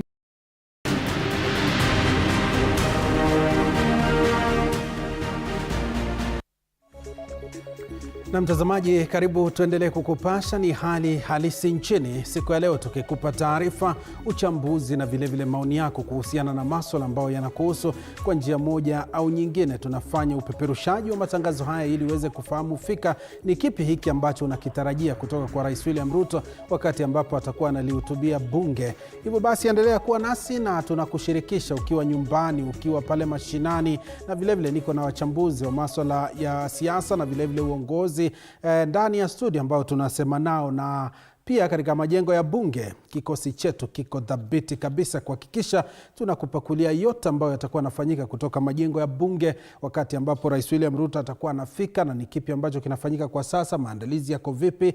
Na moja kwa moja ni washirikisho wenzangu George Maringa, Paul Kirobi wako katika majengo ya bunge. Paul Kirobi na George Maringa, iwapo mnanipata, hali ikoje na taswira iko vipi katika majengo ya bunge, na tutarajie kipi baada ya kuweza kufuatilia matukio haya kutoka asubuhi? Paul Kirobi, George Maringa, usukani kwenu.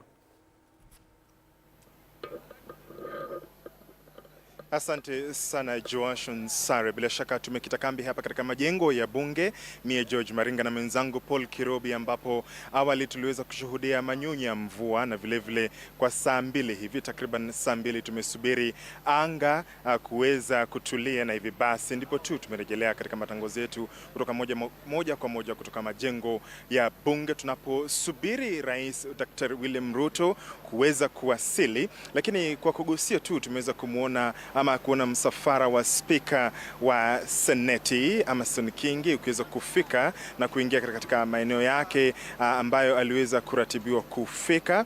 Vile baadhi ya waheshimiwa wa bunge na maseneta wameweza kufika hapa katika bunge hili, majengo haya ya bunge la kitaifa, ili kuweza kumsubiri Rais William Ruto kuweza kuwasili, na vile viongozi wengine ambao wataweza kufika hapa ili kuweza kushuhudia ama kusikiza hotuba ya rais kwa taifa.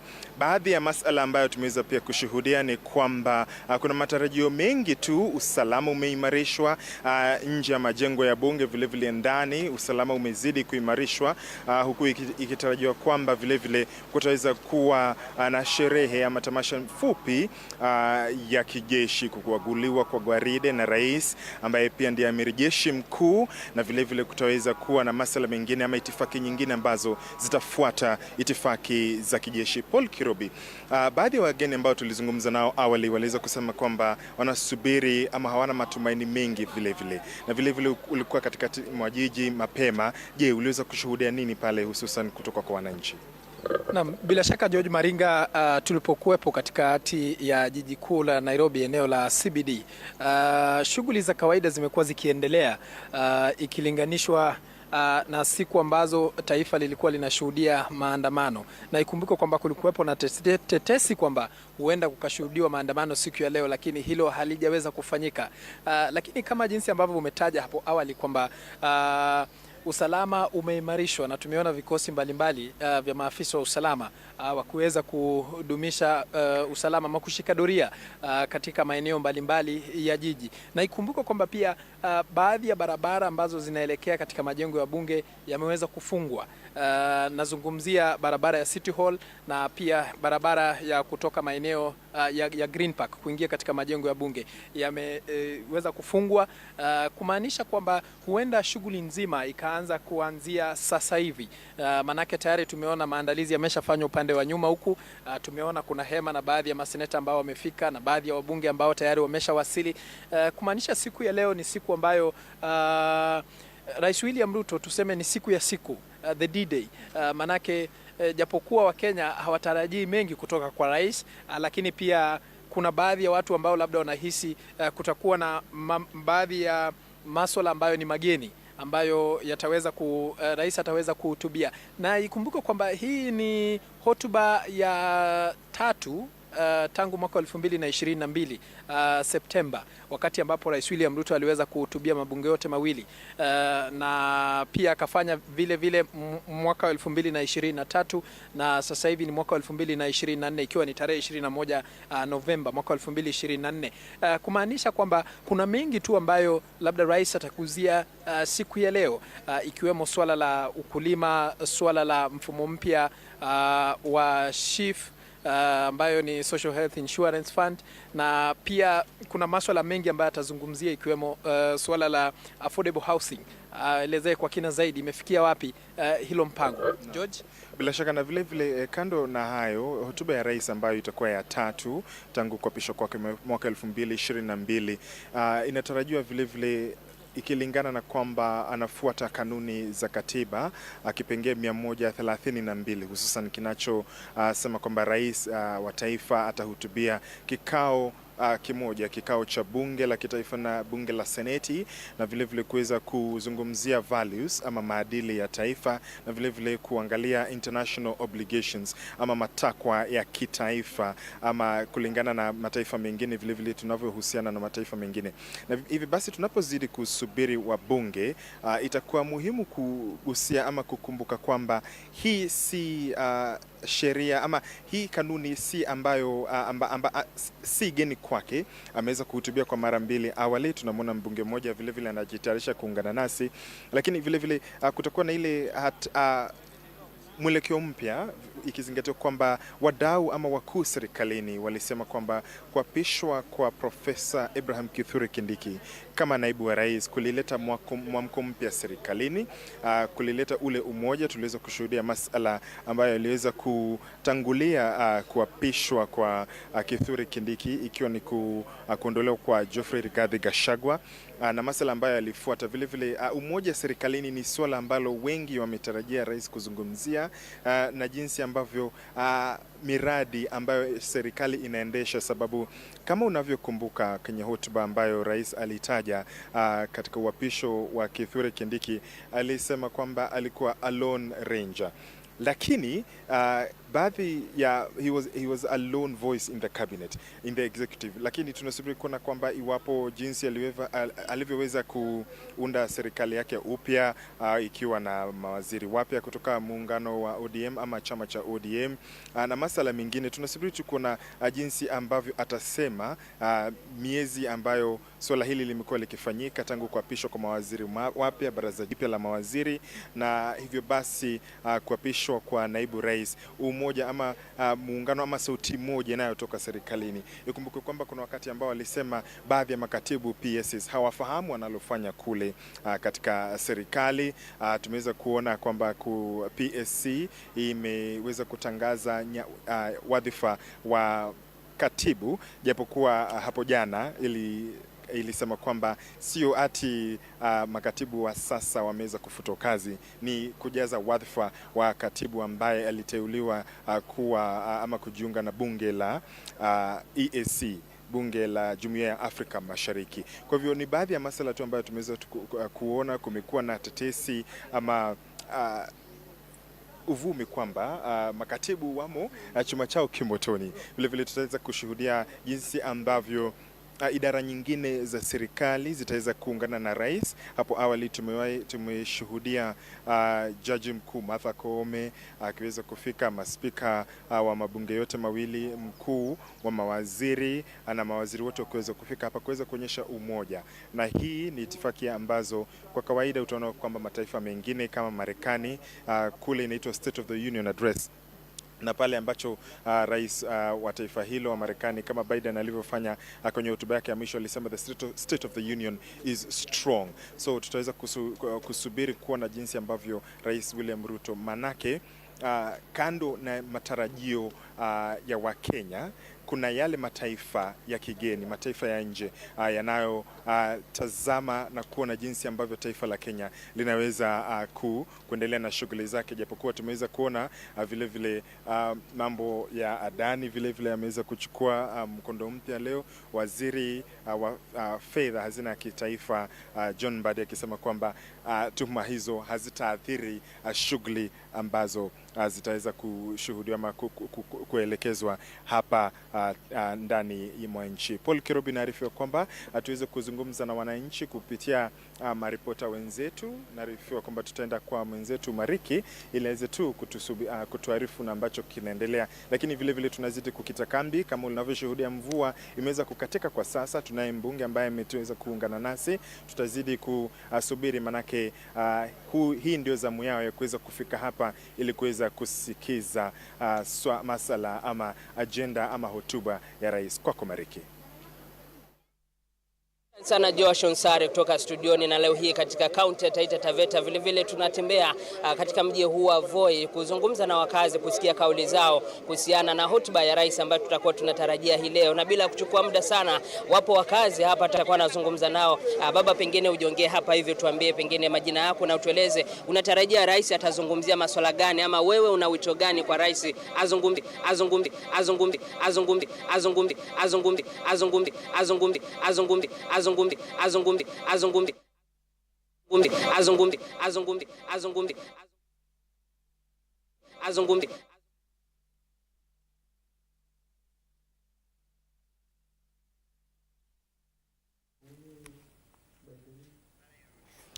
Naam, mtazamaji, tunaendelea kukutaarifu matukio na vile vile matokeo kutoka maeneo mbalimbali humu nchini ili tukujuze ni kipi kinajiri. Wakenya wana matarajio yapi kuhusiana na hotuba ya rais ambayo inatarajiwa mwendo wa saa 8:30 katika bunge, ambapo tutakuwa tunapata maoni kutoka kwa Wakenya kutoka sehemu mbalimbali. Na hivi sasa ni kupeleke Narok tusikilize wakazi wanasemaje na matarajio yao ni yapi wakati ambapo Rais William Ruto atakuwa analihutubia bunge.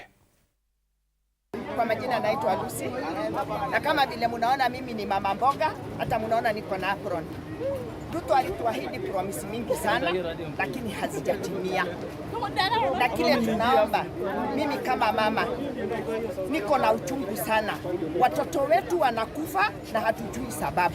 Tungeomba hiyo maneno, kama naenda bunge ashughulike hiyo maneno, watoto wetu waendelee kuishi na wapewe uhuru. Maana watoto wetu ndio uzao wetu wa kesho. Na pia hizi maneno ya kusema tutafanya, tumetenga, tunasema, tafadhali sikuwe in action.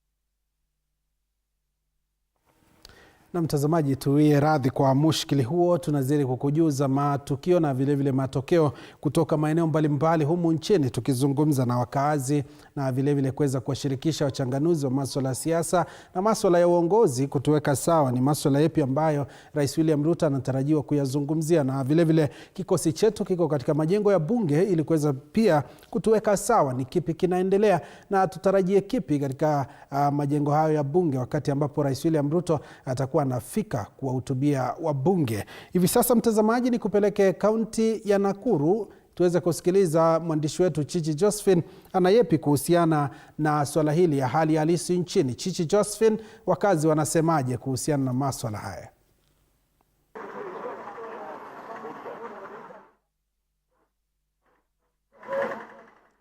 Na Joash, ni kweli macho yote yameweza kulengwa kwenye majengo ya bunge ambapo yule ambaye ni Rais William Ruto anatarajiwa kuwa atakuwa akitoa hotuba yake kuhusiana na mustakabali wa taifa. Na hivyo basi Wakenya kote katika taifa la Kenya wanazidi kusubiri kuona ni kipi ambacho yule ambaye ni Rais William Ruto atakuwa akihutubu, na labda masuala ambayo labda atakuwa akizungumzia ni kuhusiana na nini. Na kwa kwamba wana matarajio kabambe, na hivyo basi nimeingia katikati ya mji wa Nakuru ili kuweza kuzungumza na wakazi wa kaunti ya Nakuru waweze kunieleza je, wanatarajia nini kutokana na hotuba ya Rais William Ruto, na labda ni masuala gani wanahisi kana kwamba wanahitaji yule ambaye ni Rais William Ruto akaweza kuzungumzia. Hivyo basi bila kupoteza wakati tu nitakuwa nikizungumza na wanieleze wanahisi vipi na wanasubiri vipi hotuba ya Rais William Ruto. Bishop Kaisha, labda tuzungumze, wewe ukiwa mmoja wa wakazi wa kaunti ya Nakuru, tunajua hii leo yule ambaye ni Rais William Ruto anatarajiwa kuwa atakuwa akihutubu kwenye bunge la kitaifa. Labda wewe unatarajia aweze kuzungumzia nini na masuala ambayo ungehitaji azungumzie ni kama yapi? Asante, majina yangu ni Kaisha Albert, Reverend wa Happy kanisa letu la Divine. Niko mjini Nakuru na tunashukuru kwa sababu rais wetu leo anaongelesha wabunge. Tuna mambo kadhaa ambayo tunataka aongelee, maana tukiwa kwa ground ukweli ni kwamba mambo si mazuri. Na jambo la kwanza aweze kuongelea ni mambo ya insecurity.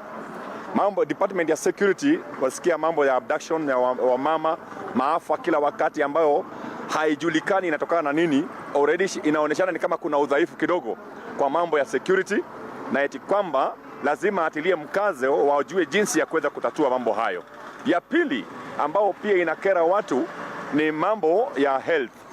Ni kweli kule juu wanasema kwamba mambo ya health iko nzuri, maana wale ambao wamekuwa covered na insurance tofauti hao wanatibiwa, lakini raia wa kawaida ambaye alitegemea ile ilikuwa inaitwa NHIF tangu igeuzwe ikuje itwe shift na SHA iko na kasoro. Na nataka kama atapata nafasi hii awacha aweze kuongelesha nchi hii kupitia kwa bunge, ni mikakati gani inawekwa kurudisha mambo hayo katika mstari mzuri, maana kwa ground watu wanaumia. Ukienda unapelekwa kwa hospitali kama ya Ronda Maternity na ni kesi kubwa, unashindwa utasaidika namna gani. Jambo jingine ambalo ningelipenda aguzie, tulisikia waziri wetu Mbadi hapo nyuma akisema kwamba, waziri wa finance, kwamba nchi hii inapoteza almost 2 billion every day. Swali ni moja, 2 billion every day inaenda wapi? Wajaribu kuaddress kitu kama hicho ili pawe na stability, maana hizo pesa zingesaidia raia wa kawaida, na hiyo inamaanisha wale ambao ni wahusika hawachukuliwi hatua ya kushtakiwa. Ndio maana panakuwa na hizo loopholes ambazo zinaleta dosari katika nchi hii yetu. Labda swali moja tu kwa ufupi sana, nieleze hadi sasa, kufikia sasa, uongozi wa hususan ile ambayo ni Kenya Kwanza unahisi vipi kwa ufupi sana? Uongozi ambao ni wa Kenya Kwanza kufikia saa hii bado haijafikia malengo yake. Yale ambao tulikuwa tunaambiwa tutafanya hii, tumetenga hii, zenye zimetengwa versus zenye zimefanywa, kuna dosari. Lakini naomba hivi, it is not late. Kama anaweza kuimplement kupitia kwa serikali yake, yeye mwenyewe awe makini kwa mstari wa mbele kuangalia zile ambazo walikuwa wameahidi raia zimefanyika ama bado, maana hizo vitu zinakera moyo mpaka saa hii. Matarajio yetu ni kwamba mzazi akikwambia na kuletea nguo ya Krismasi, akiilete mwezi wa 4 itakuwa haina maana. So we have a problem. mambo ya implementation iko na shida. Shukran sana. Nizungumze na mwingine, labda kauli yako na matarajio yako kutokana na hotuba ya rais ni yapi na ungehitaji azungumzie masuala yapi labda? Ninaitwa Sospita Njuguna. Mimi ni mkazi wa Nakuru County. Mimi katika hotuba ya Mheshimiwa Rais kuna mambo kadhaa ningependa kupata kutoka kwa rais. Jambo la kwanza, ningependa kujua umoja wa nchi uko namna gani na ameuchukua namna gani.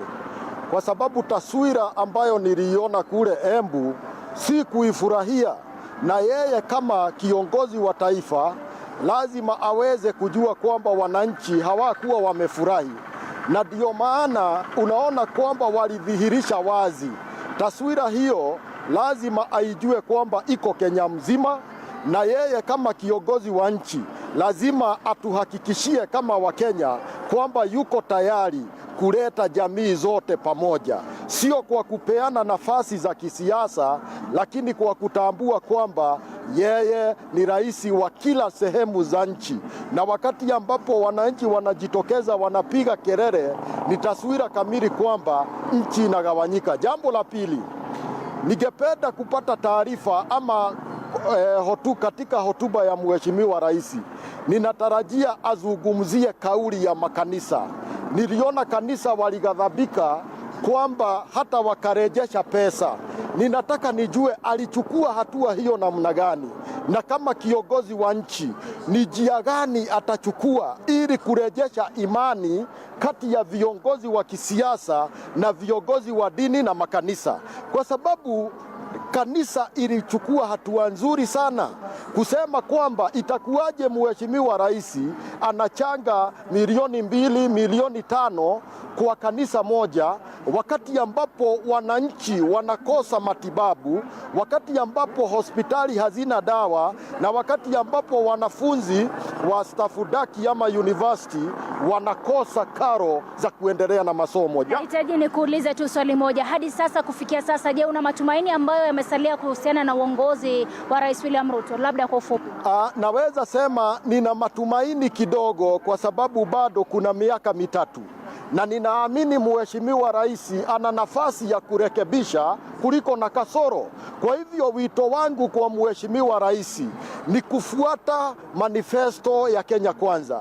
Lazima ajue kwamba Wakenya walikuwa na imani na serikali ya Kenya Kwanza, lakini imani hiyo imeanza kudidimia kutokana na fujo na mgawanyiko na vita vilivyoko kwenye serikali.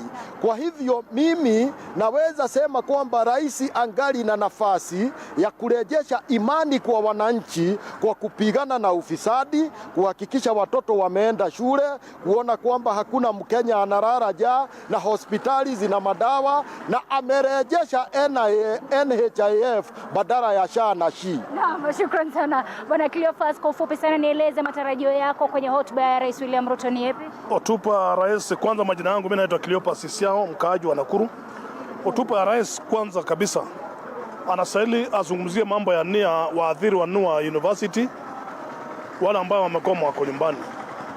Angetumia mtu kama Francis Atwoli bila alimaliza mgomo ile ilikuwa huko Kenya Airways na dakika kidogo, badala ya kwenda kufuka, kwa sababu mambo ya migomo ya waadhiri wa university ndio inaleta shida Kenya.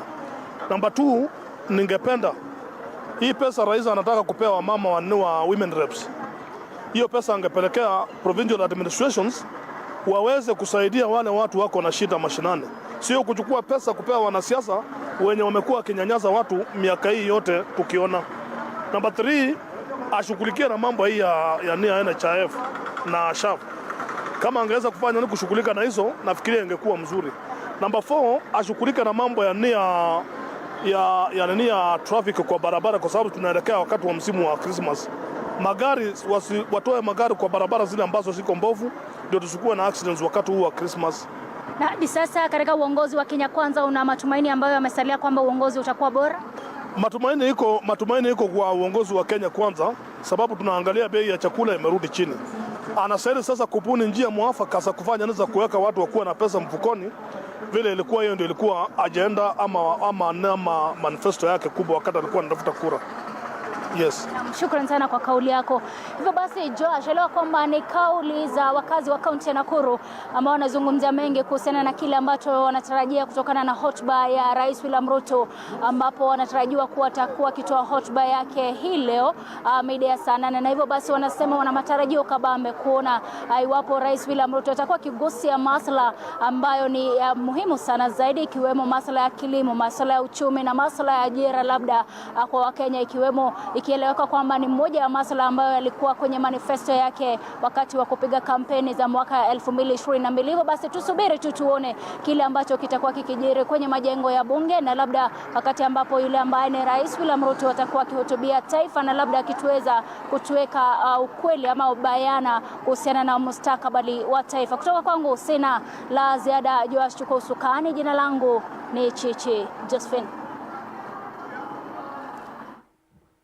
Na shukran sana Chichi Josephine, ukitujia mubashara kutoka kaunti ya Nakuru, ukitujuza hisia za wakazi, matarajio yao ni yepi wakati ambapo Rais William Ruto atakuwa analihutubia bunge, na atakapokuwa akilihutubia bunge basi Wakenya wote watakuwa wanapata matangazo hayo mubashara kupitia hapa TV47 ili kuweza kufahamu fika ni kipi hiki ambacho Rais William Ruto atakuwa anakizungumzia wakati huu ambapo kuna masuala mengi tu ambayo yanazidi kujitokeza humu nchini. Ni wakati ambapo viongozi wa makanisa, ukipenda maaskofu wa kanisa Katoliki, wakaikashifu serikali, wakakashifu uongozi wa Rais William Ruto, na Rais William Ruto majuzi tu ameweza kusema kwamba wale ambao wanamkosoa wataaibika, kwa sababu anasema kwamba atayatekeleza yale yote aliahidi wa Kenya wakati wa kampeni. Na kuna masuala mengi tu ambayo yanaathiri jamii kwa sasa, masuala ya afya, kilimo, masuala ya elimu, ikizingatiwa kwamba ule mfumo wa ufadhili wa elimu ya juu umekuwa na tashwishi kweli kweli. Wakenya wametoa hisia mbalimbali, tumezungumza nanyi Wakenya na tumeweza kupata hisia zenu, na hivi sasa ni wapeleke katika kaunti ya Narok. Wakazi wana masuala mawili matatu ya kuzungumzia. Hebu tusikilize wanasemaje na matarajio yao ni yepi kwa Rais William Ruto wakati atakuwa analihutubia bunge mwendo wa saa 8:30. Kwa majina naitwa Lucy, na kama vile mnaona mimi ni mama mboga, hata mnaona niko na apron. Ruto alituahidi promise mingi sana, lakini hazijatimia. Na kile tunaomba, mimi kama mama niko na uchungu sana. Watoto wetu wanakufa na hatujui sababu. Tungeomba hiyo maneno, kama anaenda bunge ashughulikie hiyo maneno, watoto wetu waendelee kuishi na wapewe uhuru. Maana watoto wetu ndio uzao wetu wa kesho. Na pia hizi maneno ya kusema tutafanya, tumetenga, tunasema, tafadhali sikuwe in action. Kwa sababu tuangalia mambo ya hospitali. Hii mambo ya SHA haifanyi chochote. Mtu anaenda hospitali ukiwa na hiyo kadi yako unakuta haifanyi kazi kama una pesa cash mkononi. Jambo lingine, hii Kenya imekuwa na mambo mengi, kwa sababu hata ukijaribu kuangalia mambo ya lecturers wamestrike miezi kadhaa iliyopita na bado haijashughulikiwa, haijafanywa chochote. Kingine mara kutuambia tuende country za nje, na usitutafutie hapa kwanza mboka. Hakuna mtu mboka ikiwa huku, hakuna umuhimu wa kuenda country nyingine. Pigia mboka hapa. Angalia kama ni mambo ya health coverage ama mambo ya hospitali. Pesa ambazo wanapeana maybe kwa kanisa ama nini, wapeleke kwa hospitali, wasaidie watu wenye wako kwa shida. Wale wanapata mashida maybe kuchomekewa ama wale wanabomolewa katika nchi ya Kenya. Hizo pesa zinapelekwa, pesa mingi kwa kanisa zipelekwe kwa hao watu wasaidiwe. Mimi naitwa Samuel Tim. Watu wanakufa, wanauawa bure, hata ujua wanauawa nini. Nauliza security ya Kenya iko wapi ya kutulinda? Watu wanauawa, hatuoni wale wanaoua ni kina nani. Kutoka hapo kila kitu ni shida tu. Atusaidie namna gani sisi wa chini? Alituambia sisi watu wa chini atatuamsha, na hatujaona kuamsha chochote hata kitu kimoja hivi. Sasa hata ukienda hospitali madawa hakuna. Unakuta Na mtazamaji, kutoka Narok ni kupeleke Laikipia. Mwandishi wetu Laban Muhinda yupo katika eneo hilo na anazungumza na vijana ambao pia wanajumuisha asilimia kubwa ya taifa hili la Kenya. Tusikilize hisia zao. Laban, wapo unanipata, usukani kwako, tutaarifu. Na Mjoa, shukran sana, ninakupata kwa njia ya mbashara zaidi nikiwa hapa kwenye chuo kikuu cha Laikipia huku ni kaunti ya Laikipia, na leo Rais Ruto anapotarajiwa kulihutubia taifa kuhusiana na masuala yanayokabili taifa. Ningependa vile kuhusisha tu baadhi ya viongozi wa wanafunzi kutoka chuo hiki, tusikie wao wana matarajio gani wakati ambapo rais atalihutubia taifa kuanzia mida ya saa 8:30 alasiri. Karibu ndani ya TV47. Ukianza kwa majina, tueleze wewe ni nani na je, matarajio yako ni yapi wakati ambapo rais wa taifa anapotarajiwa kulihutubia taifa? Tusonga mbele. Thank you very much. My name is Anno Diambo. I'm the Director Academics, Laikipia University. Okay, I would like to request the government, together with all the stakeholders, to take these issues seriously so that our students can embark on their classes. We find that most of our students right now are facing psychological together with emotional distress. We are having financial strains. We are also, in some cases, you find that students are into immoralities together with a lot of stress. Thank you very much. I'm looking forward for a very responsive answer. Thank you. Okay, asante sana. Na ukianza kwa majina, tueleze matarajio yako ni gani wakati ambapo rais atalihutubia taifa? I'm Anthony Sun Shisia, the Secretary General, Laikipia University, and I take Bachelor of Science in Computer Science. First, I expect when the president will be addressing us, he will address the new funding model, which is a mixture of delays, confusion, and it has become a mess. Our students are not receiving funds, and you know these funds have a direct impact on our studies and accommodation. Our students are in dire situation, and we expect the government to take action, release and disburse these funds with immediate effect. We beseech the president to act upon this. Also the CS Education, Mr. Julius, take action and do your work. Thank you. Na wewe matarajio yako ni gani ukianza kwa majina? So my name is John Wambua Mole. I'm a 4th year taking biomedical sciences and technology. So my urge, I'm the president of the Laikipia University. So my urge to the president is to coordinate with the stakeholders, both in the treasury, in the Ministry of Education, for the immediate release of the funds. We are aware that some of the students at the university, they have not yet gotten the help money. So we are requesting for the CS for Treasury, Honorable Bandi, and the Ministry of Education, which is led by Julius Migoso Gamba, to quickly check on that issue and release the funds to the comrades. Thank you. Unaamini kuwa wakati ambapo rais atakuwa akilihutubia taifa ataweza kuguzia masuala na migomo inayoshuhudiwa katika baadhi ya vyuo vikuu, vile wahadhiri wa vyuo vikuu? So my take on the side of the president's speech today, I'm expecting that as he himself give direction on some of the development that he has been able to achieve within the last 2 years, that he will major on the education sector, because we all know that education is the key. Education is the key to success toward each and every person. That within this period, as the UASU continues with the strike, we are urging and we are beseeching the president to take action, to direct and give the money, give the funds to the UASU, the amount they are demanding. May we have a dialogue that will give a success to each and every party. Thank you. Na Joash, kama vile ambavyo umesikia, hayo tu ni maoni ya baadhi ya viongozi wa wanafunzi kutoka chuo kikuu cha Laikipia wakisema kuwa matarajio yao wakati ambapo rais atakuwa akilihutubia taifa ni kuwa rais aweze kulizungumzia ili swala la migomo inayoshuhudiwa katika vyuo vikuu humu nchini. Kutoka kwangu mie Laban Muhinda, nikiwa hapa kwenye chuo kikuu cha Laikipia huku ni kaunti ya Laikipia, sina la ziada la kuregesha usukani kwako Joash. Naam, mtazamaji, ndo kauli za vijana kutoka kaunti ya Laikipia wakishirikishwa na mwandishi wetu Laban Muhinda kuzungumzia masuala mbalimbali ambayo yanazidi kuchipuza kuhusiana na hotuba ya rais ambayo tunaitarajia mwendo wa saa 8:30. Na vile mtazamaji, masuala hayo ambayo tunazidi kuyaangazia kwa kina. Hivyo basi endelea kuwa nasi, tuchukue mapumziko mafupi, tunarejea.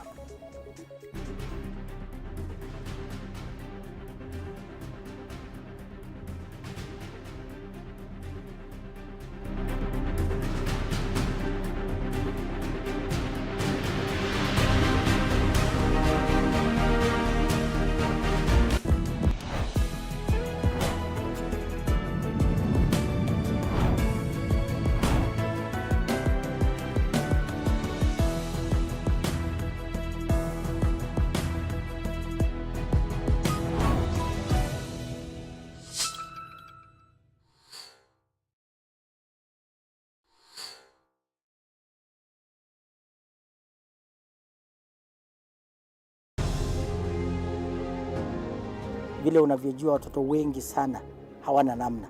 Mimi ningependelea watoto wasome. I'm here to stress on education. At the same time, let us actually do any kind of sport that we are doing. Sport speaks the best language to everybody. Tunataka tutafute talents. Zile raw talents kutoka kule nyumbani mashinani mahali tuko leo. Hizi mbio za Chepsaita, like all other sports, zinaleta watu pamoja. We want to use this event to uplift the lives of the community. Anafurahia hii mchezo sana. Hata sikaange naambianga watu tuende Chepsaita. Wanafunzi wakimbie ili wakuze talanta ya mbio ama kuhimiza tena elimu. This is the place to be. Hapa ndipo mahali wanastahili kuwa tarehe 7. Wale watoto walikimbia last year, wamekimbia mpaka wamefuka mipaka zetu za Kenya.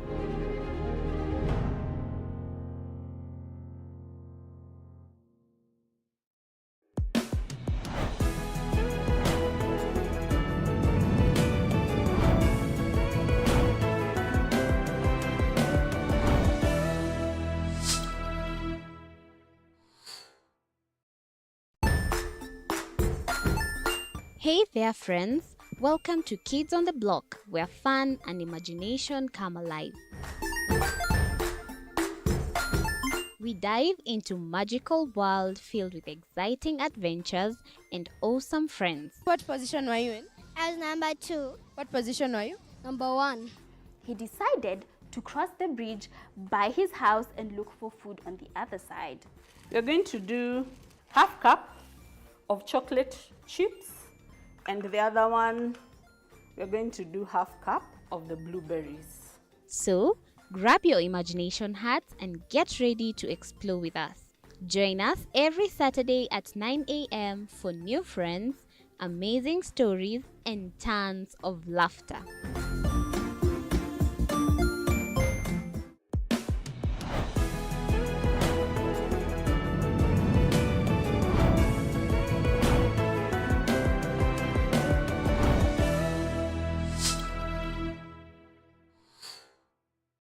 Join us as we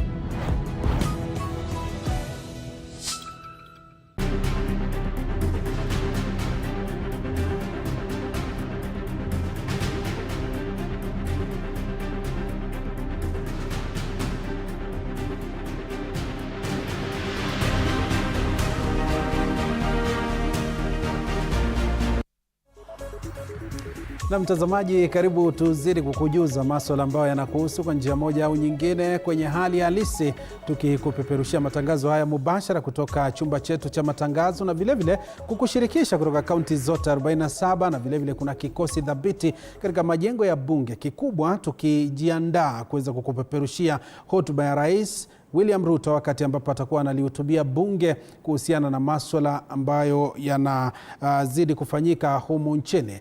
Elizabeth Mutuku yuko katika majengo ya bunge. Elizabeth, iwapo unanipata, tunakushirikisha.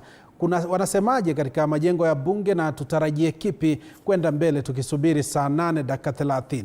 Liz?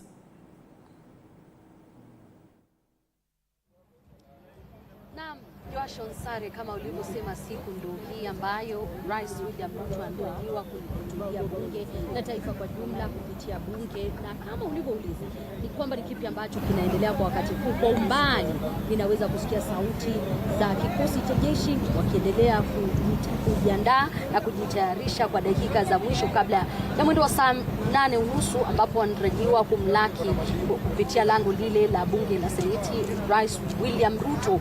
Pia anatarajiwa kukagua gwaride kabla ya kuingia katika majengo ya bunge, ambapo anatarajiwa kutia saini la kitabu katika bunge kwa spika wa bunge la kitaifa na bunge la Seneti, na wote kwa pamoja katika mkao wa leo watakuwa wakimwelekeza katika majengo hayo, ambapo wabunge wote wanatarajiwa kusikiza hotuba ile ya Rais William Ruto.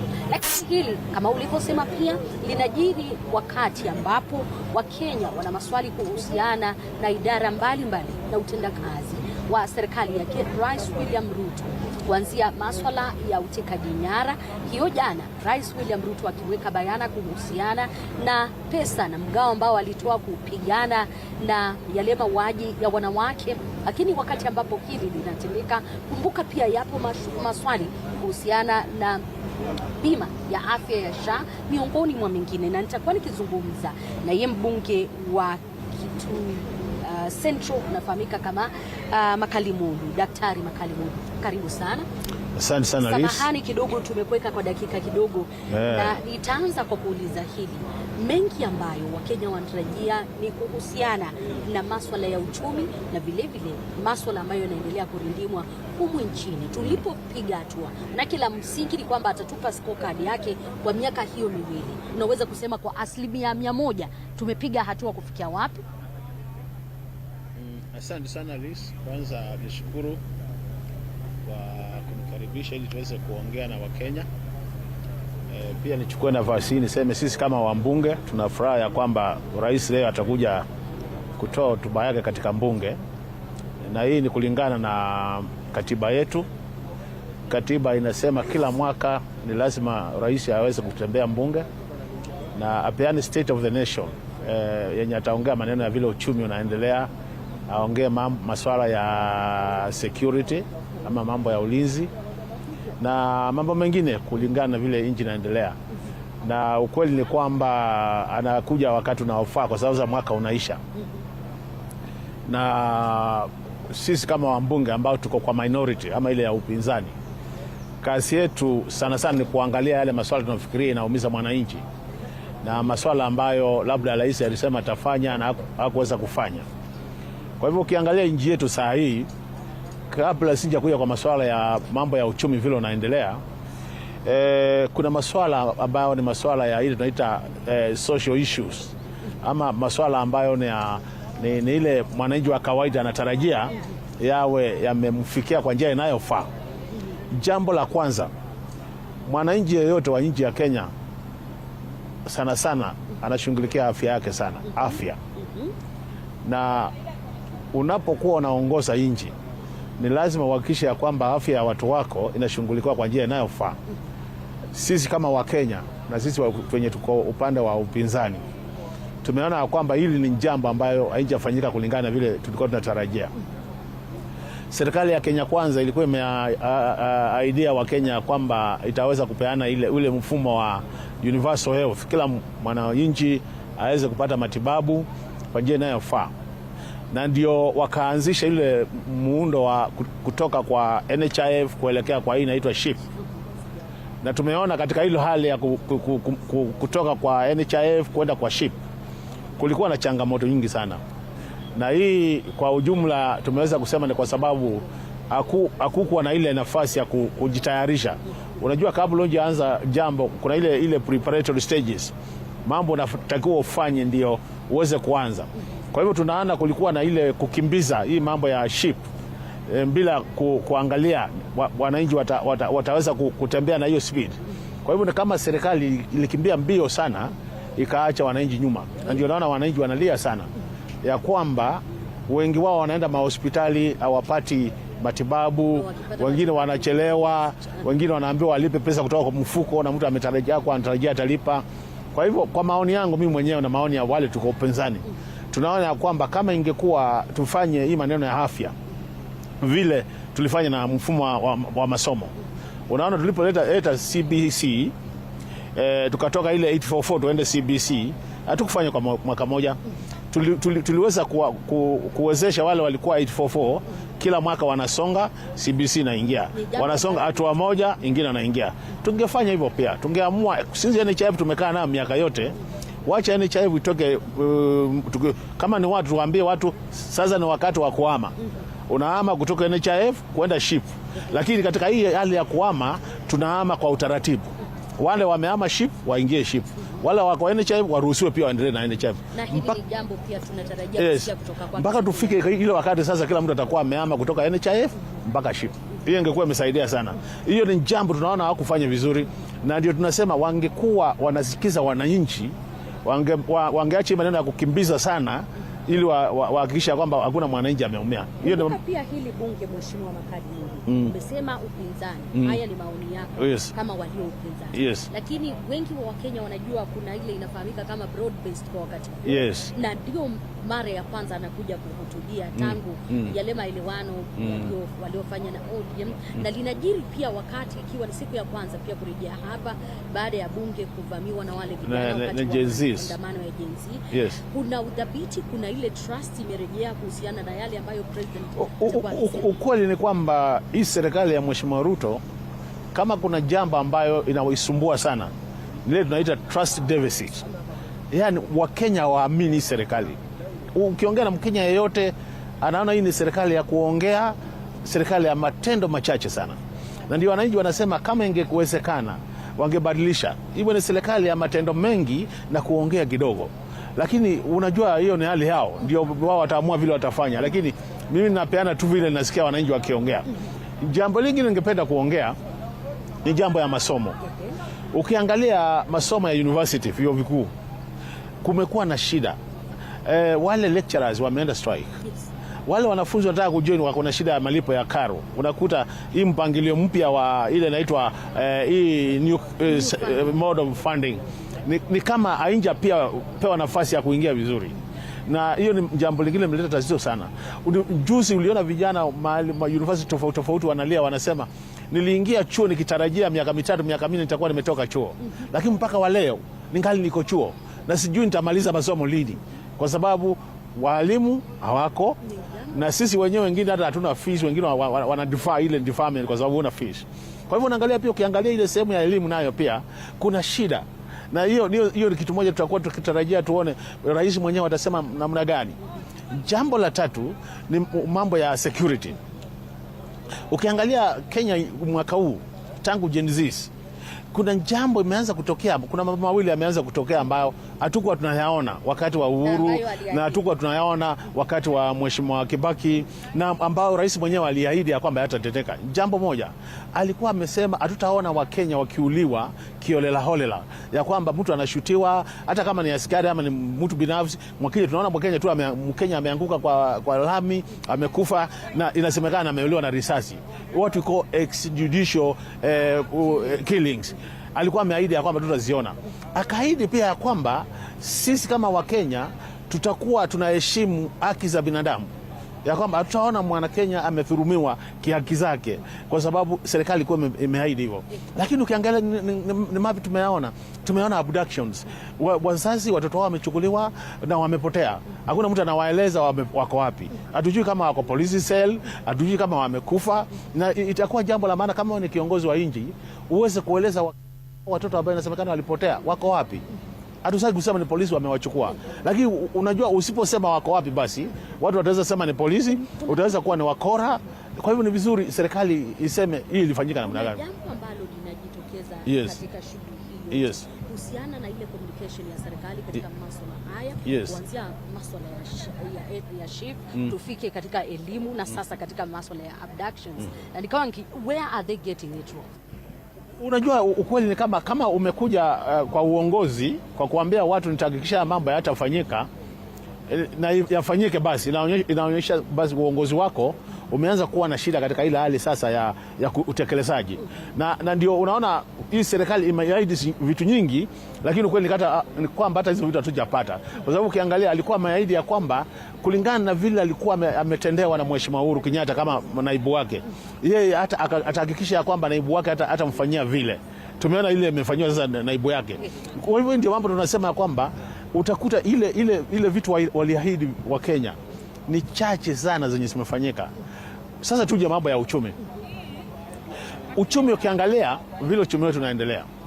Na nimesema hii mara nyingi, nikasema ya kwamba wale wa Kenya wanasema hii uchumi ya serikali ya Kenya unaendelea vizuri ni wale wa Kenya ambao wanaishi Nairobi na wale wa Kenya ambao wanasoma vitu kwa magazeti.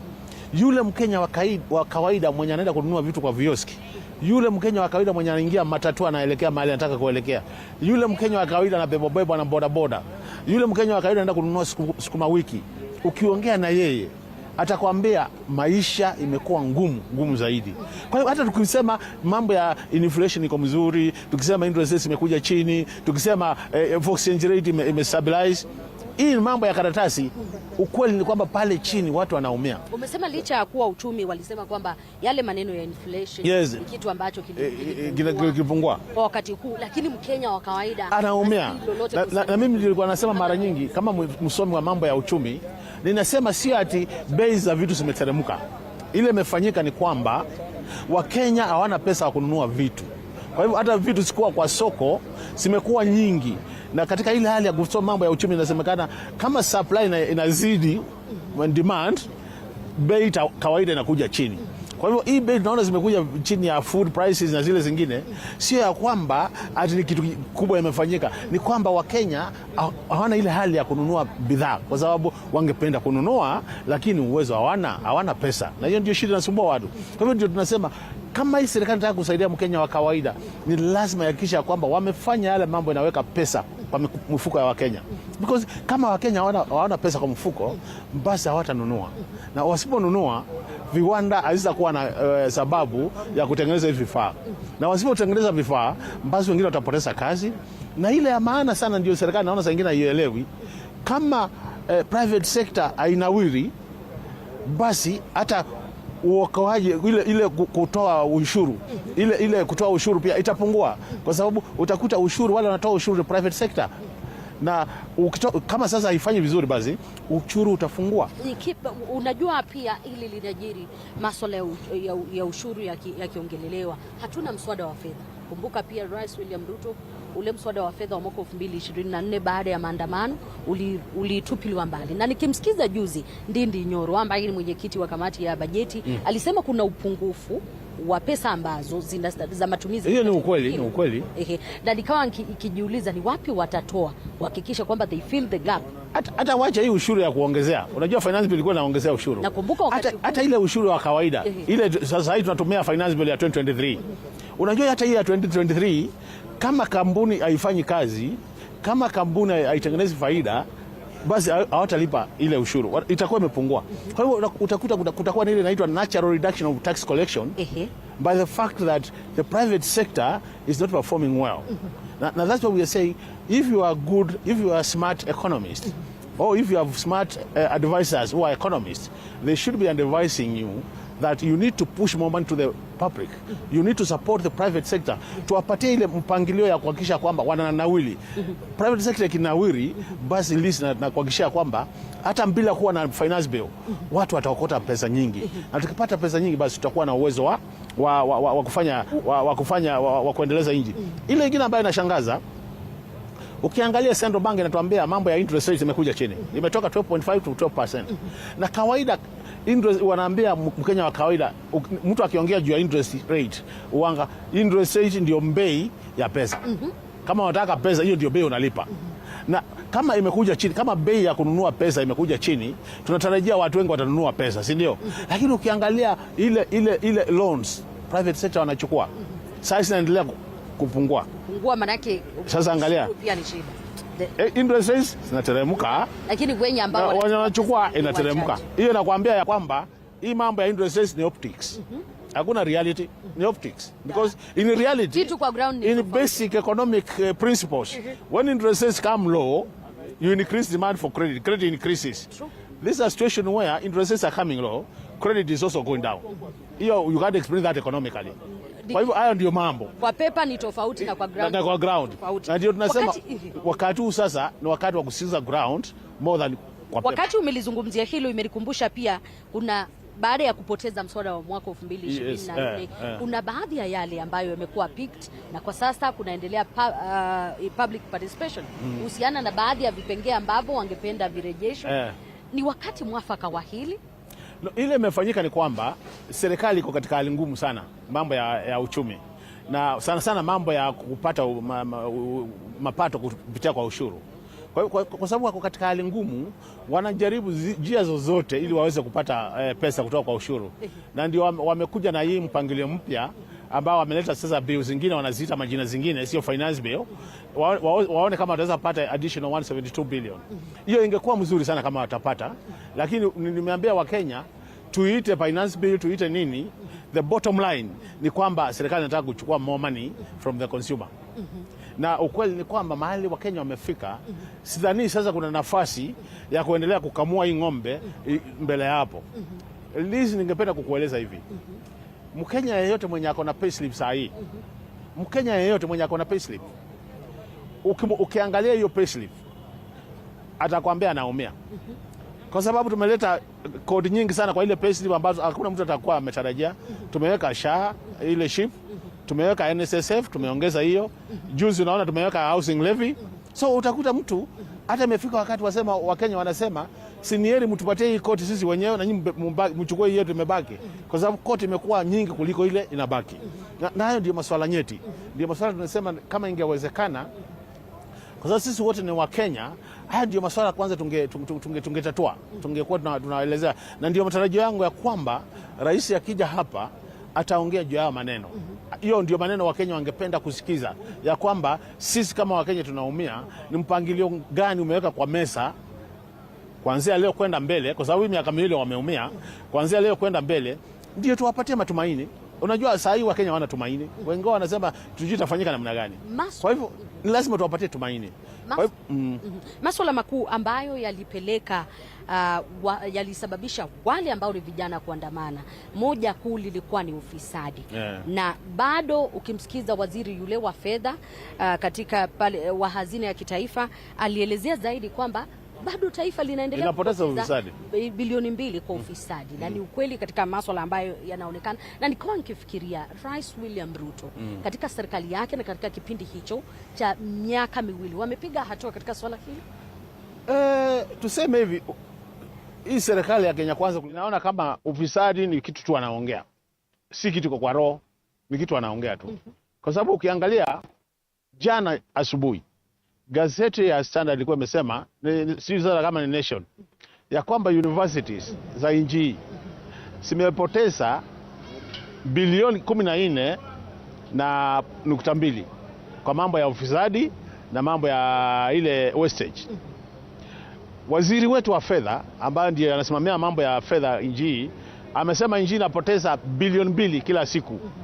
Ukifanya mahesabu inamaanisha kwamba tunapoteza bilioni 720 kwa mwaka.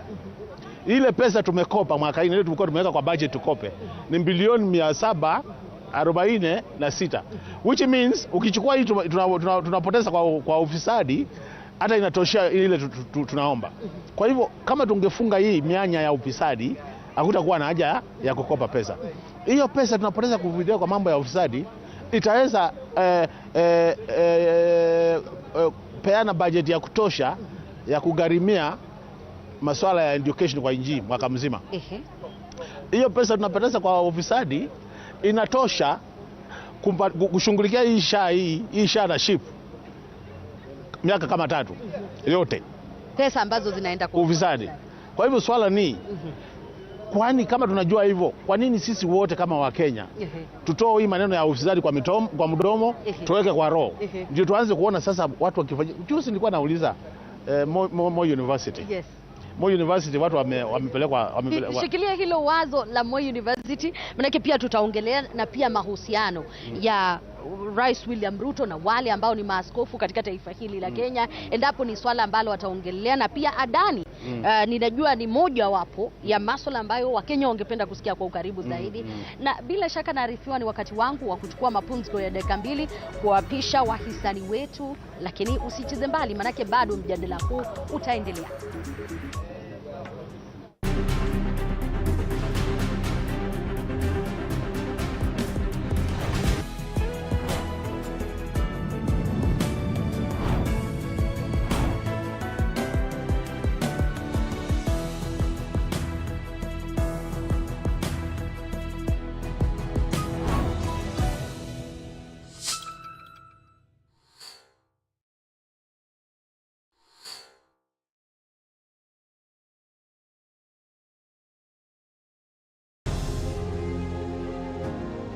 Vile unavyojua watoto wengi sana hawana namna.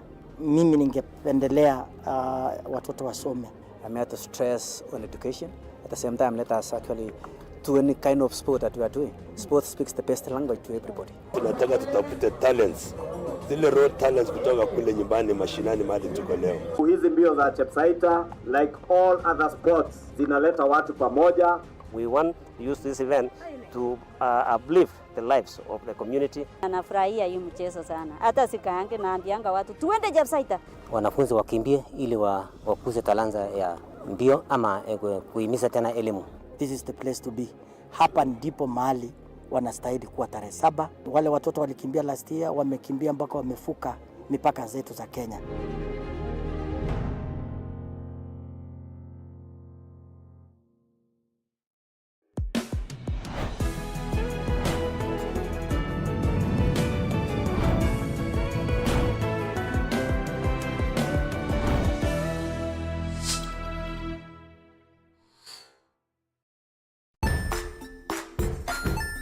Hey there, friends. Welcome to Kids on the Block, where fun and imagination come alive. We dive into magical world filled with exciting adventures and awesome friends. What position were you in? I was number 2. What position were you? Number 1. He decided to cross the bridge by his house and look for food on the other side. We're going to do half cup of chocolate chips, and the other one, we're going to do half cup of the blueberries. So, grab your imagination hats and get ready to explore with us. Join us every Saturday at 9 a.m. for new friends, amazing stories, and tons of laughter.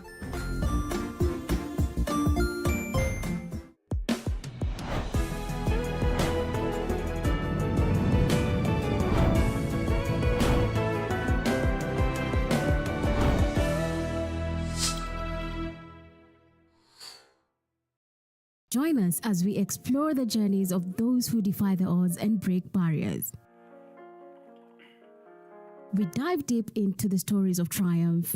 Sometimes when parenting a child with a special need or whatever disability, family life becomes a bit complicated and you may end up raising the child on your own. Here, we inspire. I have a farm which one we showcase with other dyslexic youths and autism, how to farm. Motivate. It's never easy, but what we do, the best thing is to work with another parent who has an elder child than yours. And break through the barriers one story at a time. Push your boundaries beyond the limit. Saturdays at 8 p.m.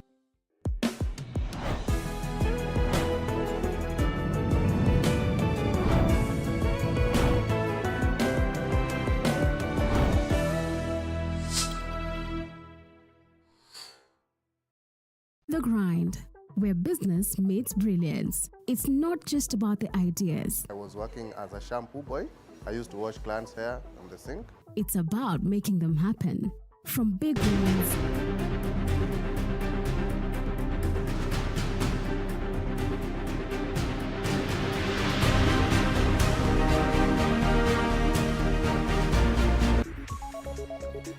Hivyo kama nilivyokuahidi ni kwamba tupo hapa kuhakikisha kwamba tunazidi kukupeperushia yote ambayo yanaendelea kujiri katika upande huu wa bunge la kitaifa na bunge nzima kwa jumla, wakati ambapo Rais William Ruto anatarajiwa kufika hapa kulihutubia taifa kupitia bunge katika mkao wa pamoja. Nikiwa nazungumza naye mbunge wa Kitui Central, nafahamika kama Daktari Makali Mulu, kuhusiana na yale ambayo ni matarajio yao wakati ambapo watakuwa akiingia katika mkao huo ama katika mkao wenyewe kusikiza na matarajio ya Wakenya. Kumbuka hawa ni viongozi ambao wanaendelea kuwakilisha, na kumbuka katika kiwambo chako, katika picha ambazo unapitia kuona ni pamoja na maandalizi ambayo yanaendelea nje ya majengo haya ya bunge, kutoka upande ule wa barabara ya kuelekea bunge na pia upande huu wa barabara hii nyingine ya Uhuru, usalama tayari ukiwa umeimarishwa kikamilifu, wakati ambapo ni lisali moja tu kisha baadaye Rais William Ruto na kikosi chake wote kwa pamoja watakuwa wakiingia hapa. Na kama nilivyokuelezea utaratibu wenyewe ni kwamba wakati ambapo wataingia anaelekezwa kupitia lango lile la bunge la Seneti, kisha baadaye anaingia katika afisi za bunge, spika wa bunge la kitaifa, ambapo anatarajiwa kutia saini kwamba amewasili na bunge la Seneti, kisha baadaye ataingia katika bunge kuhakikisha kwamba hotuba hiyo tunaisikia, na baadaye tutakuwa pia tukisikia kutoka kwa viongozi wengine. Tukikwenda mapumzikoni, kuna swala ambalo ulikuwa umeliibua zaidi kuhusiana na yale ambayo yanatarajiwa na Wakenya, masuala ya uchumi ambao kufikia sasa ni kweli tunasema serikali hii inahitaji fedha zaidi, lakini Wakenya wenyewe wanahisi kufinyiliwa zaidi katika swala hili. Ni kipi ambacho wanaweza kufanya kuhakikisha kwamba they twist it na tunarejea katika sehemu iliyo bora? Kitu ya kwanza vile tungependa wafanye, kama vile tulikuwa tunaongea nao juu ya ufisadi. Na kunasema kuna bilioni kama bilioni 2 kila mwaka yenye itaenda kama bilioni 720. Jambo la kwanza wangeacha kutoa ushuru kwa Wakenya, kwa sababu Wakenya wamefika mahali hakuna ushuru. Washibe hii mashimo hii ya ufisadi. Hata kama watashima 30%, tayari watapata hii pesa wanataka kwa ushuru. Unamaanisha wakifunga at least 30%. Wakifunga 50%, watapata, tuko na 360 billion na wanataka 172. Kwa hivyo itakiwa wafunge 50%, 30%. Watatosha hiyo pesa. Kwa hivyo hutakuwa na haja ya kwenda kwa Wakenya. Ile nyingine ambayo nimesema ni kama vile nilikuwa nimesema. Ukiangalia chuo kikuu cha Moi, imesemekana ya kwamba Vice Chancellor Autajero amesema 2.2 billion yes, ikawa accounted for. Na huyo mtu saa hii ako kwa ofisi. Maafisa wale wake walichukuliwa kidogo wakaletwa hapa EACC, wakaandika statement na wakarudi kwa maofisi. Sasa unashindwa kama mtu amepoteza 2.2 billion. Ukweli inatakiwa kwa ofisi. Na hii tuna historia moja. Tuna historia watu kuchoma stores, kuchoma storage facilities ili waweze kupoteza evidence. Sasa wakichoma watafanya namna gani? Semi watachoma, lakini tuna hiyo historia ya kwamba kuna maafisa wa serikali wale wakuu wameweza kuchoma stores in the past, ndio wakafe some of these things. So we are saying kama umepatikana jambo kama ile, si uachilie tu kidogo kwa mwingine acting capacity, na kama utakuwa cleared, kwa sababu sheria inasema uwezi ukapeleka mtu kotini kabla hajasikikwa. Step aside temporarily. Once you are cleared of the offense, unarudi kwa ofisi. Kama utashikwa na sheria basi unapelekwa jela.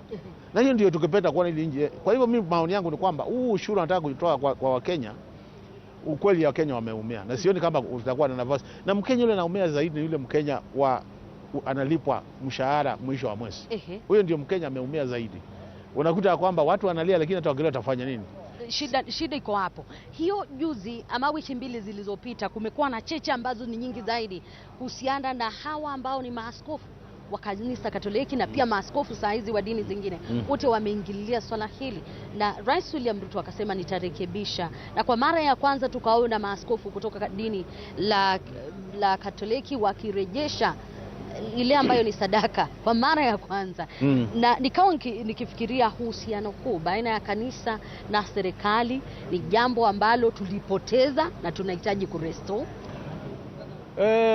Unajua kanisa mwaka wa 2022 waliweza wengi walicheza siasa na wakasahau ile kazi wameitiwa na Mungu. Na kwa maoni yangu ni kwamba statistics inasema kwamba Kenya 80% of Kenyans are Christians. Yes. Which means hawa wanaongoza makanisa. Ukienda kwa inji kule mashinani ndio wanashinda na wananchi. Ndio wanajua shida ya wananchi. Na ukiona wanaongea kwa sababu kama ni bishop wana wale mapriest wote wanaenda mpaka chini. Kama ni wale bishop wa AIC ana pastors all the way up to the ground. Which means wakati anaongea aongei sauti yake. Anaongea sauti ya hiyo kanisa vile watu wanasema. Na tunasema kanisa sasa ni wakati umefika, ni lazima tuanze kusikia sauti yao sana. Na si makanisa peke yao. Tunataka hata kusikia sauti ya human rights organizations, tunataka kusikia sauti ya NGOs wale wanashinda na wananchi.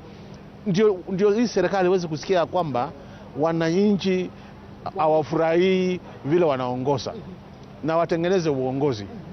Na sisi kama wale tuko pande nyingine, hata ingawa hii shida zimekuja zote zinashika, hata ingawa sisi unajua tu kupigia hii serikali kura, lakini unajua za shida ikija inashika kila mtu.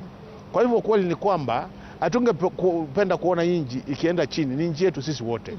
Lakini unajua vile wanaendelea, mimi naona wakati umefika ya kwamba waweze kusema sisi tumeshindwa na uongozi, wafuge virago zao, waondoke, ndio tuweze kupata uongozi wenye tabia. Unasema hayo ndio matarajio ya Wakenya kwamba Wakenya wangu wakiuliza sasa hivi watakwambia can they just be bold enough waseme hii kitu imetushinda na tuondoke, ndio Wakenya wapate wengine wakuja waendeleze. Kwa sababu kulingana na assessment yangu mwenyewe ni kama ukweli ni kwamba mahali imefika, Wakenya wangefurahi sana kama wangesema wacha sisi tuondoke, nyinyi wengine waendeleze. Lakini unajua sio rahisi mheshimiwa. Najua si rahisi, lakini unajua itakuwa ni very good Christmas gift.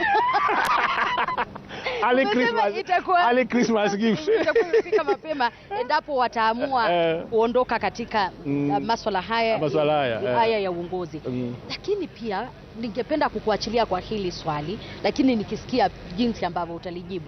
Raila Odinga wakati ambapo alienda kutetea ama kuzungumzia swala la Adani, kampuni ambayo inatarajiwa kusaidia serikali katika mikataba yake ya kuunda masuala ya energy humu nchini na vile JKIA miongoni mwa sekta ya afya, Raila Odinga alisema kwamba wale ni watu wanaowafahamu.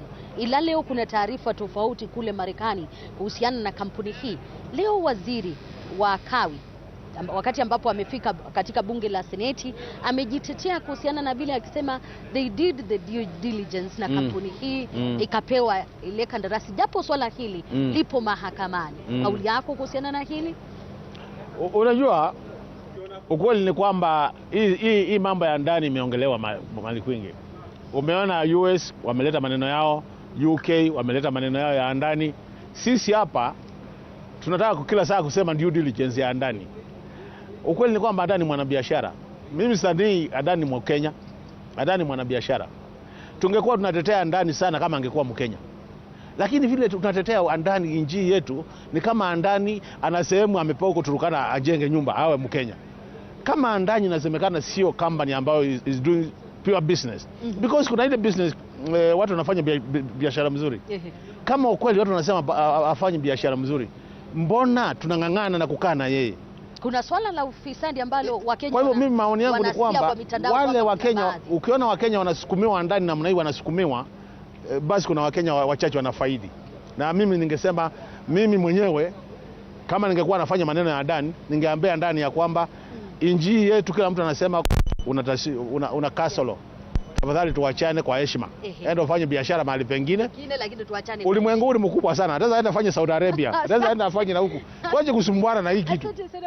Haje kusumbuana na hii kitu. Asante sana. Baada ya hili nitakuwa nikikutafuta kusikia baada ya hotuba ya Rais. Sasa yetu analyze siku nyingine. Asante sana. Lazima nipe siku moja niende analyze speech ya rais. Pia kupata nafasi kuzungumza nasi na kutusikiza. Lakini kwa sasa ninaarifiwa kwamba kipenga hiki kinastahili kuelekea kwake Onsari studioni aendelee kuzungumza na wengine kuhusiana na haya na mengine mengi. Toa hii. Naam, shukrani sana Elizabeth Mutuku akizungumza na mbunge Makali Mulu akizungumzia masuala ambayo yanatarajiwa kusemwa na Rais William Ruto wakati ambapo atakuwa analihutubia taifa mwendo wa saa 8:30. Ni dakika za kuhesabu ama lisali moja hivi na dakika za kuhesabu wakati ambapo rais atakuwa anafika katika majengo ya bunge kutoa taarifa kwa bunge hilo, na vilevile ni taarifa pia ambayo ni muhimu zaidi kwa Wakenya kujua hali halisi iko vipi humu nchini. Na kama ndo mwanzo unajiunga nasi, nimekuwa na wachanganuzi ndani ya studio. Nimekuwa naye Sandra Njoki, mchanganuzi wa kisiasa na vilevile ni mtaalamu wa mawasiliano ya kidijitali, vilevile Kevin Osido ambaye ni mtaalamu wa uongozi na pia mkurugenzi mkuu wa County Governance Watch. Na wadau, niwape kauli nafasi mtoe kauli zenu za mwisho kuhusiana na swala hili. Nikianza nawe Bwana Osido, kauli zako ni zipi kwa sasa na matarajio yako ni yapi? Asante sana ndugu Josh. Kauli langu ni kuwa natumai ya kuwa Mheshimiwa Rais ataweza kutoa hotuba ambayo inaambatana na kauli zile ambazo tumeziona katika pembe zote za nchi. Ndio. Na kumbuka ya kuwa kulikuwa marais wengine wamekuwa na ule mfumo wa intelligence ambapo hata ule speech ama hotuba ambao washatengenezewa wakifika kule wako na ule nafasi wa kuibadilisha ili iweze ikawa in tune and in toe na matarajio ya wananchi. Na ukiwasikiza wengi wa Wakenya wanasema ya kuwa hali ya uchumi haifiki na haikai vema. Kwa hivyo tunatumai ya kuwa Mheshimiwa Rais unatusikiza na unawasikiza wale Wakenya wote, na pengine through intelligence agencies pia ushaelezewa ya kuwa hali sio mali wakati huu. Kwa hivyo hali ya nchi haikai mzuri, na give us hope. We are looking forward to some positive hope. Tafadhali. Ndio, asante sana. Sandra Njoki? Mimi kauli langu la mwisho ni kwamba ningemuomba Rais Ruto siku ya leo aongee na wananchi. Asiwaongeleshe tu, lakini aongee na wananchi. Kuna mambo kadha wa kadha ambao mwananchi anatarajia apewe hope ya kwamba serikali inashughulikia mambo yake ambayo ya muhimu sana ni shibe. Mwananchi anataka kushiba. Na kitu Rais Ruto anatakana kujua ni kwamba kwa saa hii hakuna mtu ama mwananchi anamchukia. Kwa saa hii kila wananchi wako na hasira kwa sababu mifuko haina chochote. So katika speech yake ya leo anatakana aongee na wananchi, waelewe ni jambo gani anatarajia kufanya ambao litanawisha uchumi wao. Akienda kuongea mambo za projects kubwa ambazo hazina direct impact kwa mfuko wa mwananchi, basi ile hasira itazidi kuchemka. Naye atafikiri kwamba ni nchi inamchukia, lakini ni ile kwamba hasikizi wananchi mahitaji yao. Kwa hivyo hii speech ya leo, kama kweli ameandika kama vile wakati wa Uhuru tulikuwa tukisikia, tunajua tu speech ikianza tunajua leo ataanza my fellow Kenyans. Baada ya paragraph ya pili tunajua hapo ataenda tena my fellow Kenyans. Mpaka tukawa tunamuita my fellow Kenyans. Basi tunamwomba Ruto please ajaribu kuandika speech ambayo atakuwa anakumbuka kwamba alikuwa akisikiza wananchi na anajibu mahitaji ya wananchi. Na akituita my friends. Bora anatuita my friends na anatupatia majibu. Na asanteni sana wadau. Asante sana Sandra Njoki, mtaalamu wa masuala ya mawasiliano ya kidijitali na vile vile mchanganuzi wa masuala ya kisiasa, na vile vile shukrani sana Kevin Osido, mtaalamu wa uongozi na vile vile mkurugenzi mkuu wa County Governance Watch. Asanteni sana. Na mtazamaji, ndo shughuli nzima ambayo tunazidi kukupasha kutoka maeneo mbalimbali. Wageni wangu wameyasema yale ambayo ni muhimu zaidi kwako uweze kuelewa na vile vile kuweza kumakinika kuhusiana na masuala haya. Ni kutoe hapa studioni, ni kupeleka mashinani, kupeleke kaunti ya Homa Bay. Wakazi wana hisia zao kuhusiana na hotuba ya rais ambayo inatarajiwa mwendo wa saa 8:30. Hebu tuwasikize. Matarajio yangu kama kiongozi, nataka rais aangazie sana ama angalie sana hali ya afya. Hii mambo ya shift na SHA inatupatia shida sana katika hospitali zetu. Wananchi wakienda wana kilio sana, kilio kiko nyingi sana. Sasa ningependa aangazie sana na angalie kwa undani sana hali ya afya ya binadamu. Tena kabisa ningependa niseme ya kuwa hii mambo ya affordable housing ni mambo nzuri sana, lakini mwananchi hawezi akaishi katika nyumba kama ana afya nzuri, ana njaa, haiwezekani. Kwanza kabisa ningependa ni muombe rais wetu wa Kenya, Daktari William Samoei Ruto, angalia hii mambo ya uchumi. Uchumi iko juu sana, watu wanalia sana. Na wakati ulipoapishwa afisini, ulisema ya kuwa utaangalia sana afya ya mwananchi. Kilio nyingi sana eti ahadi zako, unatoa ahadi nzuri sana, lakini kuzitimiza unakuwa na shida sana kutimiza ahadi zako. Mambo ya affordable housing, hebu acha kidogo kwanza uangalie afya ya wananchi. Hakuna madawa kwa hospitali katika majimbo zote nchi Kenya, tuko na 47 counties. Wanalilia sana idara ya afya. Angalia watu wakienda hospitali wanakosa pesa ya kulipa ili wapate matibabu. Hasa kuna ugonjwa wa saratani ni nyingi sana katika nchi yetu ya Kenya. Mbona leo kama rais utowe matibabu ya saratani kwa kuwa inalipwa, iwe free? wale ambao wana ugonjwa wa saratani wapate matibabu bure, wasilipe chochote. Kina mama, sisi kama kina mama wa Homa Bay, chenye tunataka iwe mbele kabisa ni mambo ya afya. Hospitali tuangalie hii mambo ya SHA ya ikue mazuri kabisa kwanza, ndio tuone tutaenda kuishi wapi, kwa sababu si eti tunakosa pali pa kuishi. Wale ambao watakuja kuishi kwa hiyo affordable housing, hata si kina mama wenye wako mashinani, tunataka tuyatimize. Kina mama wenye wako mashinani ni nini itaweza kuwasaidia. Na mtazamaji, tunaendelea kupata hisia kutoka maeneo mbalimbali. Tumepata ya Homa Bay, tuelekee kaunti ya Vihiga tusikilize wakazi wanasemaje kuhusiana na hotuba ambayo inasubiriwa kwa hamu na hamu kutoka kwa Rais William Ruto atakapokuwa akilihutubia bunge mwendo wa saa 8:30 hivi sasa. Tusikilize wakazi wanasemaje kutoka Vihiga. Kuhusu speech ya Mheshimiwa Ruto, ningependa aongee kuhusu corruption imetia mizizi katika nchi yetu na imerudisha kila kitu nyuma, maendeleo na tunafinywa. Pili ningependa akusie maneno ya saini kuhusu afya, SHA ama SHIF. Hiyo maneno ya SHA inasumbua wagonjwa. Ukienda hospitali wanasema ati ulipe cash, ili hali tunalipa na SHA. Wakati aliimpeach Gachagua na akaleta vyama vingine katika serikali kama ya ODM, sisi wananchi tulifurahia ya kwamba hii vyama vinaenda kutengeneza nchi yetu ya Kenya. Lakini vile waliingia kwa nyumba ndani tena wakafuata tu sharia ya mheshimiwa. Kwa hivyo mheshimiwa akienda bunge lazima achunguze maneno ya wananchi. Wananchi wanalia sana, mapato iko chini sana. About our brothers and sisters who are in the university, these people are really suffering in the name of bans. At least the president should come up with a better solution on how he can realize somebody who is in the village, that student of the poor parent who can't afford to raise the fee. The issue of bans, I think that's something that the president should just address and come up with a solution that will help the people of Kenya.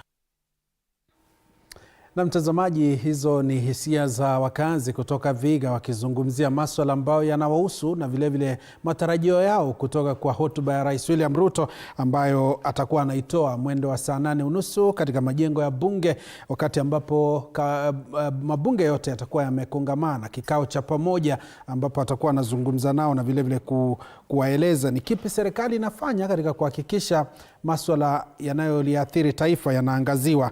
Vile vile mtazamaji, mengi yamefanyika katika taifa hili hivi karibuni. Tumeona maaskofu wa kanisa Katoliki wakikashifu uongozi wa serikali ya Kenya Kwanza, kikubwa likiwa lile swala la bima ya afya, mpito wa NHIF kuingia SHA. Kumekuwa na tashwishi na vile vile kulikuwepo na madeni kuhusiana na bima ya kitambo ambayo ni NHIF, wakitaka hospitali za kimishonari ambazo zinasimamiwa na kanisa Katoliki kupata madeni yake. Na vile vile tumeweza kuona masuala kuhusiana na elimu, ule mfumo wa ufadhili wa elimu ya juu pia umeweza kuzua tumbo joto, masuala hayo yakiwa ndo masuala ambayo yameweza kuathiri wengi na wakaweza kuyazungumzia kwa kina. Ili tuendelee kupata hisia za wakazi kutoka maeneo mbalimbali na kupeleka kaunti ya Kisumu, mwandishi wetu Laban Shikokoti yupo tayari, anazungumza na wakazi. Laban, usukani kwako. Naam, bila shaka nipo katika vilima Veriat, hasa katika soko ambako watu hukusanyika kufanya biashara yao. Leo rais akitarajia kuhutubia taifa, wakazi wana matarajio tofauti, wanahisi kwamba kuna mambo ambayo anafaa kuangazia. Labda tuanze tu kwa jina lako, unaitwa nani? Mimi naitwa Rosa Chien, natoka Riat hapa.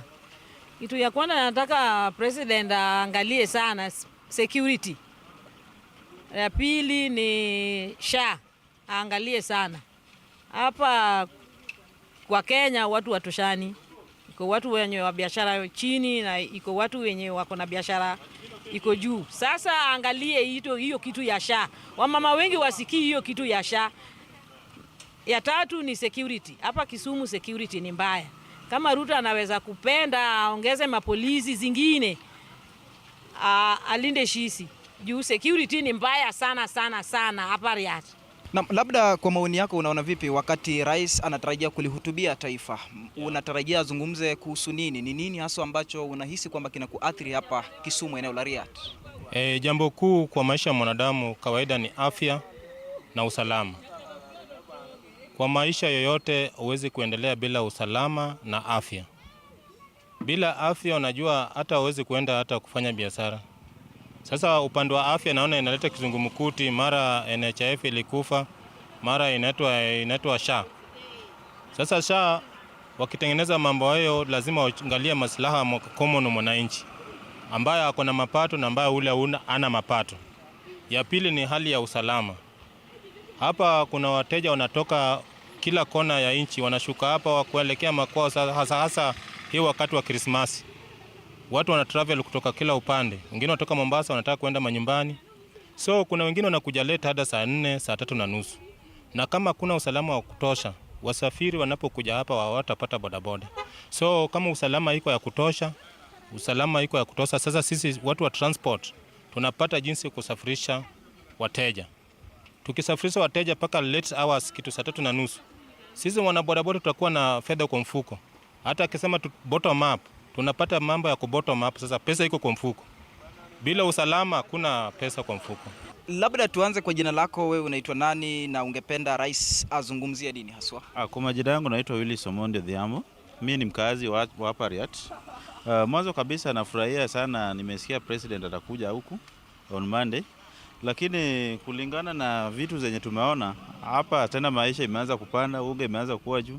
Hatujui kwa nini inafanyika hivyo, manake president alituahidi vitu zitashuka chini, lakini kwa sasa venye tunaona vitu tena zimeanza kupanda juu. Kwa hivyo president hata akikuja kwetu huku ni mzuri aongelee hii mambo ya unga, manake bila unga maisha hizi kuwa mzuri. Tuanze tu. Unaitwa nani? Kwa majina naitwa Tobias Ouma Depo.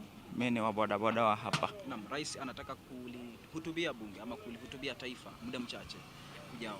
Ungependa zungumzia nini? Mimi napenda kusema, niombe kuomba serikali. Tunaumia, mambo ya SHA imekataa, haifanyi kazi hospitalini, unga bei iko juu, wananchi wanaumia, wezi imeongezeka, mafuta iko juu. Irudishwe hizo vitu nyuma, watu wakwe na nafuu. Wakenya wanaumia, wanasikia vibaya. Hiyo ndio ombi langu kwa serikali. Na mtazamaji, bila shaka kama vile umesikia hapo, ni wakazi wakiwa wanazungumza, wana matarajio mengi.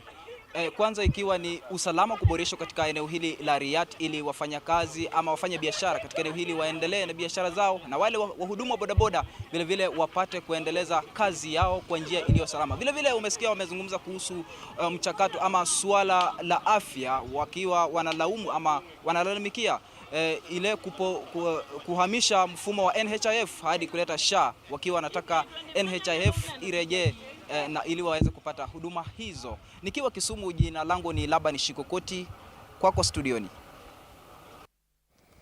Nama shukran sana Laban Shikokoti, ukitujia mubashara kutoka jijini Kisumu, ukitueleza hisia za wakazi kuhusiana na matarajio yao wakati ambapo Rais William Ruto atakuwa analihutubia bunge kuhusiana na masuala mbalimbali ambayo yanaendelea humu nchini.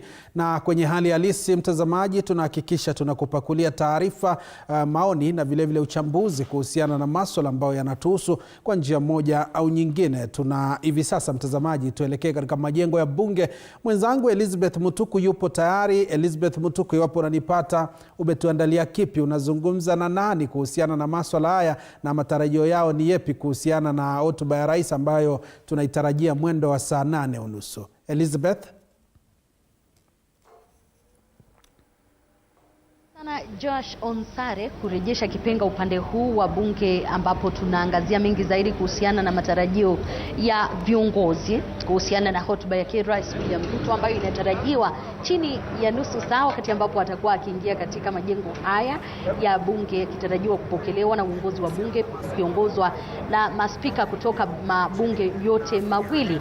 Lakini kumbuka haya yanajiri, ama hotuba hii inajiri wakati ambapo yapo mambo mbalimbali ambayo yameibua wasiwasi kwa wananchi, yameibua cheche, ukiwemo swala la masuala kuhusiana na mauaji ya wanawake.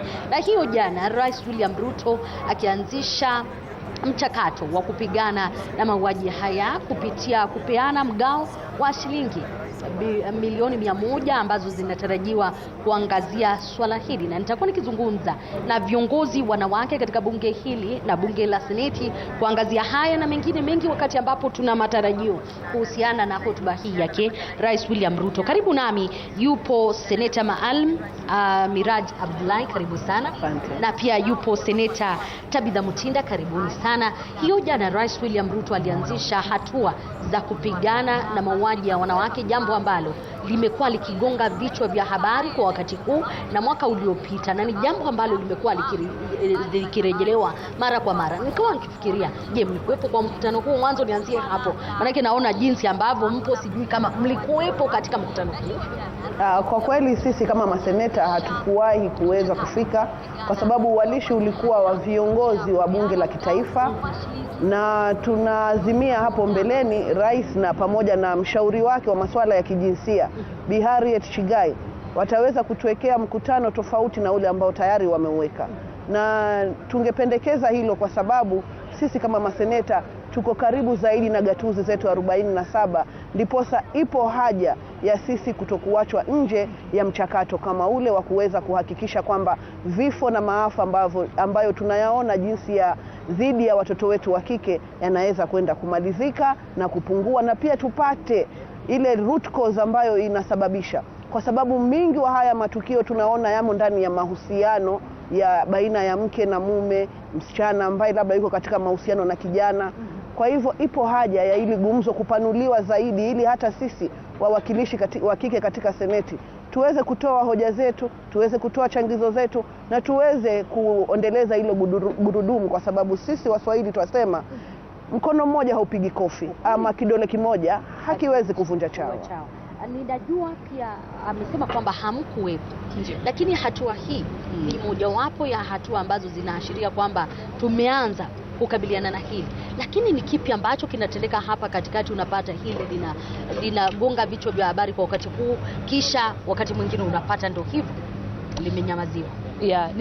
Nianze na niseme ya kwanza, namshukuru sana Rais Mheshimiwa wetu Ruto kwa kuchukua fursa na kuleta viongozi na kuzungumzia janga lile la femicide lililokuwa linajirudia sana katika nchi yetu. Tunamshukuru sana kama viongozi, lakini tunasema ya kwamba, na nikubaliana dada yangu Senator Miraji, ya kwamba ni vyema kuleta viongozi wote kwa upamoja, kwa sababu sisi kama bunge la Seneti tuko na ile majukumu ya oversight ya pale county, na nashukuru sana President alisema ya kwamba zile desk za gender desk ziweze pia kuweka katika mahospitali zetu, na sisi kama maseneta pia tunasema katika maofisi za county level ziweze kuwekwa pia zile madawati, ili wanaodhulumiwa, ili wanaopitia mambo kama haya waweze kupata nafasi mwafaka ya haraka ya kuweza kuripoti zile cases pale, na pia ziweze kuenda katika ile sub county na ile ward levels, mahali ambapo members of the county assembly wako na maofisi zao, kuwe na ile space ndio tuweze kukabiliana na hili janga kwa undani zaidi. Nashukuru zile fedha ameweza kuweka pale kando, lakini ziweze kuweka zile systems ambazo zitaweza kukabiliana na zitumike kwa njia zinazofaa, na hapo ndio sasa sisi kama maseneta tuaje pia na tuweza oversight katika ile county level. So ni vizuri viongozi waweze kuleta viongozi wote. Women rep pia hawakuweza kukuja wote kwa pamoja, ni vyema viongozi wote wanaletwa kwa pamoja. kutatua hili janga sisi wote kama viongozi. Ninajua bali na mauaji ya wanawake, Rais William Ruto na serikali yake wamekabiliwa na swala ambalo Wakenya hawakutarajia. Manake pia wakati wa kampeni yake Rais William Ruto, na ambayo naamini pia mlihusika pakubwa, ilikuwa kwamba hakutakuwa na abductions, hakutakuwa na mauaji mara tena. Hili ni jambo ambalo Wakenya wanataka kusikia zaidi, ni jambo ambalo mnadhani kwamba it's right time kwa rais kuliangazia? Na kushukuru Liz kwa hilo swali, na nipende kutoa mawazo ambayo sijasikia mtu mwingine akiyazungumza, kwamba wakati wowote anapopotea raia wa Kenya, wakati wowote kunapotokea tukio la mtu kuwa amechukuliwa pasi na kutaka kwake, ni rahisi sana kwa mwanadamu kunyosha kidole cha lawama. Lakini tunaendeleza kuwapa nguvu wale ambao wanayafanya haya matukio, kwa sababu tuna wepesi na haraka wa kunyosha kidole kwa serikali. Na mimi sitaki kukataa 100% ya kwamba labda serikali haihusiki, lakini ningependelea sisi kama jamii tufike wakati ya kwamba tunaweza kupeana zile taasisi husika muda muafaka wa kuweza kufanya uchunguzi, ili kuweza kuwaleta katika vitabu wale ambao wamekuwa wakihusika kuwachukua ndugu zetu na kuwafanyia mabaya wanaoyafanyia. Na nitatoa mfano ambao ni wa karibuni zaidi wa wale wanawake wawili waliuliwa pale Isili, ndugu zetu wa Kiislamu. Tuliona jamii yote ya Wasomali, jamii ya Waislamu wakisema kwamba wamekuwa targeted na walitaka sana kumjua, lakini katika matamshi na matukio yale yalikuwa yanaendelea ni kana kwamba ilikuwa ni jamii imepangiwa, ni dini imepangiwa, ni serikali inawafanyia. Lakini angalia yule mshtakiwa, mtuhumiwa, alipoanza kufuatiliwa vizuri na asasi za kisiasa za serikali, tuliweza kuona ni mtu wa jamii yetu, ni mtu Muislamu, ni kijana Msomali tu wa kabila yao. Bali na mauaji ya jamii, tutakubaliana kwamba kulingana na shirika la haki humu nchini na duniani, nasema kwamba zaidi ya watu 60 hawajulikani walipo siku hii ya leo, na hiyo ni takwimu yao, kumaanisha kwamba kufikia sasa bado huenda ni wengi zaidi hayo. Liz na dadangu Senator Tabitha, nikiwauliza, je, serikali ina umuhimu gani wa kuchukua raia wake na kumficha ama wa kumfanyia mabaya? Ndio tunajua zipo kesi baadhi ambazo zilijitokeza ya kwamba ni serikali walikuwa wamewachukua wale watu na pia waliregeshwa. Sisi Pwani tumekuwa tukiathirika kwa miaka zaidi ya 10. Watoto wetu wamekuwa wakipotea na hatujui walikuwa na mpaka leo kuna mtoto anaitwa Abdifara, hatumjui ameenda wapi. Mimi natoka katika jamii ambayo tulikuwa targeted na masuala ya terrorism. Kwa hivyo najua kwa nini nikisema tusiwe wepesi wa kunyosha vidole vya lawama kwa serikali. Ndugu zetu wingi walipatikana wako Somalia, wamekuwa recruited kama terrorist, na baadhi yao ambao hawako huko mpaka leo hatujui wako wapi. Kwa hivyo naomba kwa unyenyekevu tusiwe wepesi wa kunyosha vidole vya lawama kwa serikali. Ndio kuna asasi za kiserikali ambazo zimepewa mamlaka hayo, zimepewa fedha kedekede ambazo hata hazielezwi zinatumika vipi. Ni kwa sababu ya kuangalia mienendo ya wananchi na kuwalinda wao wananchi na rasilimali zao. Wajua, nitauliza pia Seneta, jukumu la kumlinda mwananchi bali na mwananchi kujilinda huwa ni jukumu la serikali pakubwa, na kutoa usalama kwa wananchi wake ni jukumu la serikali. Na wakati ambapo Wakenya wanasikia Wakenya wenzao zaidi ya 60 wamepotea, wajulikani walipo, na namna ambavyo video, manake tunaishi wakati ambapo kuna mitandao, kuna kamera, Wakenya wengi wanaonekana hata kama ni kukamatwa, njia ambayo wanakamatwa. Na hili ni jambo ambalo Rais William Ruto kwa ahadi yake alisema kwamba hili halitatendeka tena. The communication also kutoka kwa idara ambazo ni husika inakuwa finyu zaidi katika masuala kama haya. Ni jambo ambalo rais siku hii ya leo anastahili kuliweka paruanja. Nianze na niseme ya kwamba mambo ile yamekuwa pale ya mambo ya abduction ni jambo ambalo sisi kama viongozi wengi hatukubaliani nalo, kwa sababu serikali inafaa kupeana ile security kwa wananchi wake. Ni jambo sisi tunategemea kama viongozi, pia rais ataweza kulizungumzia vile tulizungumzia hilo jambo wakati tulikuwa tunafanya siasa na wakati tulifanya kampeni zetu, na tukahakikishia wananchi ya kwamba haya mambo yatafanyika. Na nasema hivyo kama kiongozi kwa sababu leo yaweza kufanyikia pia wewe mwenyewe mambo ya abduction, na ndio tunasema ya kwamba hii sio njia ambayo inayofaa, kwa sababu sheria ipo na sheria ya Kenya inasema vizuri sana kwa kizungu ya kwamba you are innocent until proven guilty.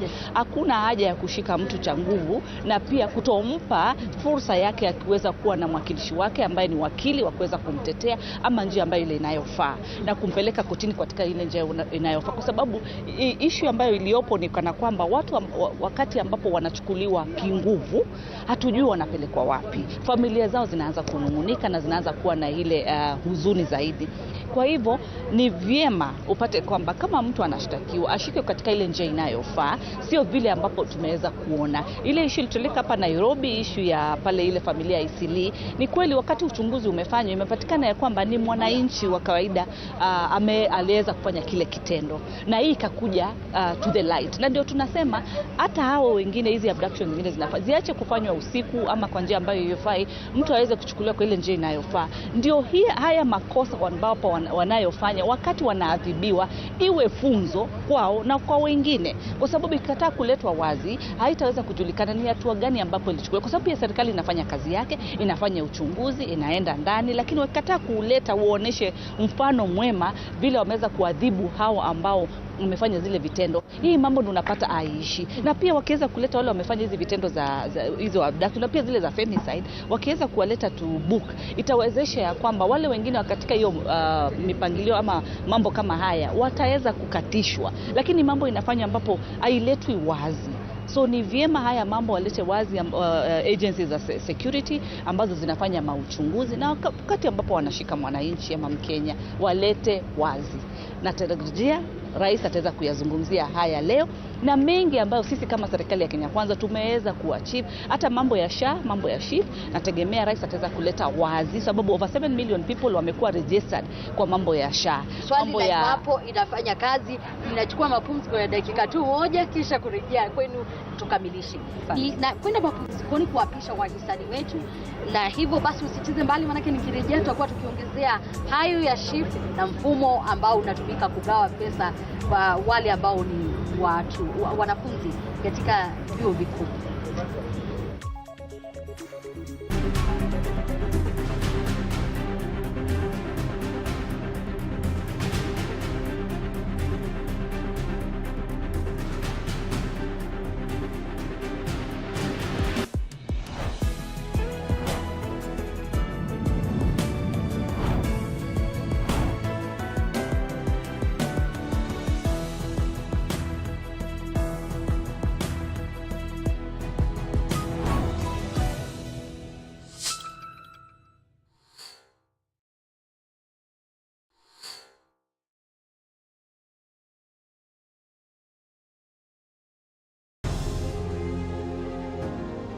Vile unavyojua watoto wengi sana hawana namna. Mimi ningependelea watoto wasome. I'm here to stress on education. At the same time, let us actually do any kind of sport that we are doing. Sport speaks the best language to everybody. Tunataka tutafute talents, zile raw talents kutoka kule nyumbani mashinani mahali tuko leo. Hizi mbio za Chepsaita, like all other sports, zinaleta watu pamoja. We want to use this event to uplift the lives of the community. Nafurahia hii mchezo sana. Hata sikaange naambianga watu tuende Chepsaita. Wanafunzi wakimbie ili wakuze talanta ya mbio ama kuhimiza tena elimu. This is the place to be. Hapa ndipo mahali wanastahili kuwa tarehe 7. Wale watoto walikimbia last year, wamekimbia mpaka wamefuka mipaka zetu za Kenya.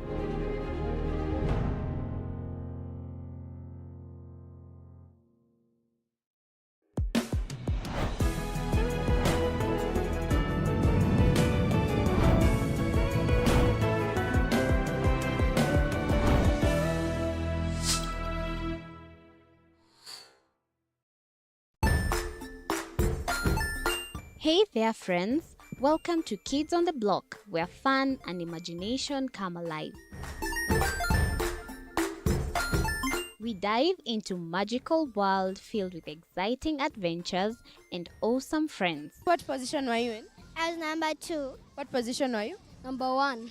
He decided to cross the bridge by his house and look for food on the other side.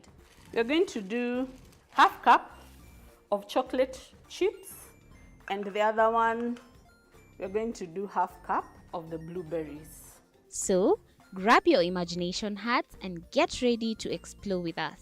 Join us every Saturday at 9 a.m. for new friends, amazing stories, and tons of laughter.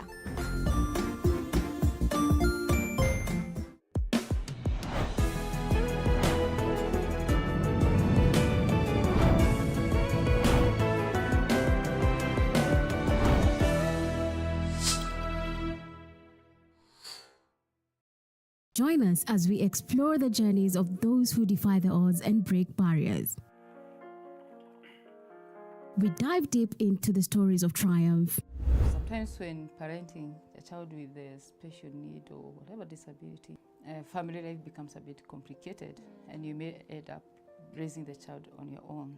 Here, we inspire. I have a farm which one we showcase with other dyslexic youths and autism, how to farm. Motivate. It's never easy, but what we do, the best thing is to work with another parent who has an elder child than yours. And break through the barriers one story at a time. Push your boundaries beyond the limit. Saturdays at 8 p.m.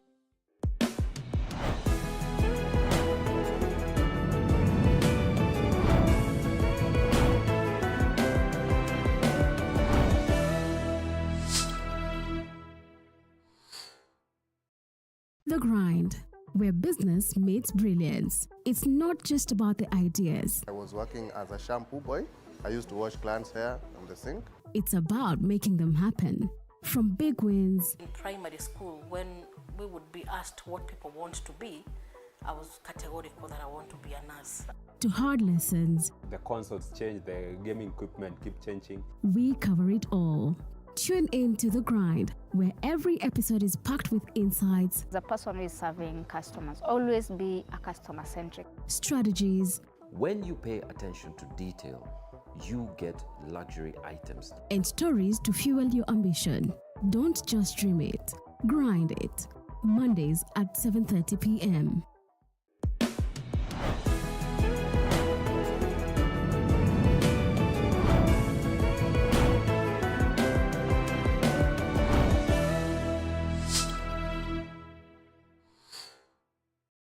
Jiunge nasi tunapoangazia safari za viongozi bora.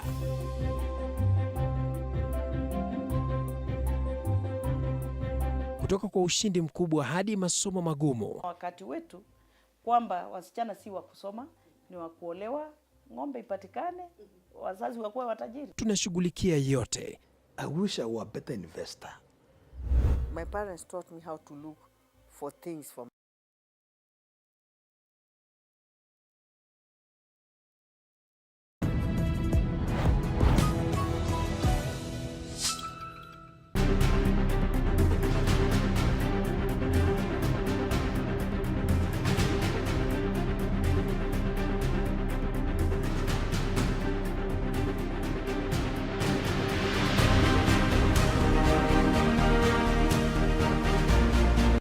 Bila shaka ndio hivyo, tumerejea kutoka upande huu wa majengo ya bunge ambapo tunaendeleza mjadala kuhusiana na yale ambayo ni matarajio ya Wakenya na viongozi kuhusiana na hotuba yake Rais William Ruto, likiwa limesalia tu dakika kidogo, kisha baadaye atakuwa akiingia katika majengo haya, kisha baadaye mwendo saa 8:30 ndio tutakuwa tukianza kusikia hotuba yake moja kwa moja kupitia bunge la kitaifa, ambapo wabunge wote, maseneta na wabunge wote kwa pamoja watakuwa wameketi pale. Nikikwenda mapumzikoni nilikuwa nimekueleza kwamba ninaye maseneta maalum, Seneta Abdullahi Miraj na vile vile Seneta Tabitha Mutinda, wote kwa pamoja. Kuna jambo ambalo pia ningependa tuliangazie maseneta kuhusiana na mfumo wenyewe ambao Wakenya sitasema kwamba hawajafurahia, lakini kufikia sasa kuna maswali mengi kuhusiana na mfumo wa mabima ya afya ya SHIF na jinsi ambavyo tuliondoka kutoka kwa NHIF kuingia SHIF.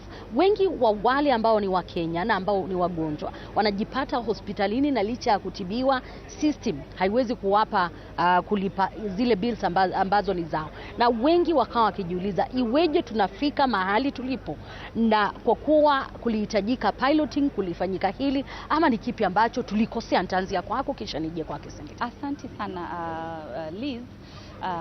Jambo la SHA ni kweli ni jambo limekuwa na changamoto hapa na pale, kama viongozi hatukatai, na changamoto huwa saa zingine katika institutions wakati ambapo kitu kigeni chaja. Ukiangalia sasa hivi ripoti ambayo tunayo ni kwamba watu milioni 7 kufikia sasa wameweza kufanya ile registration ya ile SHA, na tumeweza kuinvolve CHPs ambao wanazidi kufanya enhanced registration ya members ya SHA. tumeona changamoto zimekuwa pale wanafika pale katika hospitali na kunakuwa na zile shida, na tuliona Ministry ya Health imechukua hatua ikaweza kumweka yule ambaye amekuwa acting CEO kando, ndio kwa sababu wakati ambapo ule ambaye amesimamia kile kitengo panakuwa na shida katika kile kitengo chake, hatua lazima zichukuliwe, kwa sababu unapata ambapo mambo hapapo hayasongi.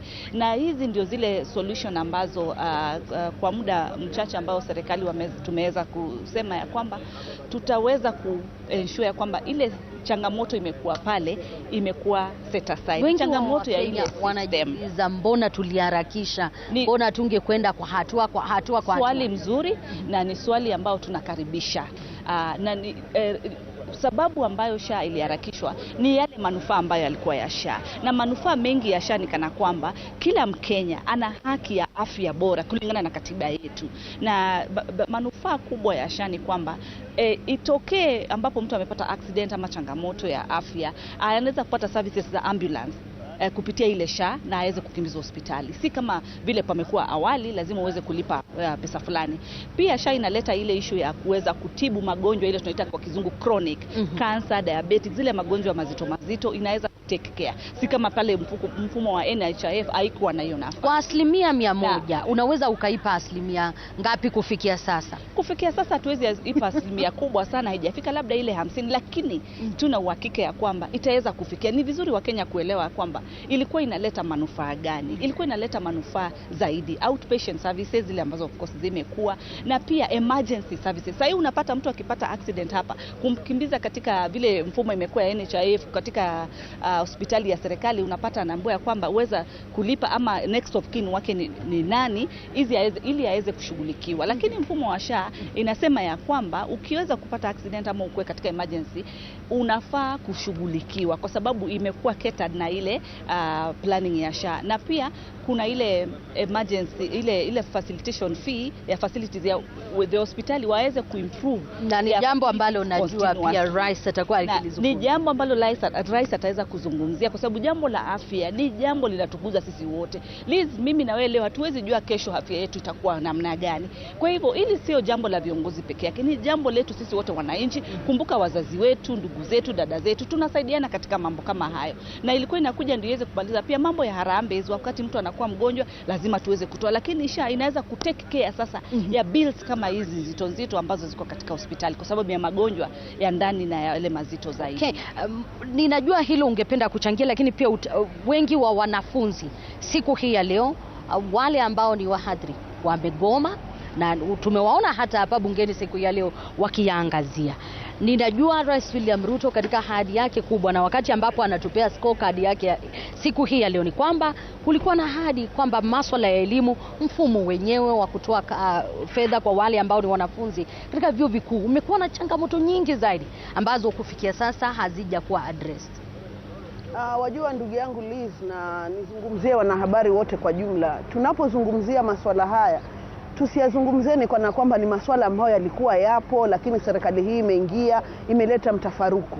Sisi tunaboresha zile hali ambazo zilikuwa, na ningependa Wakenya tu waelewe ya kwamba ni Rais William Samoei Ruto alipokuwa waziri aliweza kupendekeza masuala ya HELB, na yeye ndo alikuwa na ile fikra na ile ruwaza, yani vipi angependa watoto wa vyuo vyetu wa university vile wanapopokea zile fedha. Na kwa lugha tu nyepesi ni kusema kwamba hivi sasa elimu Kenya ni bure kuanzia shule ya chekechea hadi vyuo vikuu.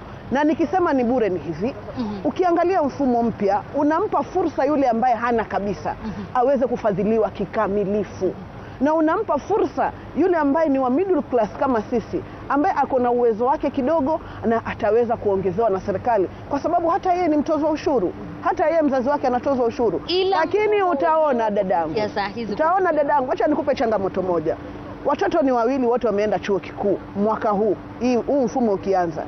Mmoja kwenye yale maswali aliandika babake ni CEO. Na huu ni mfano nakupa, ni mfano haya, hata ukitaka nitoe ithibati nitatoa. Na huyu mwingine akaandika ile hali ya nyumba yao ilivyo, hali ya maisha yao yalivyo. Sasa huyu mmoja akapata ufadhili kikamilifu na huyu mwingine akapewa pesa chache. Je, ni makosa ya serikali? Lakini huyu mtoto alipeana takwimu ambazo sizo. Huo ni mfano wa kwanza. Mfano wa pili tutakuja kwa SHA. Kumekuwa na magwaride mingi yakipigwa ya kwamba linda mama imeondolewa, linda mama imeboreshwa katika SHIF na SHA. Utaona kwamba kile kima ambacho kilikuwa kinapeana katika linda mama ya NHIF, pesa zimeongezwa. Hata yule ambaye anaenda kufanyia operation, pesa yake imeongezwa. Na hivi sasa ili kuwasaidia Wakenya, tumeweza kuweka desks katika hizi hospitali ili mtu anapokwenda pale anapopatwa na changamoto anaweza kusaidika mara hiyo. Tatu, katika masuala ya SHI na SHA dadangu, sisi waheshimiwa na hata jamii kwa jumla tumekuwa tukienda harambee ngapi kwa sababu wenzetu wanataka kwenda dialysis ya kansa. Wangapi tumekuwa tukifanya michango, mtu ana utundu ya moyo hawezi kuweza kujilipia hizo fedha. Hivi sasa kuna stories nyingi ambazo mimi sioni zikiangaziwa na vyombo vya habari. Jinsi gani mtu alienda na akapata slot na akafanyiwa hapa Kenya. Ila kwa ufanisi wake ni kidogo. Na tatizo kubwa, Liz, tatizo kubwa ambalo ilikuwa unafaa kuanza katika hospitali ya kijiji upande ndio uende katika ile hospitali ya sub county. Lakini hata sasa tumeondosha. Unaweza kuenda kwa hospitali ya sub county direct na uhudumiwe. Muhimu uwe umejisajili kama mwanachama wa SHIF na SHA. Umesema wajisajili. Yeah. Ninajua nyinyi ni watetezi wa serikali na sina shida yoyote na nyinyi kuitetea serikali. Ila tuitetee tukikubali kwamba changamoto zipo na ukweli ni kwamba hiyo haitakuwa kauli ya sawa kusema kwamba sisi tunatetea. Sisi tunaeleza. Mpo ndani ya serikali ukweli sote mbaya. Liz, sote tunakubaliana. Ya kwamba kumekuwa na matatizo. Yapo. Matatizo yamekuwa. Kwa sababu ni mifumo mipya ambayo tumeileta na tuna miaka miwili katika ndani ya broad based government. Hapana. Na mambo yapo, sisi tunapeana takwimu za usawa. Sisi tunazungumza yale mambo yalivyo. Napenda jinsi ambavyo mpo tayari kunikabili na mimi nipo tayari kuzungumza na Sema ukweli.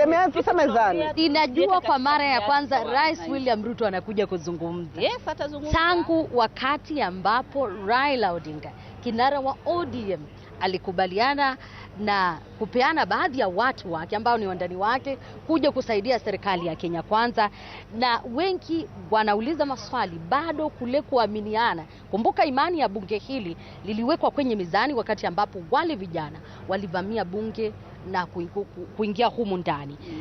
Bado imani ya Wakenya kwa serikali hii unaweza kusema bado ipo? Mimi Liz, kabla ya kumshukuru Raila na wanachama wa ODM ama Azimio, ningependa kumshukuru Mwenyezi Mungu kwa kuweza kuishikilia taifa la Kenya kupitia zile dhoruba, mawimbi na misukosuko ambayo ili taifa limeona. Liz, tulikuwa katika hili jumba wakati Gen Z walivamia. Na utakubaliana na mimi, wale Gen Z waliokuwa wameingia ndani ya bunge si watoto ambao walikuwa wanataka uadilifu kutoka kwa serikali yao. Tulikimbia mguuni ponye hadi lile jengo la pili, na hata vile tulitoka hapa ni Mwenyezi Mungu peke yake anajua. Na nikisema nampongeza Raila, mimi maishani mwangu sijawahi tena muunga mkono Raila. Mimi nimekuwa muhasimu wa kisiasa wa Raila. Lakini nimeelewa ya kwamba katika historia tunavyoelezwa, hatuelezwi umuhimu wa Raila kupeana mkono na serikali ambayo iko kwenye hiyo nchi. Raila ameweza kuinasua nchi ambayo ilikuwa inaenda kuangamia katika jongomeo. Kenya ingechomeka leo hatungekuwa tumekaa hapa. Kwa hivyo Raila ni kiongozi ambaye ameonyesha ushupavu wa kidemokrasia na ameonyesha ya kwamba ameweka taifa letu mbele. Na mimi namshukuru sana William Samoei Ruto. Umesema ulikimbia viatu ukaacha. Tuliacha viatu.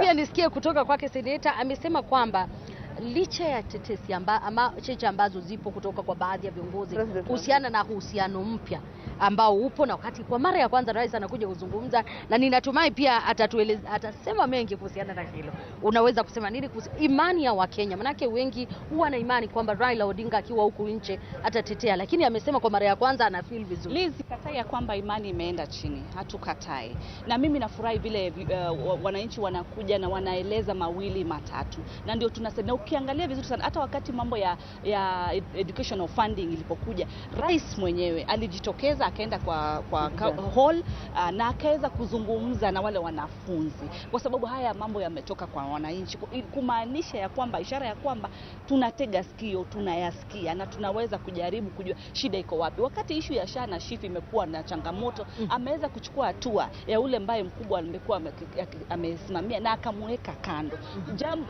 Ishara ya kwamba tunasikiza na pia anazidi kuweka kipaumbele kuensure ya kwamba yale mambo yameshughulikiwa. Namshukuru pia Bwana Raila na wakuruhusu wa ODM ambao tumekuja kwa pamoja na tukaweza kushirikiana tusongeshe Kenya mbele, sababu hii ni nchi yetu na hii ndio nchi yetu tuipendayo. Lazima sisi wote tuweke siasa kando na tuzidi kushughulikia mambo ambayo zimeletwa na wananchi na zile concerns ambazo wananchi wameleta. Asante. Ninajua pia kumekuwa na shida na maaskofu wa dini ya Katoliki kuhusiana na uhusiano wenyewe, manake walikosoa serikali kisha baadaye wamerejesha sadaka. Dini na serikali umekuwa na mushkili, lakini wakati wa kutafuta kura ilikuwa tofauti. Wakati huu uhusiano huu ni wakati bayana wa rais kutafuta namna ya kutembea na rais na taifa na serikali ya Kenya kwanza. Sisi kama viongozi tunaheshimu kanisa sana, tena sana. Tunaheshimu viongozi wa makanisa na tutazidi kuheshimu. Mimi nikizungumza kama Mkatoliki, na tunaheshimu na naheshimu sana kanisa langu takatifu Katoliki. Tuseme ya kwamba kumekuwa na hiyo msuko ambao umekuwa pale, na sisi kama viongozi sio jambo ambalo tunafurahia tukiona msuko ambapo upo. Tunatumai ya kwamba kama viongozi wote wa kanisa na wa nchi kutaweza kuwa na uwiano na mambo kama haya yaweze kushughulikiwa na yaishi. Alright. Kauli yako kuhusiana na dini kabla sijaondoka? Mimi sio Mkristo, lakini ni muumini, naamini Mwenyezi Mungu yuko na tunawaheshimu sana wale ambao wako katika uongozi wa dini. Lakini mimi kama Miraji naomba, ikiwa mtaamua kwamba mtaingilia masuala ya uongozi, basi msiongelee masuala baadhi. Mujitokeze kikamilifu ili muweze sio kushirikiana na serikali, bali kutembea safari moja ya kuhakikisha kwamba taifa la Kenya linastawi, linaendelea vizuri na sio kulumbana. Na mimi nataka kusema sadaka zinazoletwa katika nyumba za uaminifu za kuomba sio sadaka za viongozi, ni sadaka kwa ajili ya imani zetu. Na tunaomba ikiwa kuna tofauti baina ya kanisa na rais wetu ama kanisa na serikali yetu, tunawaomba wao kama viongozi wasichome nchi yetu, waweze kukaa na wawasiliane kwa njia za nidhamu, kama vile ambavyo tunapata invite za kwenda kujenga makanisa na misikiti. Basi hata kama zile sadaka hawataki kuzikubali, wasizifanyie siasa, kwa sababu kuna wananchi na watoto wadogo ambao wanaangalia mienendo yetu. Asanteni sana kupata nafasi kuzungumza nami siku hii ya leo. Najua mnakimbia kupata kiti humu ndani. Asante sana mpenzi mtazamaji, siku zote kuamua kutegea runinga hii ya TV47. Naondoka kwa sasa, lakini najua studioni hapo mengi, na pia kutoka upande huu tutakuwa tukikujuza mengi ambayo yanaendelea.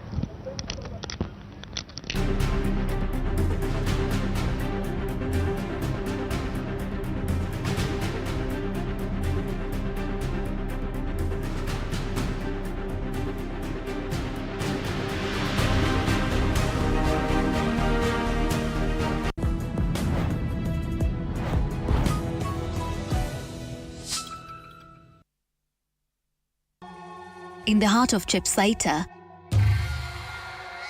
lies a story.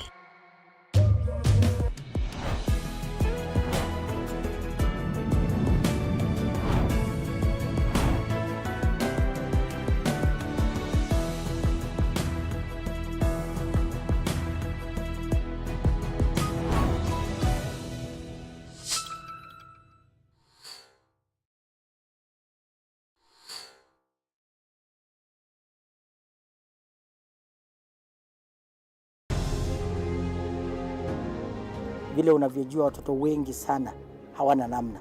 Mimi ningependelea watoto wasome. I'm here to stress on education. At the same time, let us actually do any kind of sport that we are doing. Sport speaks the best language to everybody. Tunataka tutafute talents.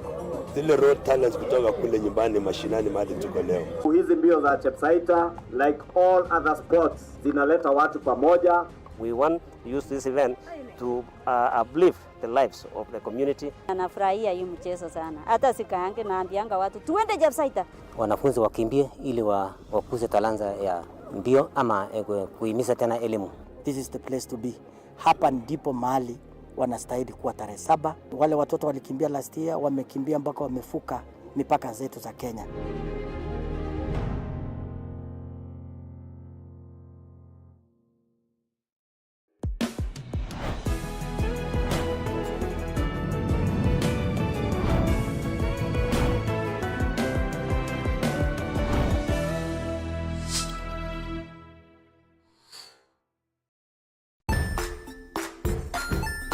Hey there friends, welcome to Kids on the Block, where fun and imagination come alive. We dive into magical world filled with exciting adventures and awesome friends. What position were you in? I was number 2. What position were you? Number 1. He decided to cross the bridge by his house and look for food on the other side. We're going to do half cup of chocolate chips, and the other one, we're going to do half cup of the blueberries. So, grab your imagination hats and get ready to explore with us. Join us every Saturday at 9 a.m. for new friends, amazing stories, and tons of laughter.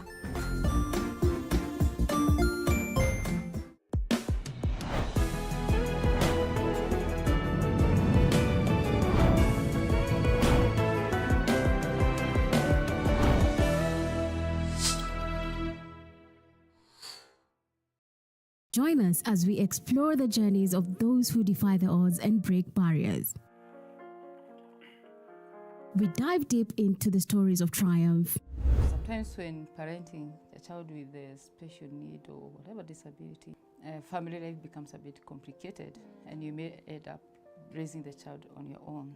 Here, we inspire. I have a farm which one we showcase with other dyslexic youths and autism, how to farm. Motivate. It's never easy, but what we do, the best thing is to work with another parent who has an elder child than yours. And break through the barriers one story at a time. Push your boundaries beyond the limit. Saturdays at 8 p.m.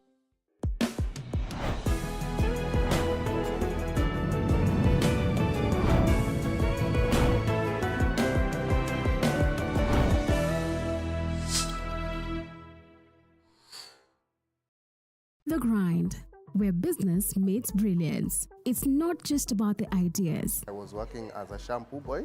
I used to wash clients' hair on the sink. It's about making them happen. From big wins. In primary school, when we would be asked what people want to be, I was categorical that I want to be a nurse. To hard lessons. The consoles change, the gaming equipment keep changing. We cover it all. Tune in to The Grind, where every episode is packed with insights. The person who is serving customers, always be a customer-centric. Strategies. When you pay attention to detail, you get luxury items. And stories to fuel your ambition. Don't just dream it.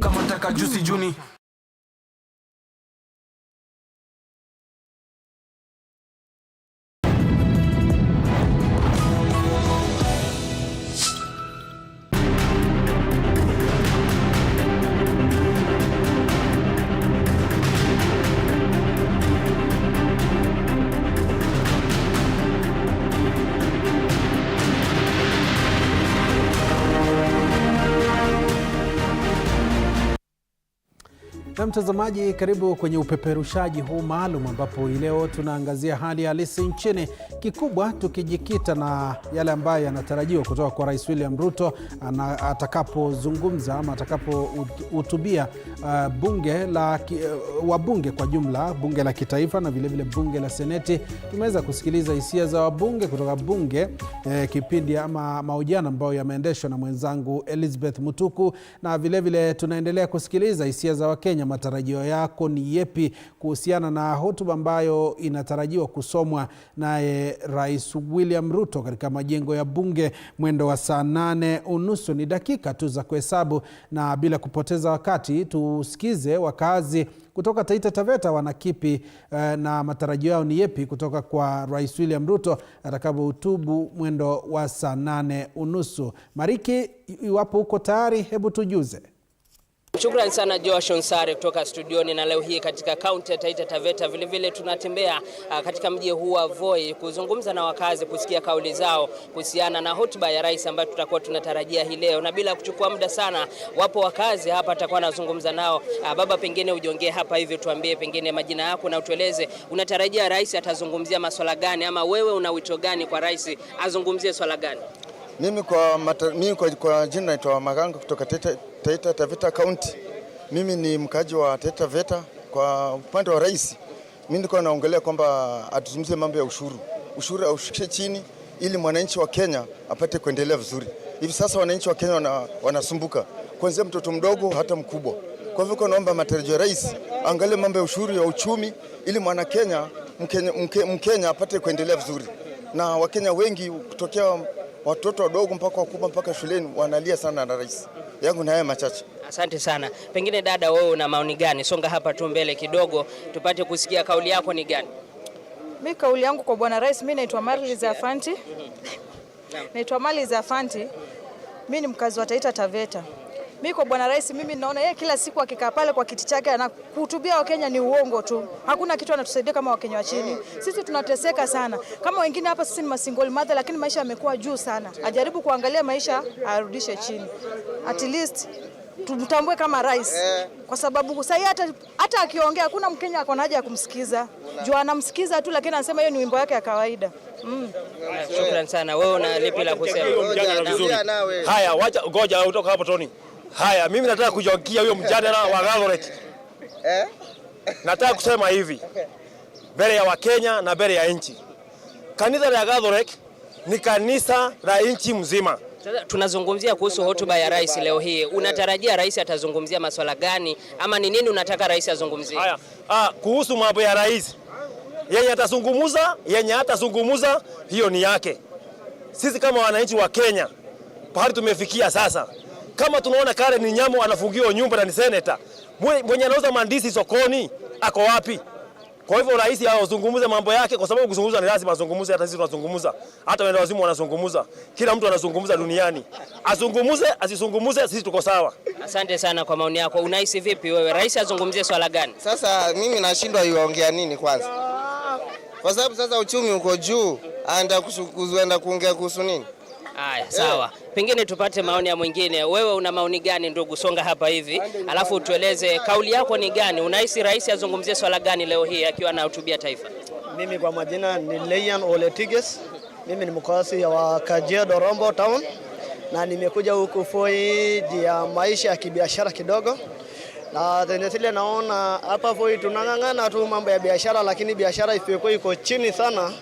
Na tunaomba rais wetu ainue kibiashara, tuangalie kama uchumi itarudi kidogo ili tusaidie na sisi wanabiashara ndogo wa chini ili tusaidike. Asante.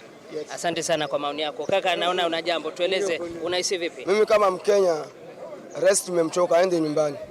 Okay, tuzungumze, tupate mmoja hapa. Unasema aje ndugu, unazungumzaje?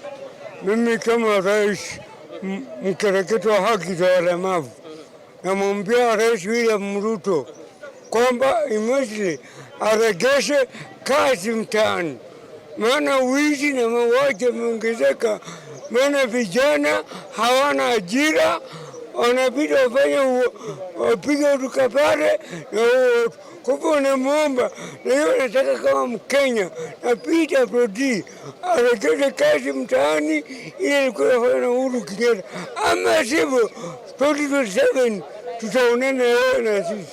Asante sana kwa maoni yako ndugu. Na Josh Onsare, unavyosikia ni baadhi tu ya wakazi katika eneo hili la Voi wakizungumzia tu kauli zao na matarajio yao kuhusiana na hotuba ya rais ambayo tutakuwa tunatarajia hiyo baadaye leo hii. Nikiripotia TV47 kutoka hapa Voi, naregesha kwako studio, mimi ni Julius Mariki. Shukrani sana Julius Mariki Mwakivo kutoka Taita Taveta. Wakazi wanatoa hisia zao na ndizo hisia zao ambazo tunazipeperusha mtazamaji, ili uweze kujua hali iko vipi. Tukiangazia hali halisi nchini, ni dakika tu za kuhesabu. Rais William Ruto anatarajiwa kufika katika majengo ya bunge wakati ambapo atakuwa anahutubia wale viongozi ama wabunge katika majengo ya bunge, na ni picha ambazo unaziona kwenye kiombo chako. Picha zinatoka majengo ya bunge mubashara, ndizo hizo unaziona kwenye kiombo chako. Taarifa ambayo tunazidi kuifuatilia, na vile vile tutakuwa tunapeperusha matangazo hayo live hapa studio zetu za TV47, ili uzidi kumakinika na kujua ni kipi ambacho Rais William Ruto atakuwa nakisema, ili tuweze kufahamu fika, kwa sababu kuna masuala mengi ambayo yanaliathiri taifa, yanakuathiri. Hivyo basi uweze kuyaelewa kinaga ubaga. Mtazamaji, hivi sasa ni kutoa hapa studioni tena ni kupeleke Kakamega. Mwandishi wetu Violet Auma yupo tayari. Violet, iwapo unanipata, wakazi wanasemaje na matarajio yao ni yepi kwa Rais William Ruto wakati atakuwa anatoa hotuba kwa taifa? Asante sana. Tunawakujeni moja kwa moja kutoka kaunti ya Kakamega, na hivyo basi tu watu wengi wa nchini Kenya wanatarajia mambo mengi tu kutoka kwa Rais William Ruto hii leo wakati atakuwa anazungumza ama anahutubia taifa. Basi hivyo niko na wakazi hapa katika kaunti ya Kakamega, wacha tuweze tu kuwasikia kutoka kwao wanatarajia yepi haswa kutoka kwa Rais William Ruto hii leo. Tuanze kwa majina labda pengine, alafu wewe utatuweza chunga kidogo. Tueleze kwako wewe unatarajia nini siku ya leo? Mimi kwa majina naitwa Josephat Chibole, mkaaji wa Kakamega. Mimi haswa ningeomba rais asungumzie kuhusu mambo ya NHIF, kutoka NHIF kwenda kwa SHIF na SHA. Hapo mahali asungumzie, waambie wale maafisa wake, wale maafisa waharakishe kutoa wale watu kwa NHIF walete kwa SHA kwa haraka, ili wananchi wasilie sana sababu wanaumia. Jambo la pili, nataka nazungumzie kuhusu mambo ya education, university new funding model. Hizo models ni mzuri vile jinsi alipozipanga, lakini ningeomba wale maafisa wake ambao wanaingiza wanafunzi kutoa wale wanafunzi ambao hawachiwezi, wasiwekwe katika band 4 na band 5, wawekwe exactly mahali penye wanatakana wakuwe. Hiyo akizungumza hapo itakuwa mzuri. CPC pia ningelipenda rais pia asungumzie, sababu najua kwamba hii mwaka wale watoto wa CPC wa grade 9 watapaki katika primary. Sasa nataka tujue amejipanga haje kuhusu mwaka ujao watakapofanya mtihani wao. Hapo pia nataka asungumzie. Na katika upande mwingine pia rais, upande mwingine umefanya kazi yake mzuri, upande wako Kajai umescore. Hapo hata ile bili uliopitisha ya miwa, sio kama mimi mkaaji wa mkoa wa Magharibi kwa Kakamega County, nimefurahia sana sababu hiyo bili imekaa bungeni kwa miaka na mikaka, na ilikuwa inapitishwa tu na mtu kuweka mkono amekataa. Kuweka mkono nimeshukuru. Sema na sana. Sawa. Asante. Wacha tupate mwingine, naomba usonge kidogo, tueleze na wewe unatarajia nini haswa kutoka kwa rais hii leo? Kwa majina naitwa Eliab Mkoshi, mkazi wa Lorambi. Mimi natarajia rais aendelee kuimplement zile policy zote ambazo alikuwa ameahidi wa Kenya, na ninaomba sana kwa zile policy zake, vitu zile ambazo watu wanalia, kwa ukweli ni kwamba policy zake zote, vitu zote ziko kotini, na ninaomba kwamba rais anapotoa hotuba yake kwa taifa, mahakama pia nayo ifanye nini, isingatie wale activists, wale watu tu peace bodies wa kukimbia kwenda mahakamani kupinga vitu ambazo president huwa anatangaza sianze kufanya kusaidia wananchi wa kawaida. Hiyo vitu naomba mahakama pia nayo ifanye nini, iangalie. Lakini kwa ujumla rais amefanya kazi mzuri. Wale wenye wanapika kelele sisi tunawaona, lakini mipango ya rais kwa mtu wa chini kama mimi ambaye sijawahi andikwa tangu nisaliwe, ninaona kazi ambayo anafanya ni kazi mzuri ya kutetea mtu wa chini ambaye uwezo wake ni hafifu. Kwa miaka miwili ambayo rais amekuwa mamlakani, labda pengine unampatia asilimia gani? Mimi kwa mambo yote ambayo, kazi yote ambayo rais amefanya kwa muda ambao amekuwa ofisini miaka 2, mimi nampatia 70 kwa 100. Sawa. Kaka, naomba usonge kidogo, tueleze na wewe hisia zako. Kwa majina naitwa Adam Siokali. Mimi ile matarajio yangu kwa mazungumzo ya rais leo, ningependa azungumzie mambo ya funding ya county governments, sababu tunapoangalia tumeona utendakazi katika county government imerudi chini, na huku wanalia ni vile hawajapata pesa, na sisi wananchi wa kawaida tunaishi hapa mashinani.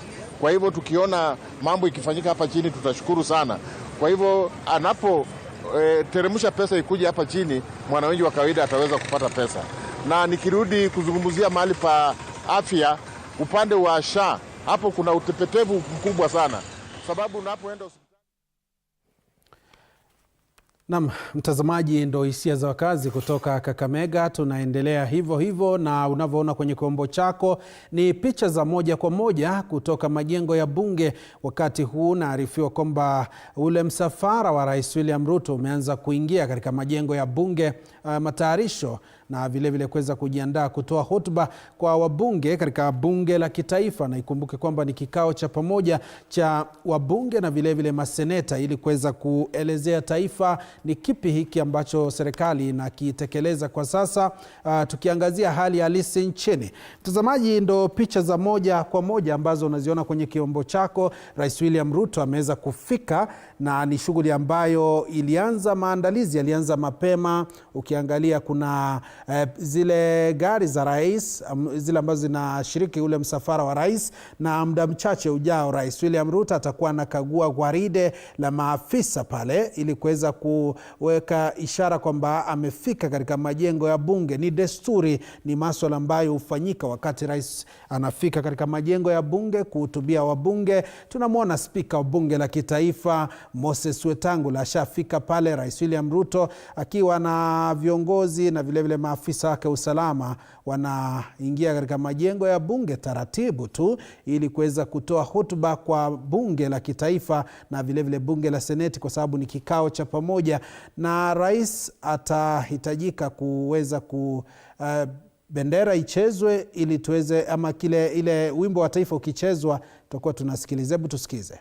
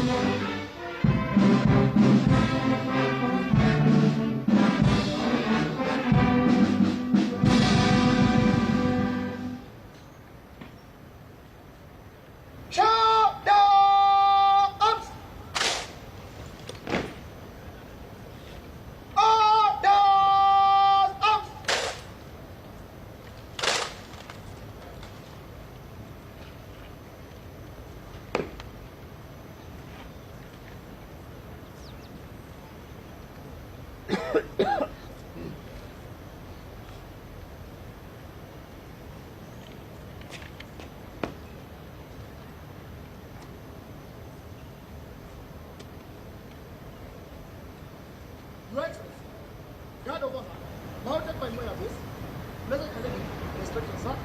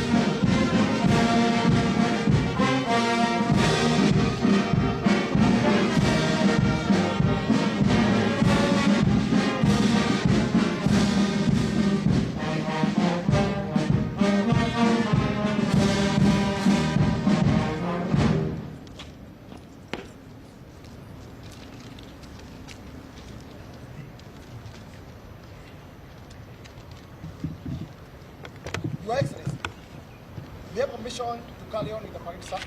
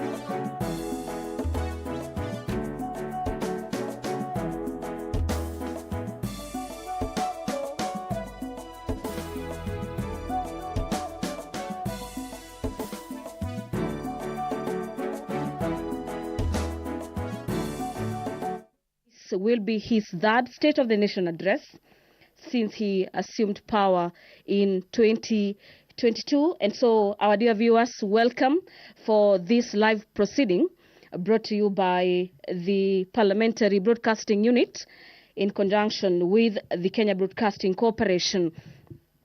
And this State of the Nation is just the only agenda in the order of business this afternoon at the National Assembly.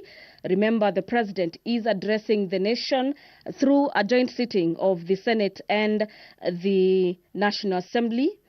Popularly, the President makes his way into the chamber this afternoon. We'll be having a prayer session, and equally, that will be followed by convocation by the Speaker of the Senate, as well as by the Speaker of the National Assembly.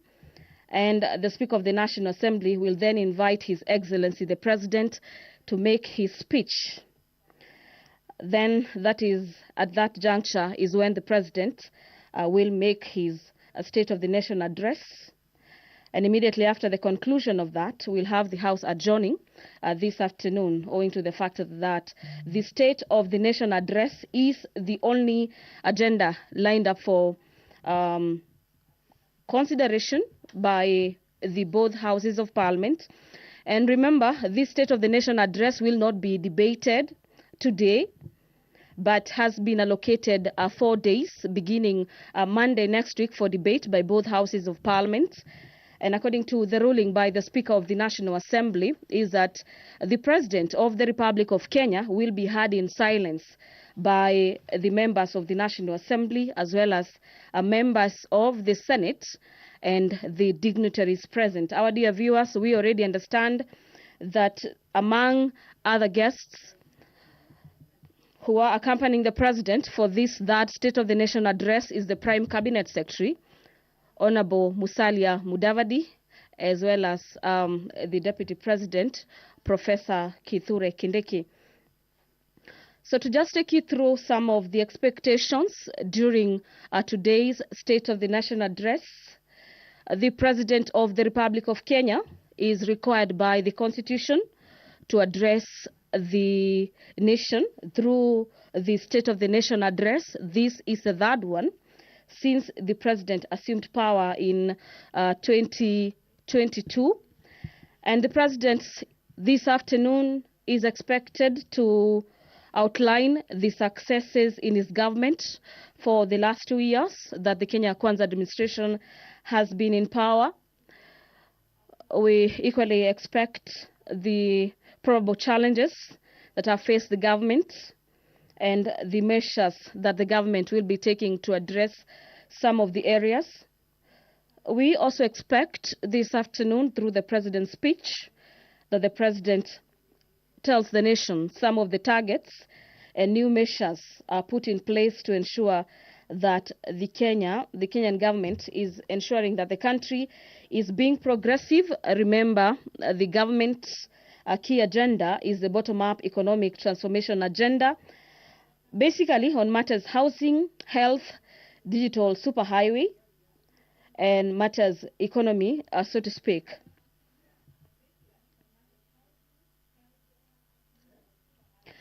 The very first State of the Nation address was done on the 1st of 29th of September, the year being 2022. The second one was on the 2nd of the 9th of November, the year being 2023, and today being the third State of the Nation address is happening on the 21st of November 2024. This is, so to speak, say a month after the swearing in of the Deputy President, Professor Kithure Kindiki. And if you're just asking yourself, what is this State of the Nation address? The State of the Nation address is basically a communication from the President to the nation through Parliament, in which the President of the Republic, here being President William Ruto, outlining the Kenyan current situation, and equally the President will be providing policy proposals for the coming legislative year. So we expect that during this State of the Nation address that is set to take place not after 3 p.m. today. Among key areas that we expect the president's speech to dwell on are health, education, security, as well as the status of the economy and matters to do with probable tax policies. Remember, this third State of the Nation address comes at a time when there has been concerns about abductions and forceful disappearances and cases of femicide being on the rise. And we heard the president just yesterday pledging to support the war against femicide with about 100 million shillings being the commitment of the executive that the country and the top in command is ready to slay this dragon of matters femicide. And we will equally be expecting the president to tell the nation the measures that the government has put in place to ensure that the dragon of corruption is slayed, and what further the government will be doing through its various independent bodies to ensure that the corruption issue remains a matter of the past.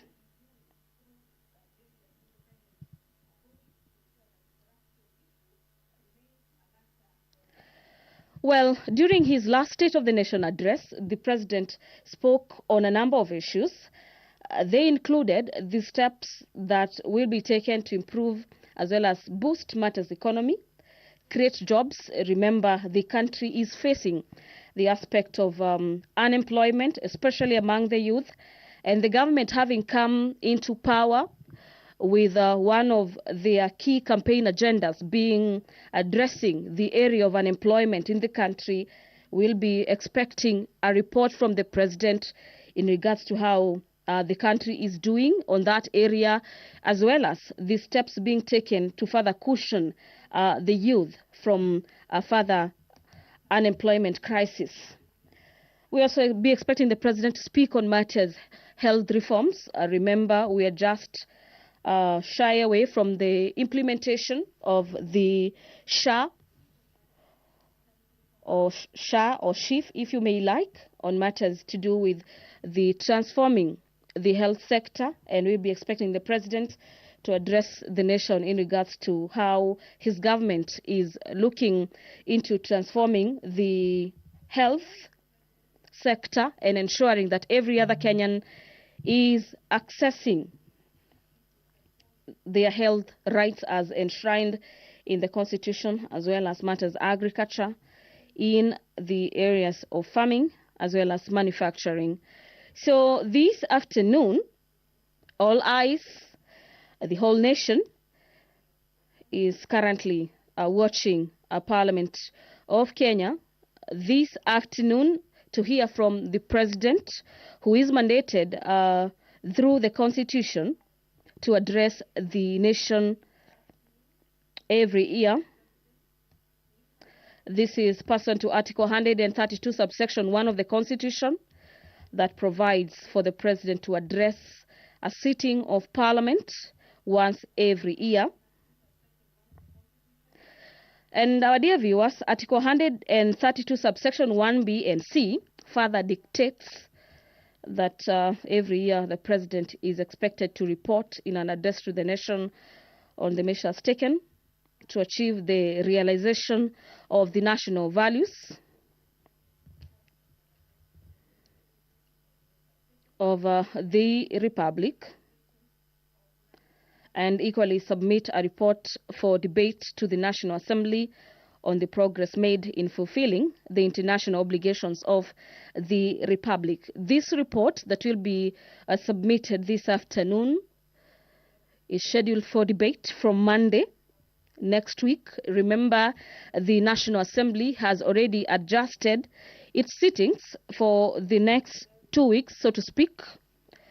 And among the priority business is the consideration of the president's speech on the State of the Nation address.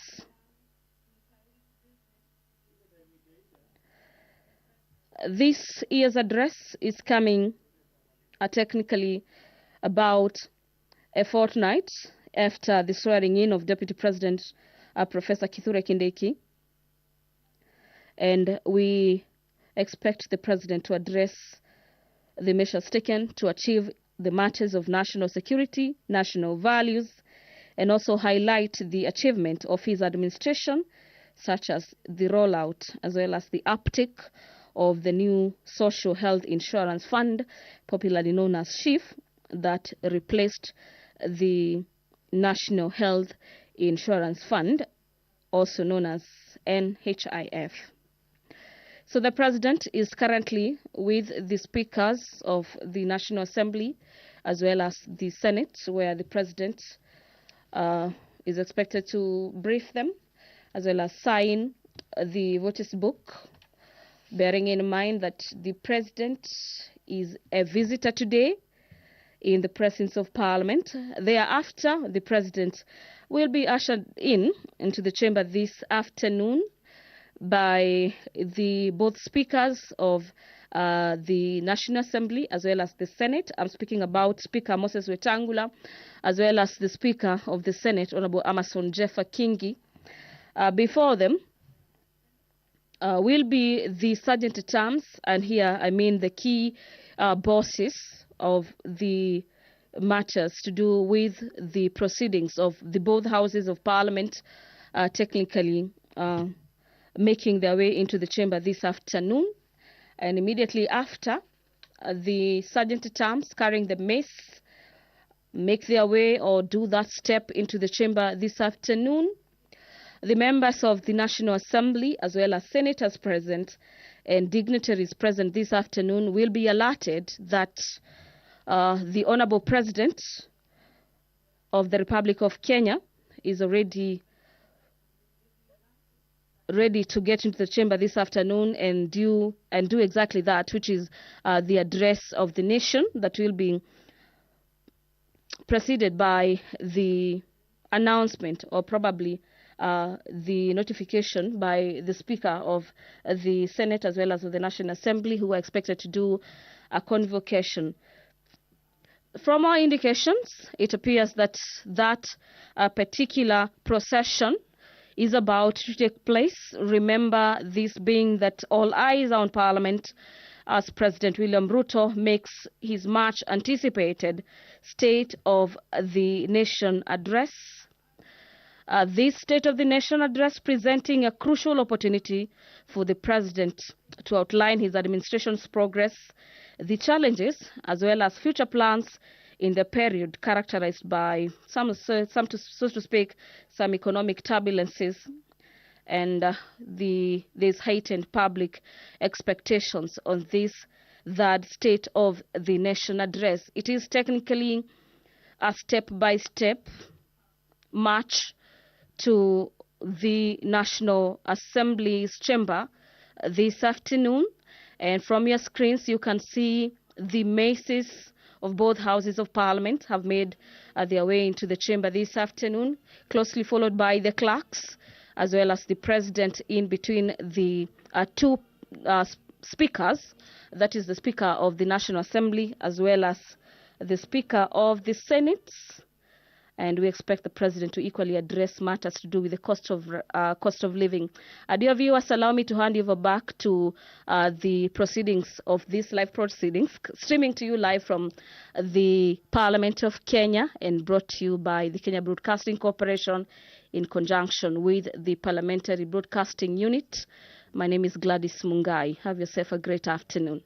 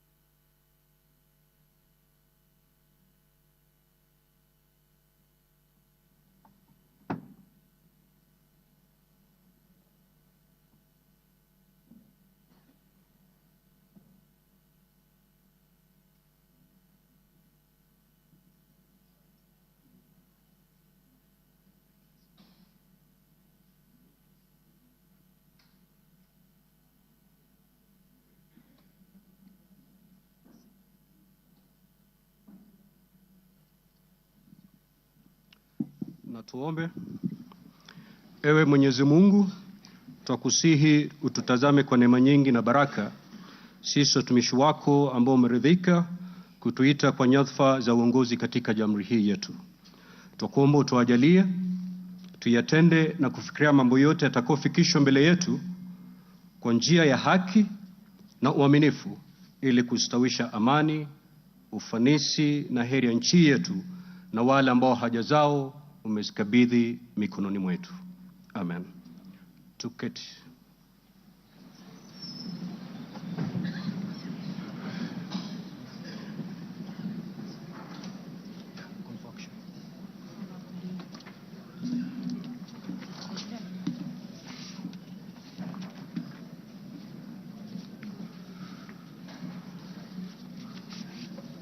Order, honorable members. Let us all be seated. Thank you. Your Excellency, Honorable Dr. William Samoei Ruto, CGH, President of the Republic of Kenya and Commander-in-Chief of the Defense Forces, the Right Honorable Dr. Moses Wetangula, EGH, MP, Speaker of the National Assembly, Honorable Members of Parliament, distinguished guests, ladies and gentlemen. Article 132, Subarticle 1B of our Constitution provides that the President shall address a special sitting of Parliament once every year and may address Parliament at any other time. Article 132, Subarticle 1C of our Constitution further provides that the President shall, among others, once every year report in an address to the nation all the measures taken and the progress made or achieved in the realization of the national values referred to in Article 10 of the Constitution. In addition, Article 240, Subarticle 7 of the Constitution requires the President in his capacity as the chairperson of the National Security Council to report to Parliament annually on the state of security in Kenya.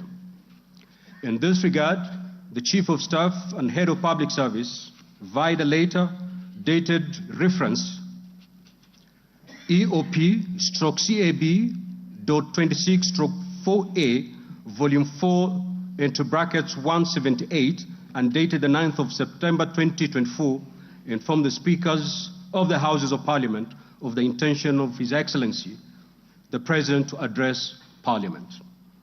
Consequently, and upon consultation, the address to Parliament by His Excellency the President was scheduled for today, Thursday, the 21st of November, 2024. Pursuant to Standing Order 25-2 of the Senate Standing Orders, I notified honorable senators of the place, date, and time of today's special sitting via Gazette Notice number 148/29, which was published in the Kenya Gazette on Friday, the 15th of November, 2024. Further, together with the Right Honorable Speaker of the National Assembly, I notified all members of Parliament and the general public of today's special sitting via notices placed in 3 local newspapers yesterday, Wednesday, the 20th of November, 2024. Accordingly, honorable members, this special sitting is properly convened. I thank you.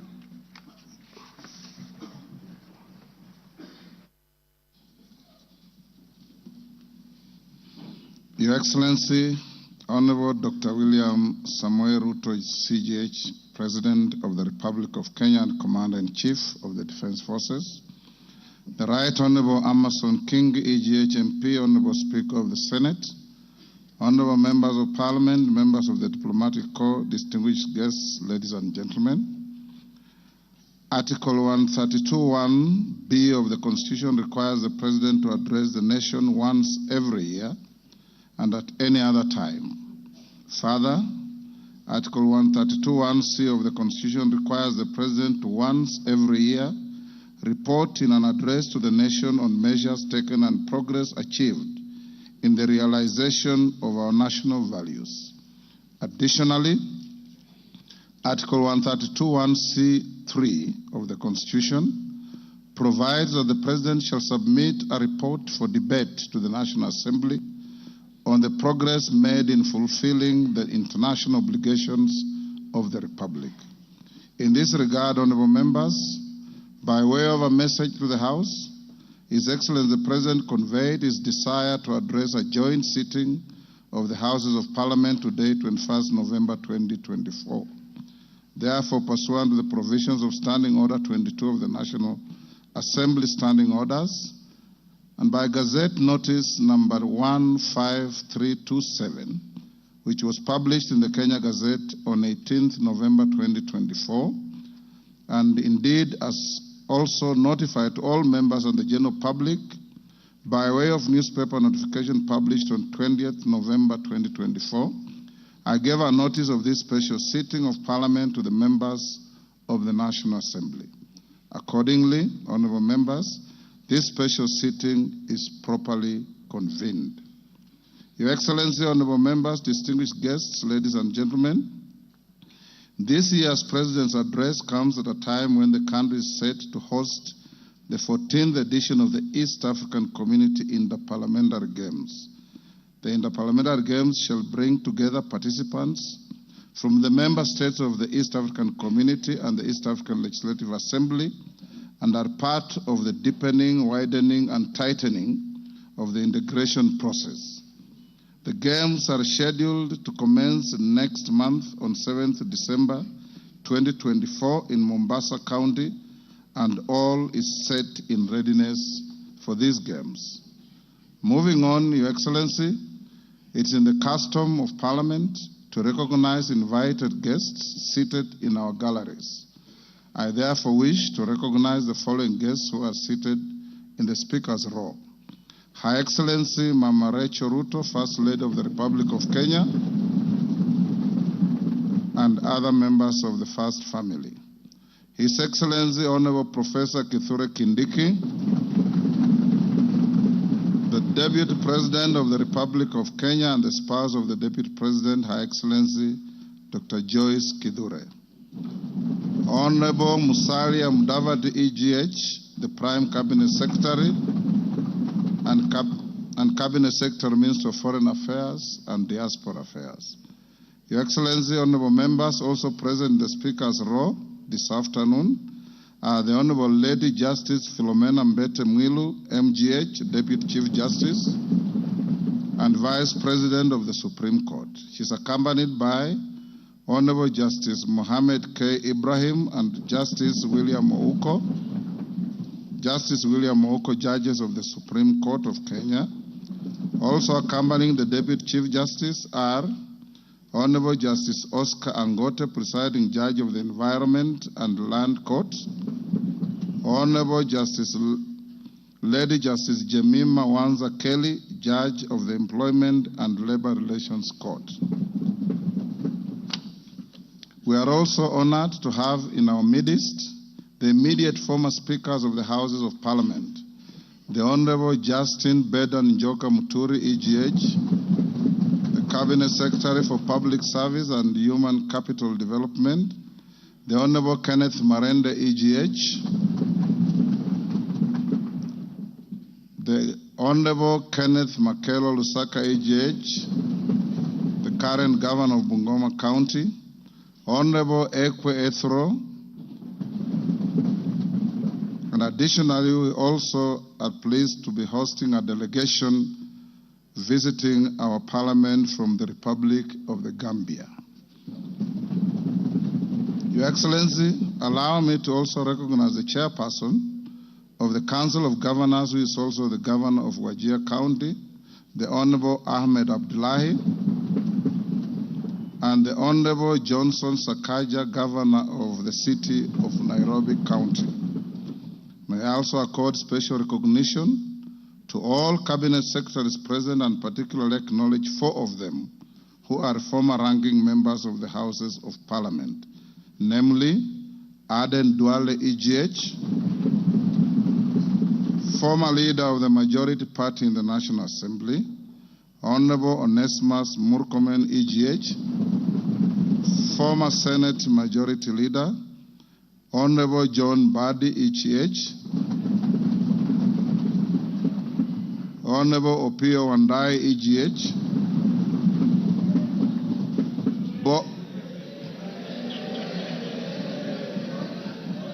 both former leaders of the minority in the National Assembly. I need not mention that His Excellency the Deputy President is a former leader of majority in the Senate. I also acknowledge the presence of Mr. Felix Kosgei, Chief of Staff and Head of the Public Service, Principal Secretaries, members of the Diplomatic Corps, and heads of constitutional commissions and independent offices and state corporations present.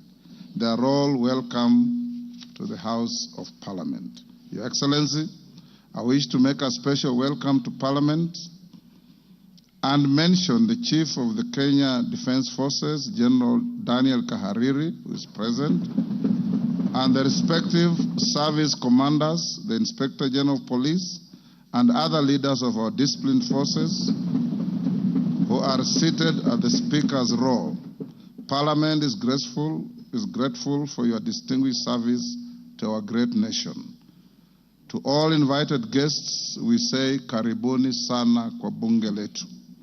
Your Excellency, honorable members, distinguished guests, ladies and gentlemen, it is now my singular honor and privilege to invite His Excellency the President of the Republic of Kenya and Commander-in-Chief of the Defense Forces to address this special sitting of Parliament. Welcome, Your Excellency.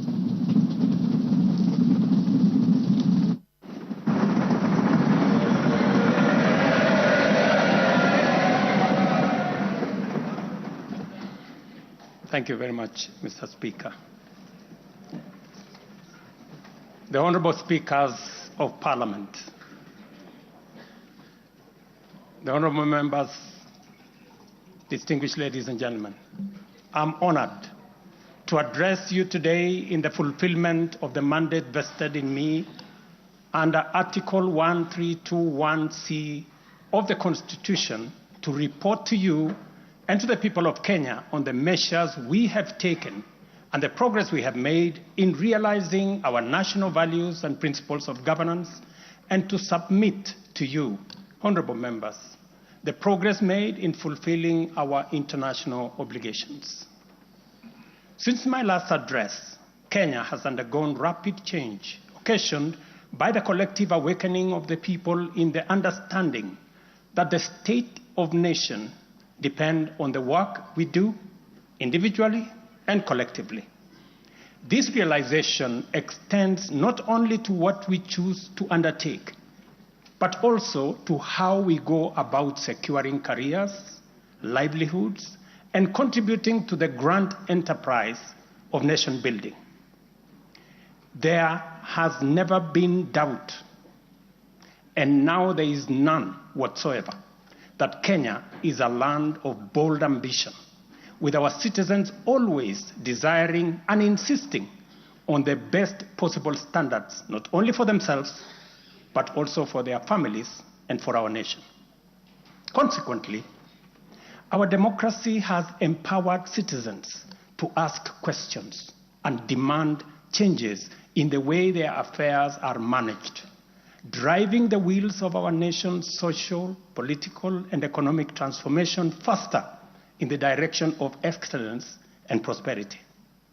Rare are the times when leadership is ahead of the people. We are always striving to steer the machinery of state and government to keep pace with the aspirations of our citizens.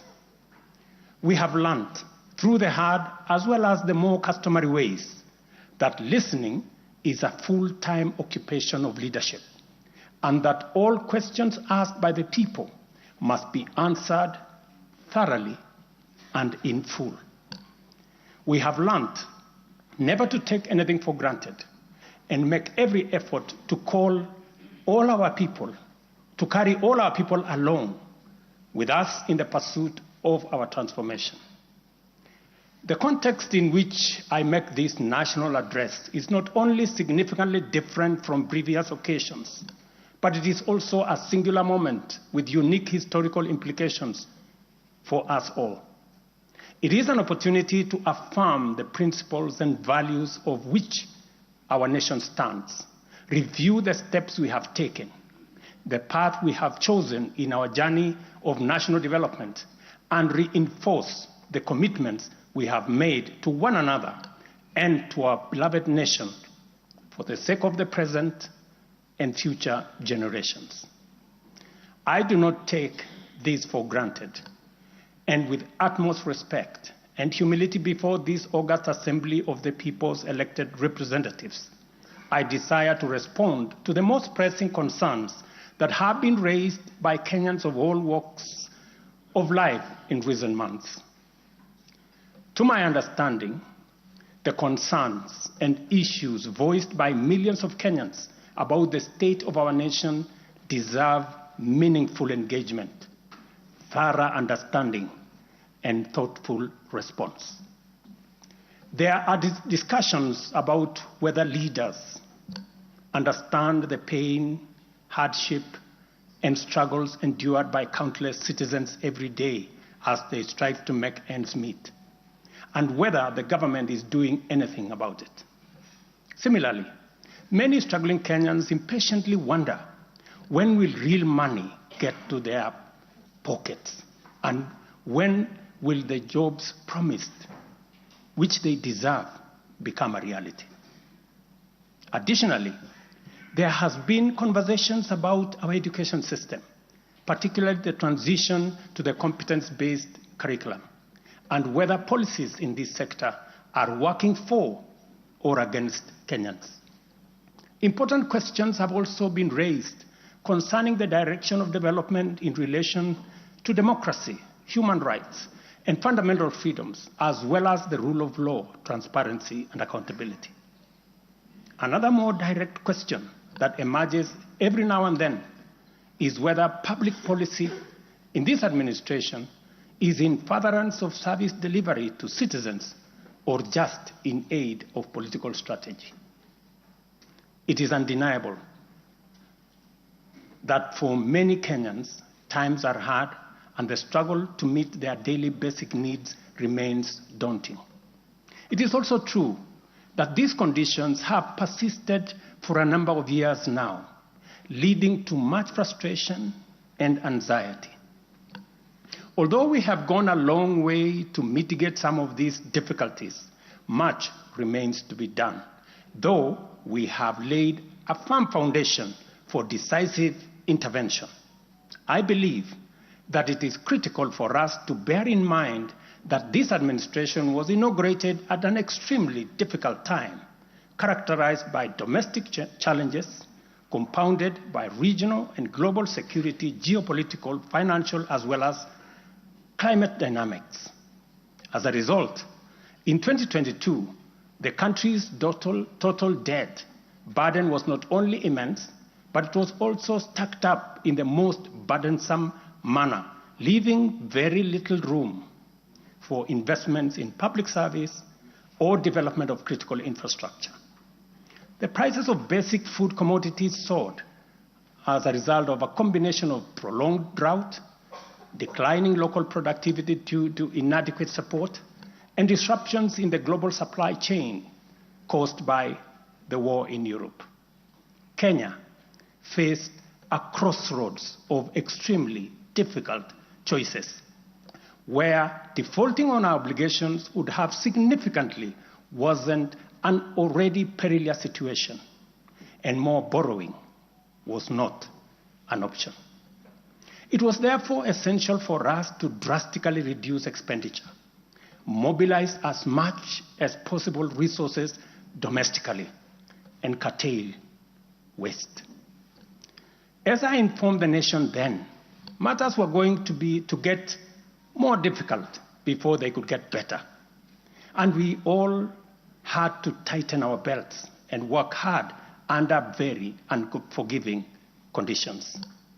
We had staked the fate of our ambitious bottom-up economic transformation agenda on easing the stress that the economy was in and the strain citizens underwent, while creating room for the implementation of our transformative interventions.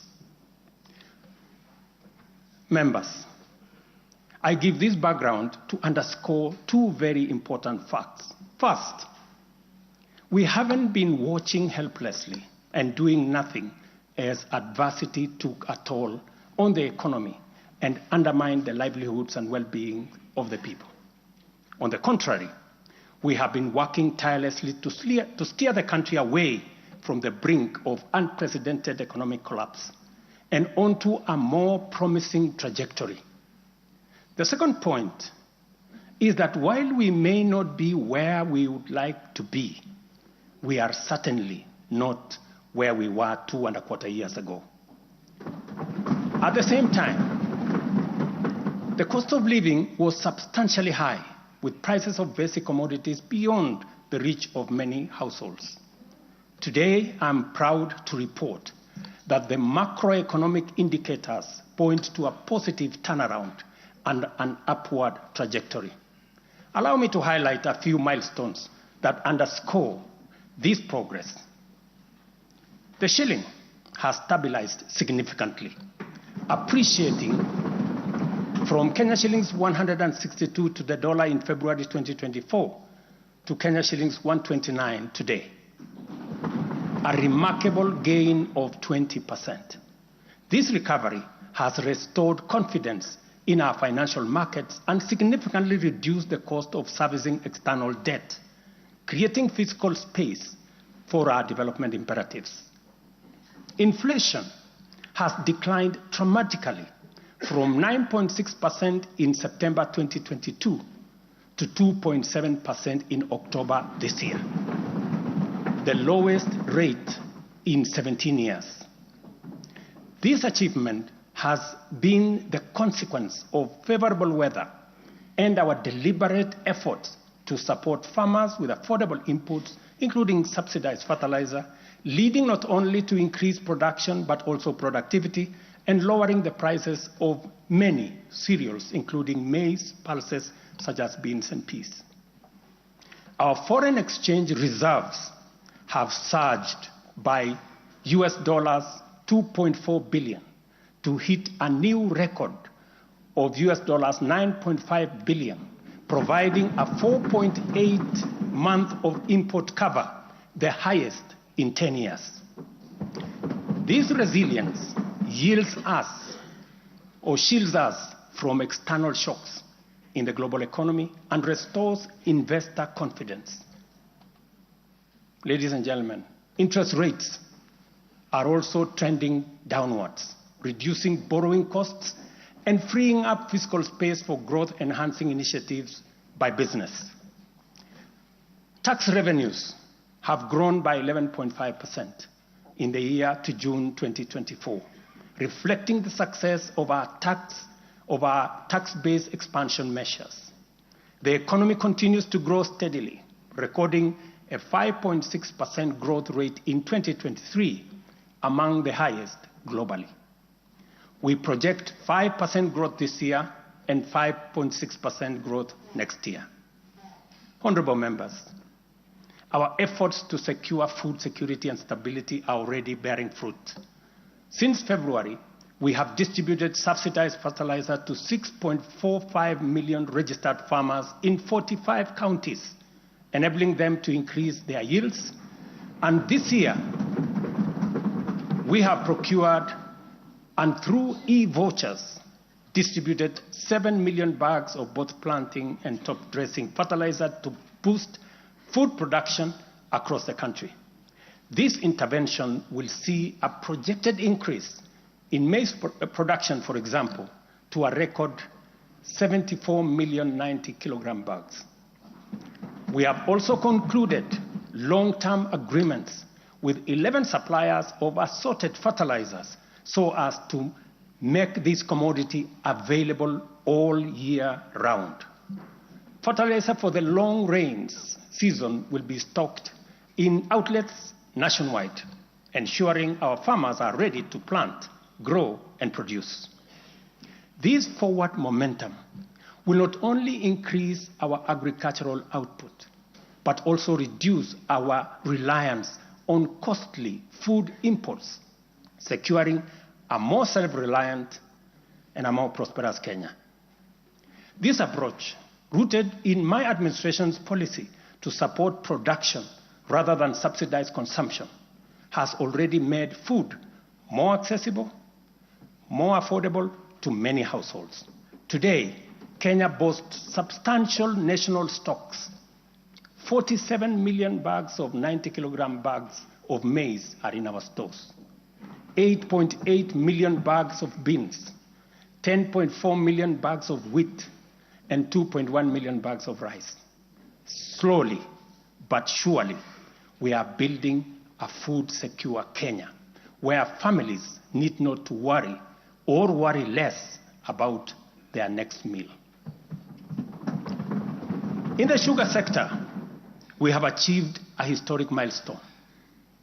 All 17 sugar factories across Kenya are now operational, producing at impressive levels, while 4 new sugar factories are under construction.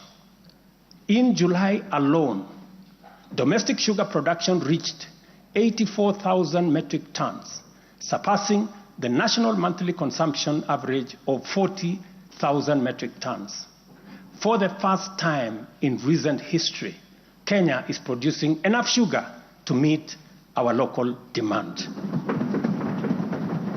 This success is attributed to many factors: subsidized fertilizer for sugarcane farmers, an additional 500,000 acres that has been brought under production, and improved management of the sugar sector, which have revitalized production and brought the industry back to life. I just signed, as you know, the new sugar laws to provide further policy guidance as we seek to be a sugar exporting country shortly. In the coffee sector, we are on track to increase exports from 51,000 metric tons this year to 150,000 metric tons by 2027. The government has also raised disbursements from the Cherry Advance Fund from 2.7 billion to 6 billion Kenya shillings, complemented by an additional disbursement of 1.5 billion by the Commodities Fund. Average prices at the Nairobi Coffee Exchange have risen by 25%. And in the last financial year, the country produced and exported 48,000 metric tons, earning farmers Kenya shillings 25 billion. Additionally, 320,000 bags of fertilizer have been allocated specifically for the coffee sector, and we will be working with cooperatives to make sure this fertilizer is distributed at the nearest possible destination to the farmers. These interventions are expected to boost smallholder farmer earnings from Kenya shillings 300,000 to 500,000 per acre annually by the year 2027.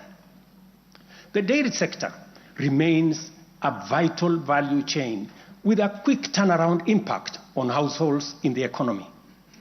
The government of Kenya has released and you members approved 3 billion shillings to modernize the new KCC, ensure farmers are paid on time, and maintain a high price of Kenya shillings 50 per litre.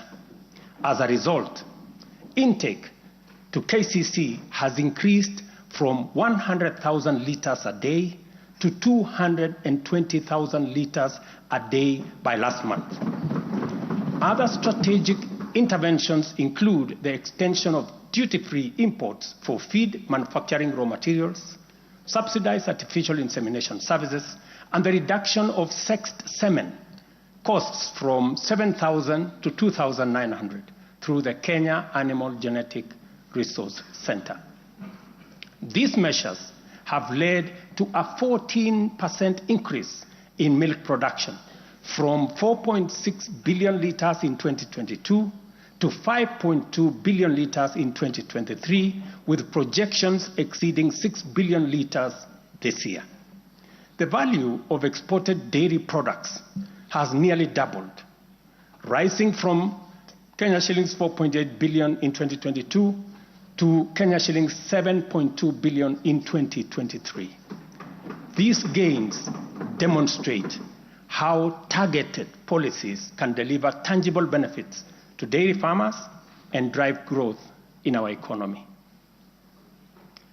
Honorable members, by 2022, the education sector was in a crisis, with a lack of clarity in transition to the competence-based curriculum, a shortage of 110,000 teachers, and 23 out of 40 public universities were technically bankrupt and at risk of closure. Among those facing severe challenges were huge institutions, such as my own alma mater, University of Nairobi, Kenyatta University, Moi University, Egerton University, Maseno University, Masinde Muliro University. To address this issue in our education sector, we have already hired, as you know, members, 56,000 teachers and are in the process of recruiting another 20,000 by January next year.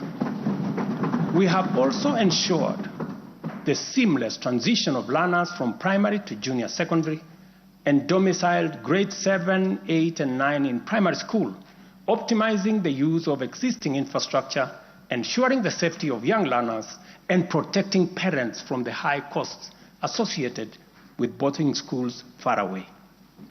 Recognizing the financial challenges faced by our universities and TVETs, we introduced a new student-centered higher education funding model.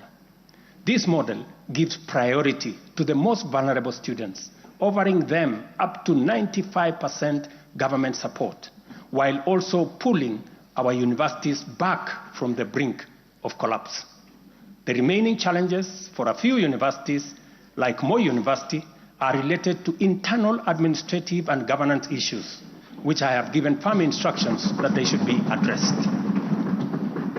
To further enhance access to higher education, we launched the Open University of Kenya, and this House approved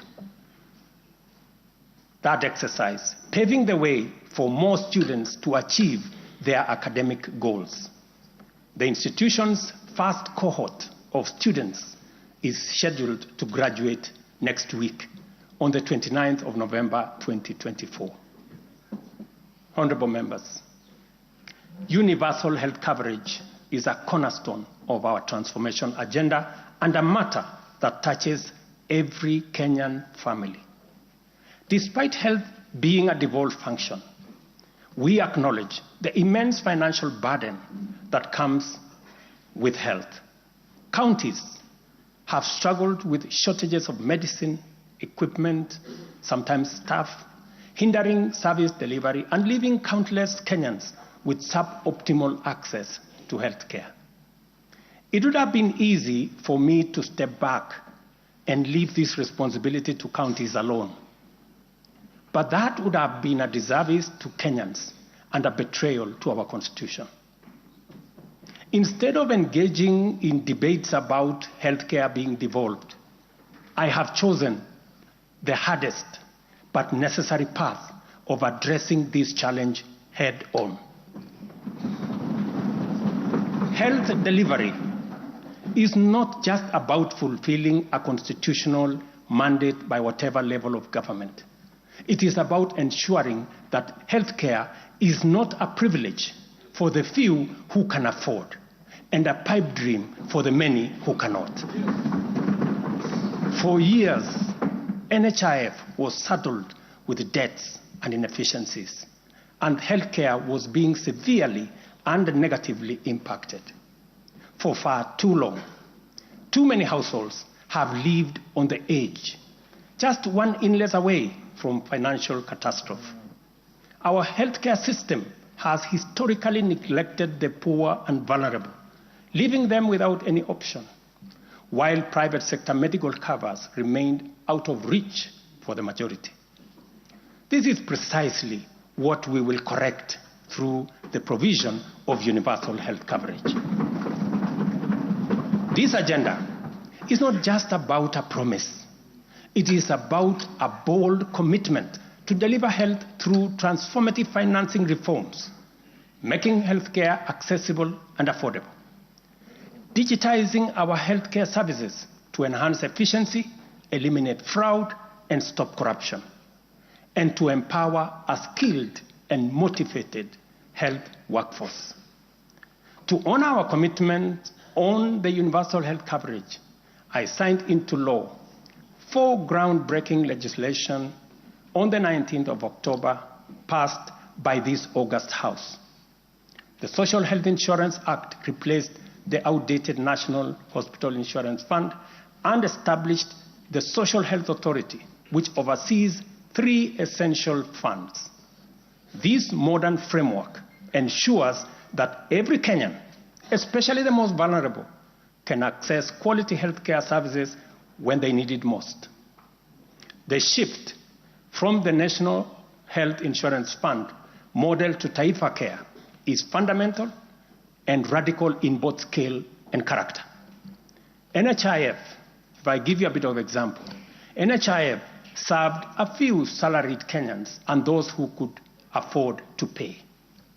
But Taifa Care covers every Kenyan, regardless of employment or financial status. Secondly, despite serving a limited class of citizens, NHIF nevertheless accumulated billions of shillings of debt because of misalignment between contributions and the actual cost of healthcare. Taifa Care has undertaken an accurate costing of all healthcare-related goods and services in order to provide timely, effective, and efficient service to every Kenyan that is affordable. Additionally, the NHIF had a waiting period lasting between registration and eligibility for service. I think it was like about 3 months. Under Taifa Care, citizens are eligible for all services upon registration. I therefore urge every Kenyan to take the most important step in securing dependable health care for themselves and their families. Register. Register now or at the earliest possible opportunity. Honorable members, for the first time in our nation's history, free primary health care is increasingly becoming available at dispensaries, health centers, and hospitals. Ambulance and emergency services are also slowly but surely being made available at no fee. Under Taifa Care, we have introduced a comprehensive benefits package that brings specialized care, such as cardiothoracic surgery, within reach for many Kenyans without the burden of financial strain. Through the Digital Health Act, we are revolutionizing healthcare delivery. Every step of the process, from registration, eligibility checks, to claims, is now digitized. By eliminating unnecessary human interaction, we are tackling corruption, reducing inefficiencies, and ensuring that resources are used where they are needed most. As a result, the good news, SHA will pay all October claims in full by next week. And it will continue like that going into the future. To date, over 15 million Kenyans have enrolled in Taifa Care, and more than 60% of employers have successfully transitioned into its framework. The newly established Social Health Insurance Fund empowers citizens to contribute towards accessing a broad range of healthcare benefits. This represents a seismic change from the old reactive healthcare model to a forward-looking system that prioritizes prevention and preparedness. Once the transition from NHIF is complete and SHIP becomes fully operational, Kenya will have a healthcare system that guarantees dignity, peace of mind, and equitable access for every citizen for the very first time in our 60 years of independence. Honorable members, we have launched an ambitious healthcare program, one that Kenya has always needed and deserved. Like any major transition, there are challenges, but I promise you, we are fully committed to making the system work. As we roll out this program, we are listening to citizen voices and collaborating with counties to deliver better healthcare services. Through the Facility Improvement Fund, which you in this House passed, we will ensure that hospitals are equipped with the tools they need, medicine, equipment, and other resources necessary to provide quality care, while involving citizens in decision-making at every facility. We are now doing the heavy lifting, clearing decade-old debts, ensuring access to medicine and equipment, and stabilizing a system that had failed too many for too long. We are building a healthcare system that serves every citizen with equity and dignity. Over the past month, we have disbursed Kenya shillings 5 billion to settle historical debts owed to the public, private, and faith-based medical facilities, some of which have been pending for over a decade. Another 3.7 billion will be disbursed tomorrow. This underscores our commitment to ensuring uninterrupted delivery of healthcare services, and we will continue to clear the remaining balances in a phased-out approach over the coming months. This sustained effort aims to restore confidence in the healthcare system and ensure seamless access of quality services. Honorable members, there is a compelling body of data projecting that not only is the future of humanity urban, but also that Africa has the fastest rate of urbanization. Kenya is no exception, and in fact, many of our counties are urbanizing rapidly. Dear Kenyans, we have a date with an urban future, and the only choice we have is what this urban future will look like.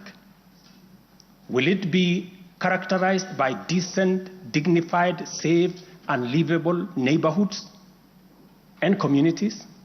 Or will it be haphazard, unsanitary, unsafe slum dwellings? This is the fundamental question that our affordable housing plan seeks to answer. Kenya has a serious housing deficit, and the cost of housing is beyond the reach of the majority. While the social and economic efforts of this shortage are far-reaching, rent as a component of the cost of living is unsustainable. People are forced to choose between enduring long, punishing commutes to faraway homes or taking up less desirable spaces within reach. Supplying the number of units required to fill the affordable housing gap requires us to undertake construction throughout the country at the rate of 200,000 new housing units every year for 10 years. Many people have asked why they should be interested in affordable housing projects in rural areas.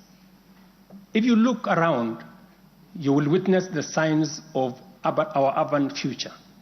Land sizes are becoming smaller as the population grows in rural agricultural areas. To protect agriculture and food security from the effects of uncontrolled land fragmentation, urbanization must be planned and must be controlled. And the affordable housing program is therefore a vital component of integrated land use planning and development program that we are implementing throughout the country and in every county.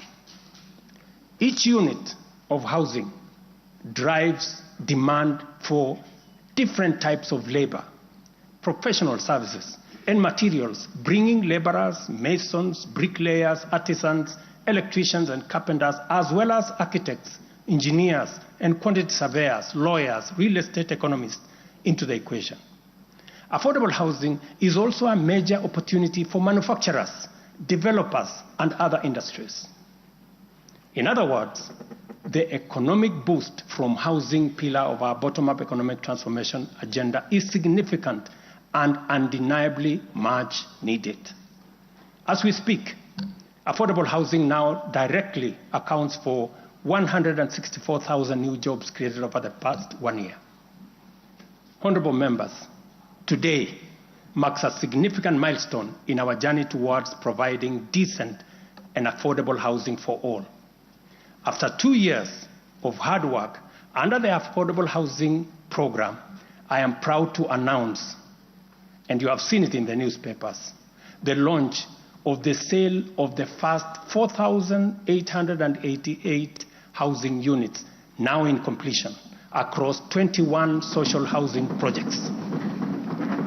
These units, comprising studios, 1-bedroom, 2-bedroom, and 3-bedroom homes, are tailored to meet the needs of our people, offering 1,041 social housing units, 2,133 affordable housing units, and 1,714 affordable middle-class housing units in 24 counties. I invite every Kenyan above the age of 18 to join this historic journey towards home ownership. Guided by our principle of fairness, one ID, one house, every eligible Kenyan is encouraged to express interest, visit these developments, view the show houses, and engage with on-site staff who are already too willing to assist. The allocation process will be transparent and equitable, ensuring that every qualified applicant has an equal opportunity to own a home. Honorable members, as part of the government's endeavor to build a nation grounded in intergenerational equity, opportunities, and empowerment for all Kenyans, we have made significant strides in implementing another key pillar of our manifesto, labor migration. This initiative seeks to harness Kenya's abundant human capital by creating meaningful job opportunities abroad, empowering our citizens, and positioning Kenyan talent on the global stage. Since July 2023, we have successfully facilitated employment of 105,367 Kenyans across multiple countries in a wide range of jobs. These opportunities span professional, semi-skilled, skilled, and unskilled sectors, including positions for nurses, teachers, and chefs.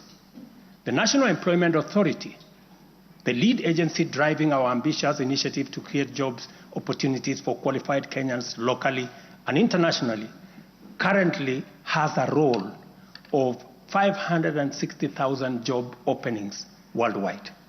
I have encouraged many members to participate in this space. Our focus extends beyond destinations such as the United Kingdom, Canada, Australia, Bahrain, Oman, United Arab Emirates, Germany, Saudi Arabia, Kuwait, and Qatar. We are also expanding our reach by actively negotiating bilateral labor agreements with new potential markets, including Russia, Poland, and Jordan. These efforts are driven by our commitment to open up new pathways for employment, ensuring that Kenyans are well represented in the global workforce. In the digital economy, we are expanding last-mile fiber optic connectivity using the extensive Kenya Power Transmission Lines network to the most remote and underserved areas of Kenya, and making significant strides to establish digital and ICT hubs. This has created a foundation for digital transformation, enabling IT economy workers, young digital creators, and entrepreneurs to access a wealth of opportunities locally and globally. By bridging the digital divide, we are empowering our youth to compete on an equal footing in the global marketplace and showcasing Kenya's ingenuity and innovation. I congratulate members of this august House for being part of this grand digital plan. Your support, encouragement, and effort is duly recognized. We have also prioritized the empowerment of individuals within the informal sector by unlocking their potential through targeted investment. This includes accessible loans, capacity building programs, and regulatory reforms designed to ease growth. A notable achievement is the partnership with the banking industry, which I participated in a month ago. This extended an additional 150 billion in loans to micro, small, and medium enterprises, complementing the government's efforts to nurture this vital sector. On financial inclusion, we have made remarkable progress through the Hustler Fund. To date, this innovative initiative has disbursed Kenya shillings 60 billion, benefiting 24.6 million Kenyans and mobilized over 3.3 billion in savings. The fund maintains a repeat customer base of 8.5 million beneficiaries with a repayment rate of 79%. To mark the fund's second anniversary, we have taken a bold step by launching a third product specifically tailored for small and medium enterprises. This new initiative will initially target 2 million beneficiaries who have demonstrated a strong credit history with the fund. By so doing, we aim to create a pathway for these entrepreneurs to transition into the formal banking system, thereby deepening financial inclusion and strengthening the SME sector. This milestone underscores our commitment to build a financially inclusive and economically resilient nation. The progress we have made has been possible only because the people of Kenya have been courageous, strong, determined, and patriotic. It has also been enabled by a number of early interventions under our bottom-up economic transformation agenda, and at the same time, created space for us to implement the agenda in full. As we proceed with implementation, we expect to quickly capitalize on the gains we have secured and invest resources in the economy with an emphasis on strategic pillars of our plan. As more projects get off the ground, more people get hired, liquidity levels improve, more money ends up in people's pockets. Honorable members, you know we are a democracy. Democracy is a founding principle and defining value of our nation. Democracy is hard-won, non-negotiable right and guarantees freedom that we are proud of and must always defend. Our national democratic culture expresses itself energetically through robust discourse, boldly speaking truth to power and holding leadership to account. It is a tradition of fearless expression and vigorous public participation. This is who we are, and there is nothing anyone can do about it. We understand, therefore, that protests are always legitimate and permitted by the Constitution. Protests are conducted by citizens who are peaceful and unarmed. Assemblies, demonstrations, and picketing to advance constitutionalism, increase accountability, and defend the rule of law are constitutional imperatives. Conversely, mobilization in pursuit of criminal agenda, chaos and anarchy are explicitly forbidden because we all have a duty to defend our republic, our constitution, and the rights of all people. The government, in particular, must remain vigilant at all times against modern threats to the sovereignty and territorial integrity of our nation, as well as public order, peace, and security. In this digital era, characterized by transformative innovations, including artificial intelligence, it has never been easier to inform, educate, and entertain the people. At the same time, it has never been easier to misinform, mislead, disinform, incite, and alarm the public. Criminals and subversive elements who infiltrate and hijack peaceful protests are a threat both to legitimate protesters and to the public.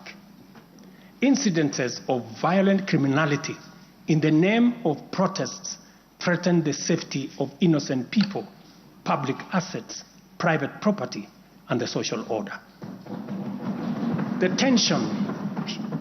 tension here is stark. We have a democracy which we are proud of, must defend, and should deepen by all means.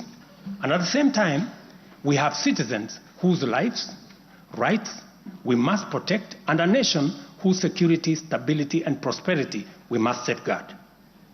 The task at hand is complicated if citizens and state agencies dilute the distinction between the lawful and the criminal, the just and the unjust, thereby making it difficult to tell protesters and security officers from bandits, gangsters, and criminals.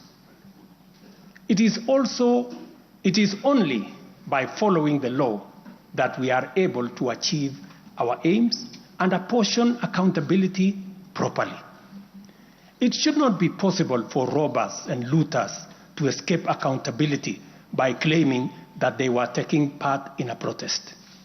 Likewise, it should not be possible for security officers to wound, maim, or even kill citizens and claim that they were engaging violent criminals.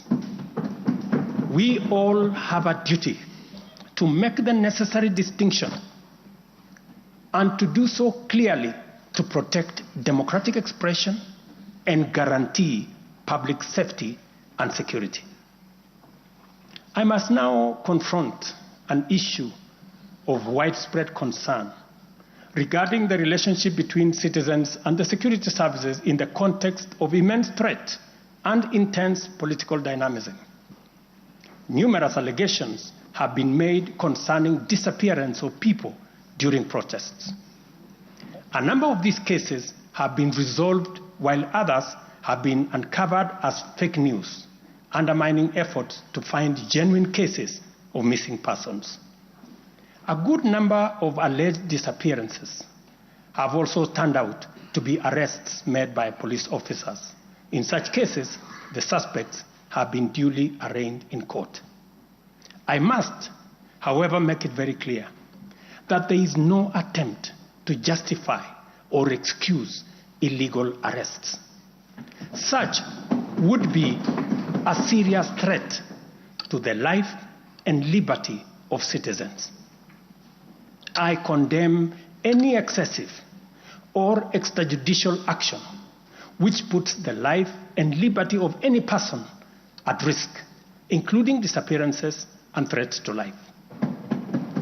I urge all Kenyans with information about such cases to forward the information to the Directorate of Criminal Investigation and to IPOA, where they suspect members of the police service to be implicated.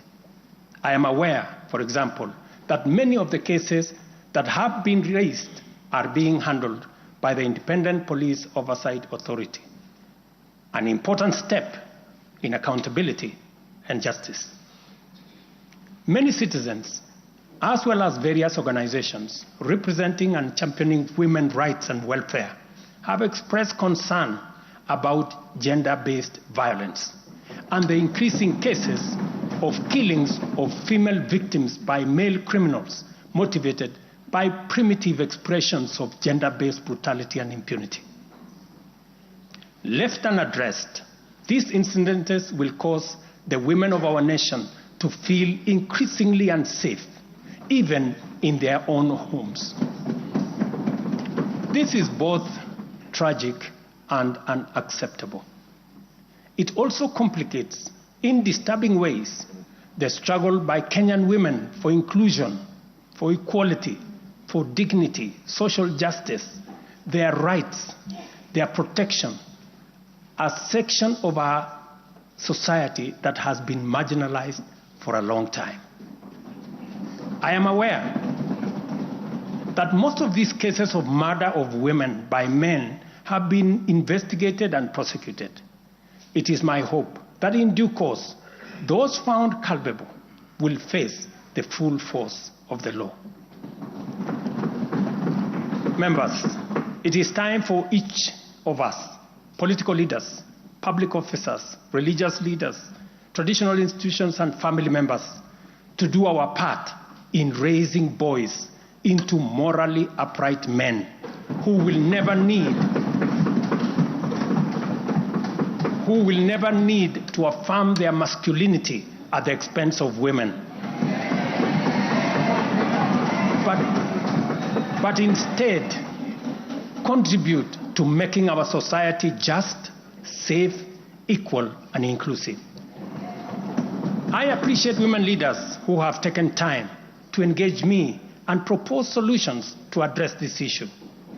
I have held discussions with other leaders in government, and I have tasked the Deputy President to reach out and facilitate collaborative, broad-based, and multi-sectoral deliberations and recommend effective and radically transformative and affirmative action within the next 6 months. This Parliament will recall that early in my tenure, I engaged the leadership of both houses with recommendations on a working formula to actualize meaningful inclusion of women in national leadership. We must seriously question the drivers and the motives of resistance and reluctance to take the next step in actualizing the 2/3 gender rule. We must call out those who continue to sabotage this right of women to contribute to the governance of our nation. Women are not second-class citizens. They deserve equal representation at all levels.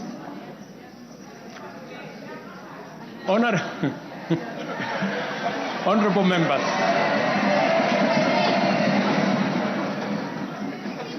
without a doubt, honorable members, without a doubt, every shilling of our national revenue matters and must be used to deliver maximum value to Kenyans.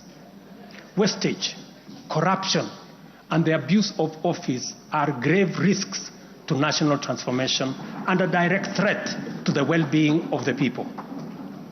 I have given my full commitment to serve as a responsible steward of public resources.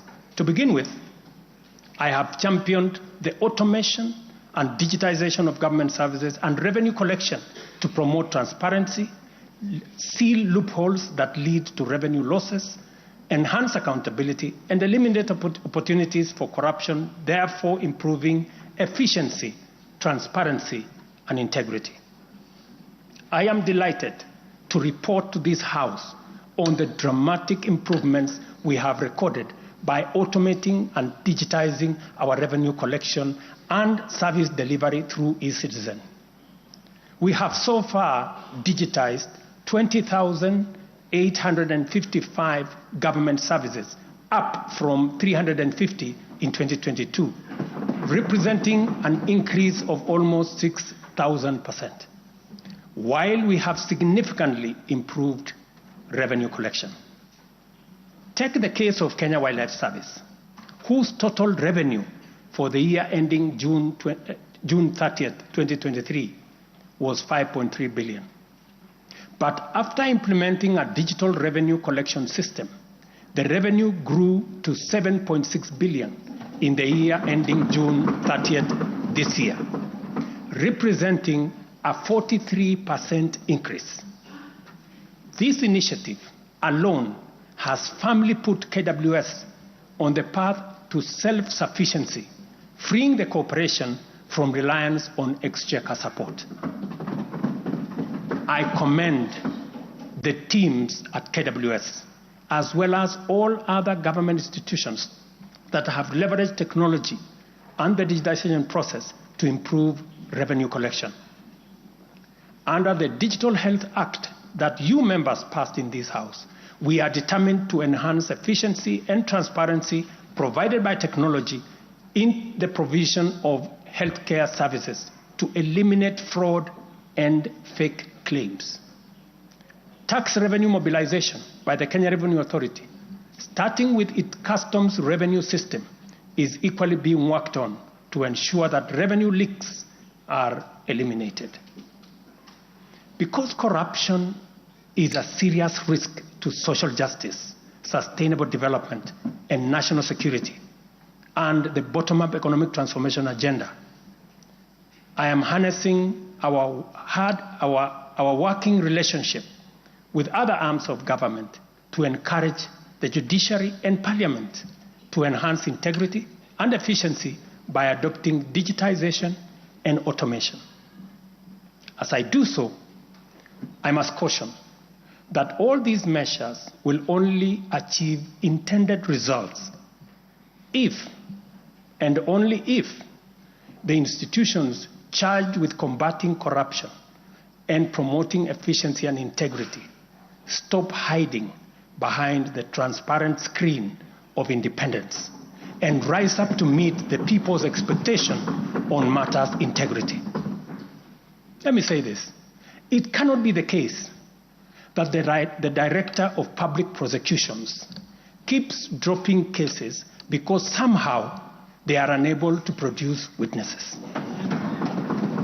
It cannot also be the case that corruption suspects rush to court to obtain anticipatory bail that shields them from due process and enables them to compromise investigations. There is also no reason for corruption cases to drag in our courts for years when the same courts are able to determine election petitions and related disputes within 6 months. Members, it is also unacceptable for the Houses of Parliament to deny the nation a much-needed instrument in the war against corruption by continuing to sabotage the passage of the Conflict of Interest Bill.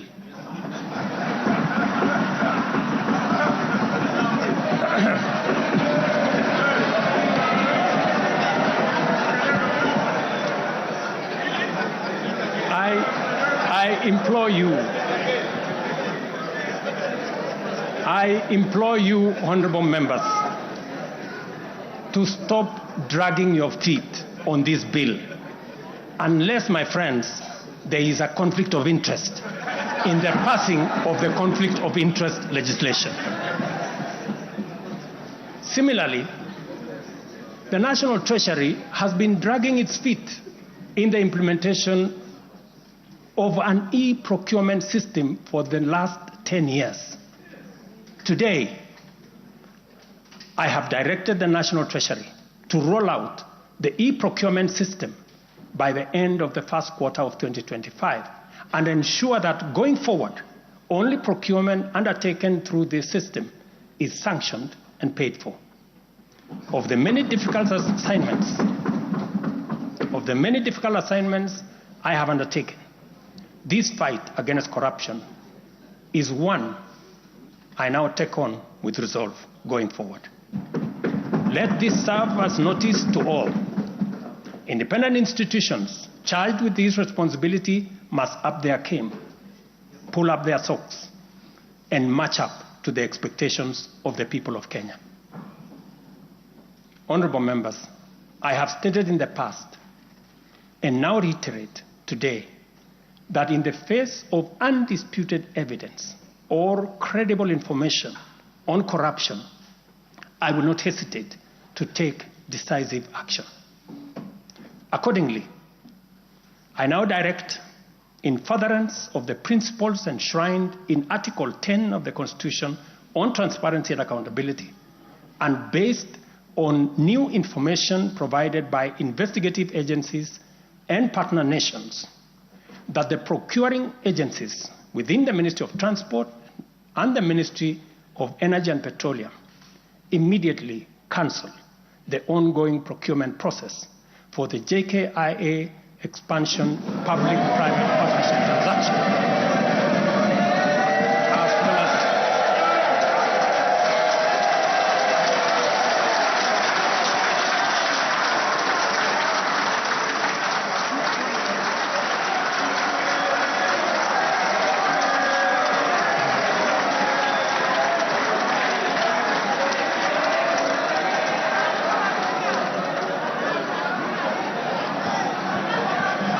let me repeat this for clarity. I have said that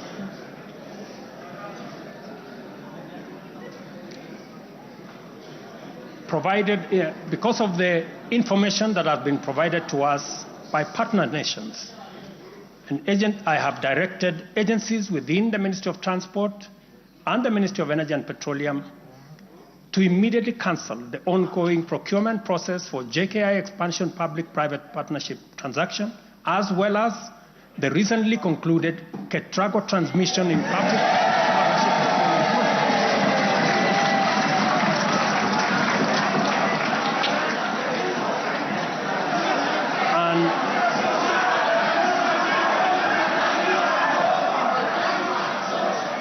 And immediately commence the process of onboarding alternative partners, because these are important projects.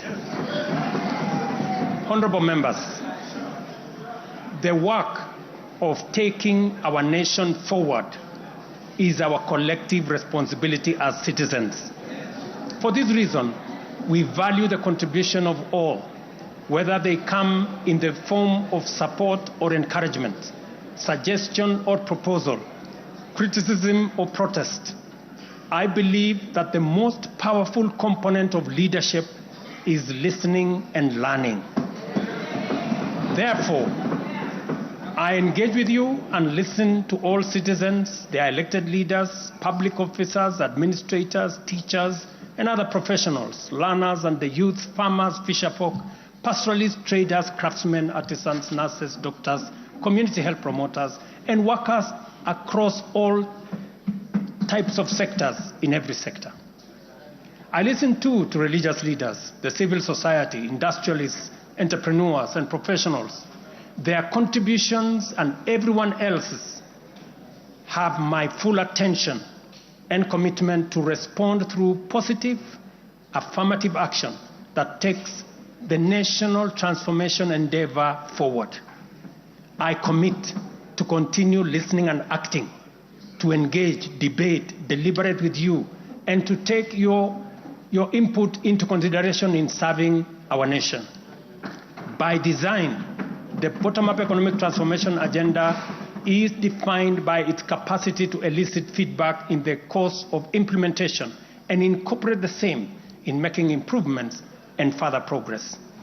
With every input from stakeholders, our ability to drive progress increases. By listening to you and to every Kenyan, I am able to serve this nation better. As we take part in this necessary discourse, I want to make one thing very clear. I am fully invested in the success of the strategies, policies, programs, and projects under our plan. For this reason, I am committed to do all it takes and work with every willing Kenyan until we succeed, because failure is not an option. Given the challenges our nation has faced, it has become clear, honorable members, that overcoming these obstacles requires the collective energy, the collective wisdom, ideas, and goodwill of Kenyans of all political, cultural persuasions, religious beliefs, and walks of life. The wisdom of entrenching national unity and inclusivity as a national value in our Constitution is clearly evident. Our diversity is our source of power. And this moment in the history of our nation calls for radical collaboration to transcend our challenges. We do not have the luxury of magnifying our differences. It is time for all of us to pull together and usher the nation into the future of our dreams. With this in mind, I initiated extensive consultations with leaders from across all divides, public and private. Through these engagements, we resolved to reimagine unity and inclusivity and harness the full potential of our nation through bipartisanship, which culminated in the formation of the broad-based cabinet. The imperative to accommodate the contribution of leaders across the aisle inspired us to constitute the broad-based government, a partnership based on shared purpose and premised on a commitment to bring our national values into action to turbocharge the implementation of the transformation of our nation. Being a farmer myself, transformation is like farming. A lot of resources are invested in plowing the land and planting the seeds, after which there is nothing to see for all the work except stretches of bare earth. Impatience might lead to anxiety and lamentation of the waste of effort in seed buried in the earth. However, after a brief wait, seedlings sprout, requiring close attention, weeding, and patient tending into the crop that will be ready for harvest. So is economic transformation. It requires hard work, investment of resources, patience, and faith. We have planted the seed, and all over the field, it is beginning to sprout. While admittedly there remains much to fulfill, our collective hope to deliver the national economic transformation that this nation so dearly deserves is on course. I am proud to declare that we have also made undeniable progress in building on the strong foundation laid in previous years and getting the national development project off the ground. Honorable members, from the reports that I have the honor to table for your consideration and debate, there is reason to be optimistic that our forward march is unstoppable and that our capacity and commitment to live and work by our national values and principles of governance are stronger than ever before. Our nation is a proud member of the international community, making our contributions to the global progress boldly and with great determination. We stand collectively facing the dawn with confidence that our expectations of a bright daylight is not in vain. In summary, honorable members, and all fellow citizens, the state of our nation is resilient. And now, honorable speakers, it is my pleasure to submit to Parliament the following 3 reports as required by the Constitution. Number 1 is the report on all measures taken and progress achieved in the realization of national values. The second, report on progress made in fulfilling the international obligations of the Republic of Kenya. And the third, report on the state of our security. Now, therefore, I hand over the reports to the Speaker of the Senate and to the Speaker of the National Assembly. Thank you all. God bless you, and God bless Kenya.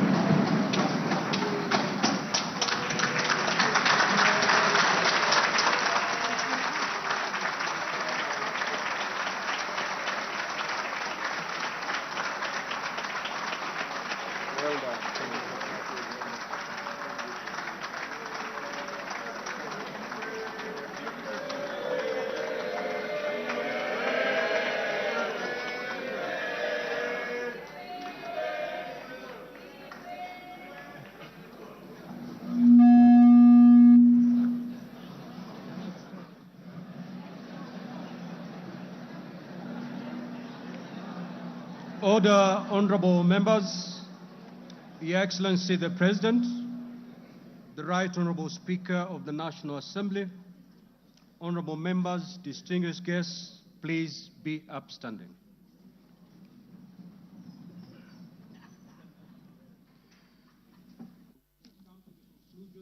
Business of the day, and it is now time to adjourn. The Senate stands adjourned until Tuesday, the 26th of November, 2024, at 2:30 p.m. in the Senate chamber. Honorable members of the National Assembly, is the sights and sounds from the National Assembly of the Republic of Kenya, where the President of the Republic has just issued a State of the Nation address, his second State of the Nation address of. In a wide-ranging address, the President has addressed what is arguably the biggest topics in Kenya right now, the biggest topics undergoing the hottest debate in the country right now. The President has addressed the economy. The President has addressed matters of education, gender-based violence, security, and under security, he's been able to address the issues around the abduction of several personalities and indeed arrests, legal or illegal. The President has also addressed matters agriculture. The President has addressed under agriculture matters dealing with the sugar industry, which apparently has undergone something of an upsurge, a growth, a rebirth. And he's also addressed matters around the coffee industry, among others. He's talked about the fertilizer program, among other programs. The President has addressed several other issues, including corruption, challenging Parliament, the judiciary, the executive, and indeed all independent institutions to pull up their socks and do what they need to do to make sure that corruption is a thing of the past. However, what is arguably the biggest pronouncement in this State of the Nation address has been the breaking news that the President has ordered, under the advisement of his cabinet and the advisement of partner nations across the world, the President has ordered the cancellation of not one, but both Adani deals. The deal with the Jomo Kenyatta International Airport for procurement of management services, among other things, and upgrade of that very airport, among other things, and the deal with KETRACO, the Kenya Electricity Transmission Corporation, in order to make sure that Kenya's energy infrastructure is upgraded. All that has been cancelled as at now. Ladies and gentlemen, breaking news, the President has ordered the cancellation of not one, but both deals with the Indian conglomerate Adani. And all this is coming, of course, under the advisement of partner nations. It should be remembered that earlier today, the United States issued an indictment against Gautam Adani himself, the head of the global Adani conglomerate, over corruption and other charges. And it is believed that this indictment is likely to affect the dealings and operations of Adani all across the world. And we have begun to see the impact of that in the country. That happened this morning. But right now, the President, in his, again, wide-ranging and broad-spectrum State of the Nation address, has cancelled both Adani deals, to the cheers and jeers of members of Parliament sitting within the auditorium. We are now joined by our reporter, Elizabeth Mutuku. She is our senior parliamentary and political reporter, and she's ready to address us from Parliament. Elizabeth, go.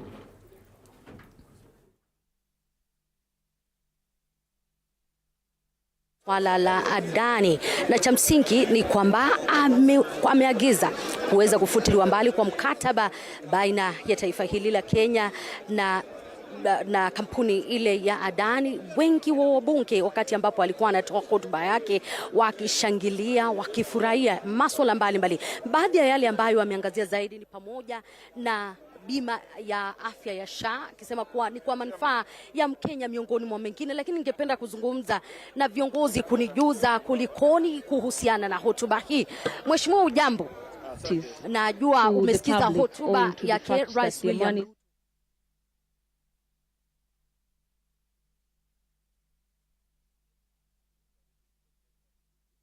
ambao kwanza hapo awali Wakenya wengi walikuwa wanaanza kuonyesha tashwishi, kukosa imani na uongozi wao, lakini rais kwa mara ya kwanza ameeleza jinsi alipoahidi Wakenya kwamba atakuwa akisikia sauti ya Wakenya, ikiwemo ule kandarasi ambao ni ya cheke ile ya Adani na ile katika sekta ya energy ya Kawi.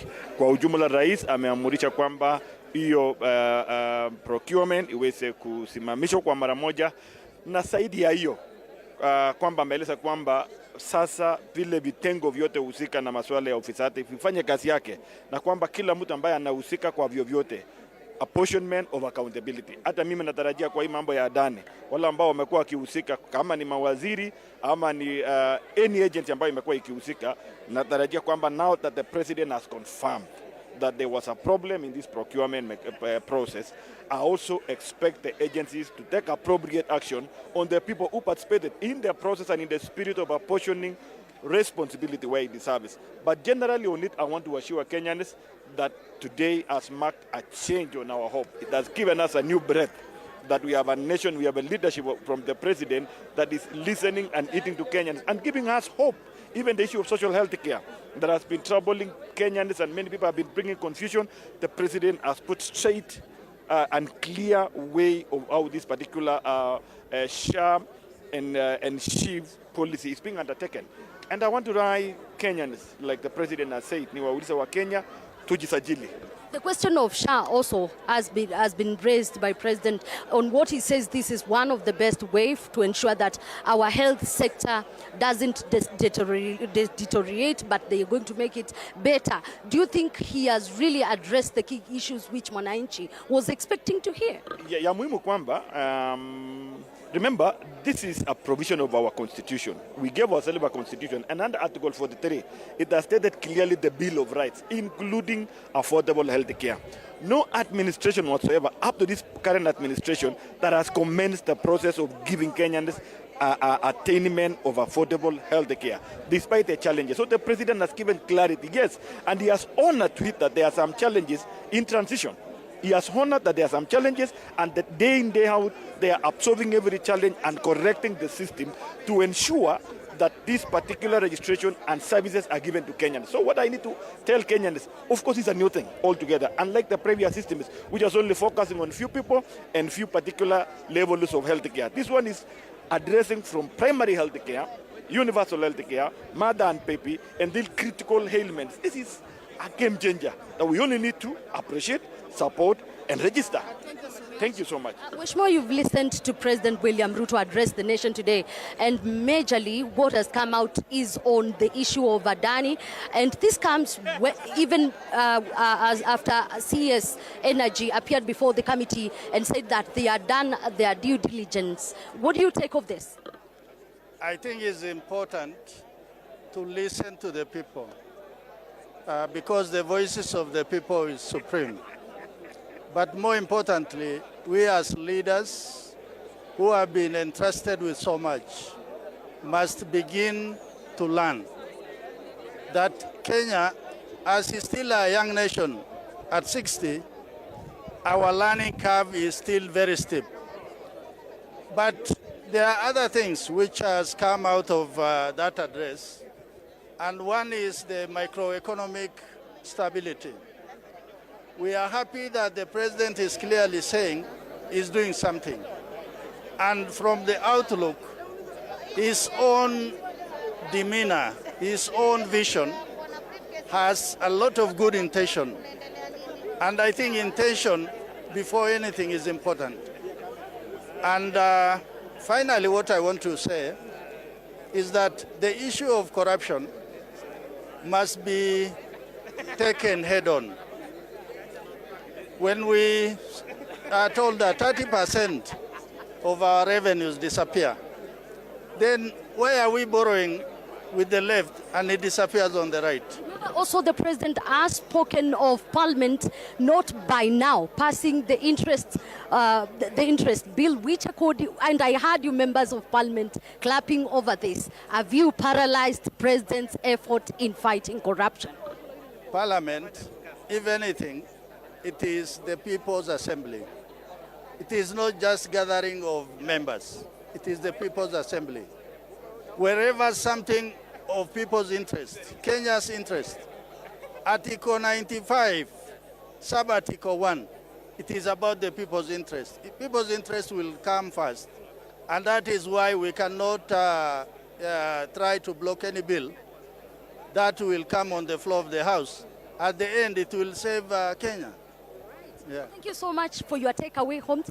Thank you so much, Mheshimiwa. How are you? I know today you've listened to President William Ruto address the nation, and key is on the Adani cancellation. Away from that, also President has accused Parliament of sabotaging his efforts on fighting corruption. First of all, I must say it was a good sort of the nation address, because the President has talked about many issues that have been in the public domain. And, you know, we say that it is not enough to do justice. It is also good to make sure that justice is seen to be done. The people of Kenya spoke, and there are things that they've spoken against. There are things that they had spoken against, for example, the finance bill. You know, he went and said, okay, we have heard you and we've stopped it. The Adani deal has been vilified. And for sure, there were issues concerning it. And whether they were true or not true, there were issues that people had. And they needed to be told to the people so that people don't feel like these things is being shoved down their throat. So I commend him for having to say, let's put a stake to it, let's rethink it, let's consider it. I'll also say that he's talked about SHIF. And you know, last night we talked about it on a radio station, on a radio show with you. And we said that there's a lot of vilification of that project, but you cannot stop it because we have lives of Kenyans at stake. We have people in hospital. We have people who need to be discharged out of hospital today. And therefore, there are things that we cannot just stop. It's not like the Adani deal that you can say, okay, now just stop it. You know, the transition, as he has said it, will take some time, and we must be patient. You know, he's given an example of a farmer who goes and puts down a lot of resources and a lot of money in plowing the land and putting the seed in. But we have to have some patience to make sure that we see the fruition or the hard work of what we have done in the past. But I'll say, regarding Parliament and the law that has been mentioned about, and you know, it brought an uproar about the conflict of interest bill. We have all interest of making sure that we pass that bill. It is a government bill. It is going to be laid on the table by the majority leader. You have heard that we are coming on Monday. So we increase the days that we are going to be working this coming week. And one of the things we're going to be doing is to make sure that we pass the conflict. Looking forward to seeing you being one of the persons who will be passing this bill. I have no conflict of interest. I don't do any business with the government. And therefore, and not just me, I would ask any leader and every leader to be like me. Stop doing business with government. Let's stop conflict of interest. Fair enough. Mheshimiwa, you've also listened to President William Ruto today. What is your takeaway home away from the Adani thing? Today, I am a very proud Kenyan. First of all, the President has touched all areas, very important sectors of education, healthcare, matters that have been affecting many Kenyans. So today, at least, the President has been able to elaborate further on the plans and the deeper planning that the sector of healthcare sector is going to cover. Also on the issue of security, gender-based violence, and above all is the Adani deal. You know, this is a matter that many Kenyans have been asking as to whether the president is, the government is making the right decision. But because of the concerns made by Kenyans and the international community, today the president has pronounced himself, and I think that now the country is steered.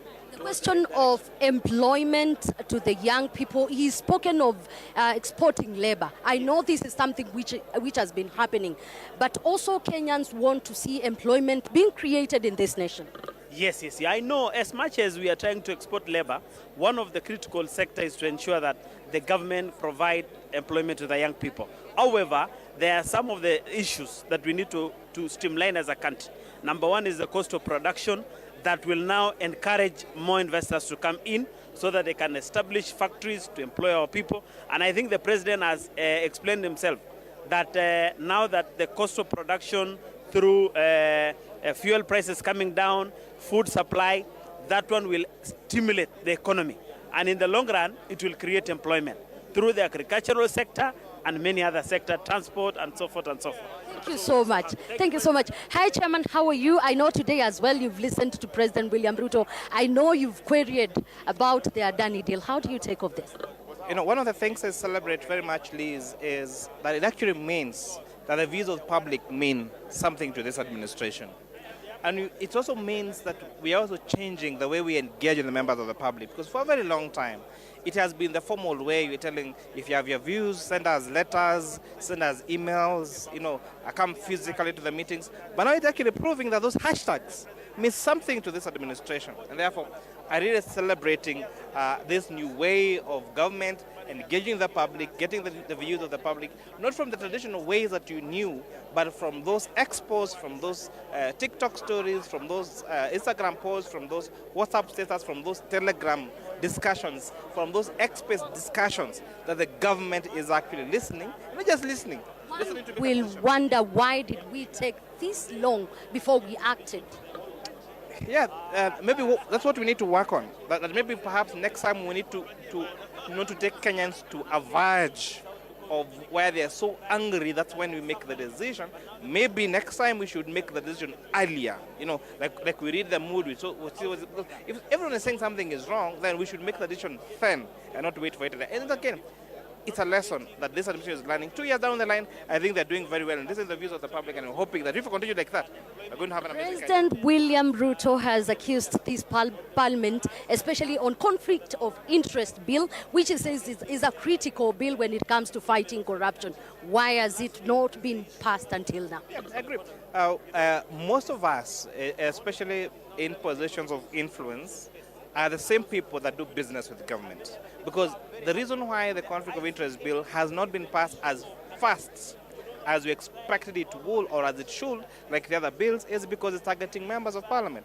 And usually people will be more or less inward looking. So they're looking, if I am a contractor, if I build roads, if I do these tenders, and I pass a law that's going to disadvantage me, of course, people are likely to be to delay in making such a decision. So, but I'm urging members of National Assembly, members of Senate, we are in very privileged positions. We earn a very hefty salary.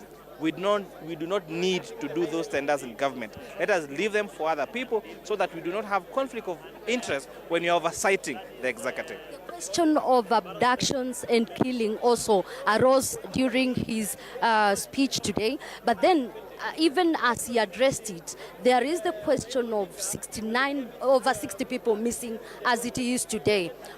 What happens? Are we really taking too long before we act as well? And the communication from National Police Service as well as other stakeholders, why is it that they are mum? My urge is, at least I've been very vocal on this, there is no reason why we need to kill women. It is very sad, whatever is happening to our girls. It shouldn't happen to anyone. It especially should happen in 2024, and especially in such a democracy as ours. And it's a joint responsibility for all of us. Because unfortunately, you look, some of the perpetrators of this femicide, of this violence against women, are police officers themselves. The same people that we expect will follow the law to protect our girls are the same perpetrators. So we have a very long way to go as a country. That's why I like the President's message that this must be a multi-approach. It has to be an approach that's going to be taken by all of us, both the leaders, our religious leaders, the police, everyone. It is a joint effort for all of us. Because if we leave it to the police alone, the police officers themselves have been seen as and there's so many cases even in court, in public domain, of them being perpetrators of violence against women. So it is a collective effort with all of us to make sure that this does not happen. Thank you so much, Mheshimiwa. Again, I would like to hear from other members. Hi, how are you? I know you've listened to President away from the Adani thing. I know there is the question of unemployment in this country, and which keeps being, or rather is a menace in this country. But President says members of parliament as well as Kenyans should take part on the exportation of labor. What do you take of this? I think on the issue of the employment, it makes a lot of sense. So we being on the ground, including even the member of county assemblies, we should be able to disseminate these jobs within our respective areas so that we can give those opportunities. I think any opportunity now for a Kenyan, whether in the country or outside, I think it makes a lot of sense. So yes, already we're doing that. We've disseminated, like in my constituency, I was there last week, and I've decided to work even with the PS labor so that we can disseminate these positions. As you know, jobs have been scarce, so any opportunity available, and you know we've got many graduates and they need these jobs. So we've been very, very effective, and we need to take that line, that tangent, so that we ensure that these jobs are available. But also these brains are needed here in the country. Why is it the creation of employment has become another challenge in our country? What is it that we are not doing right? Yes, certainly we need to create more jobs within the country.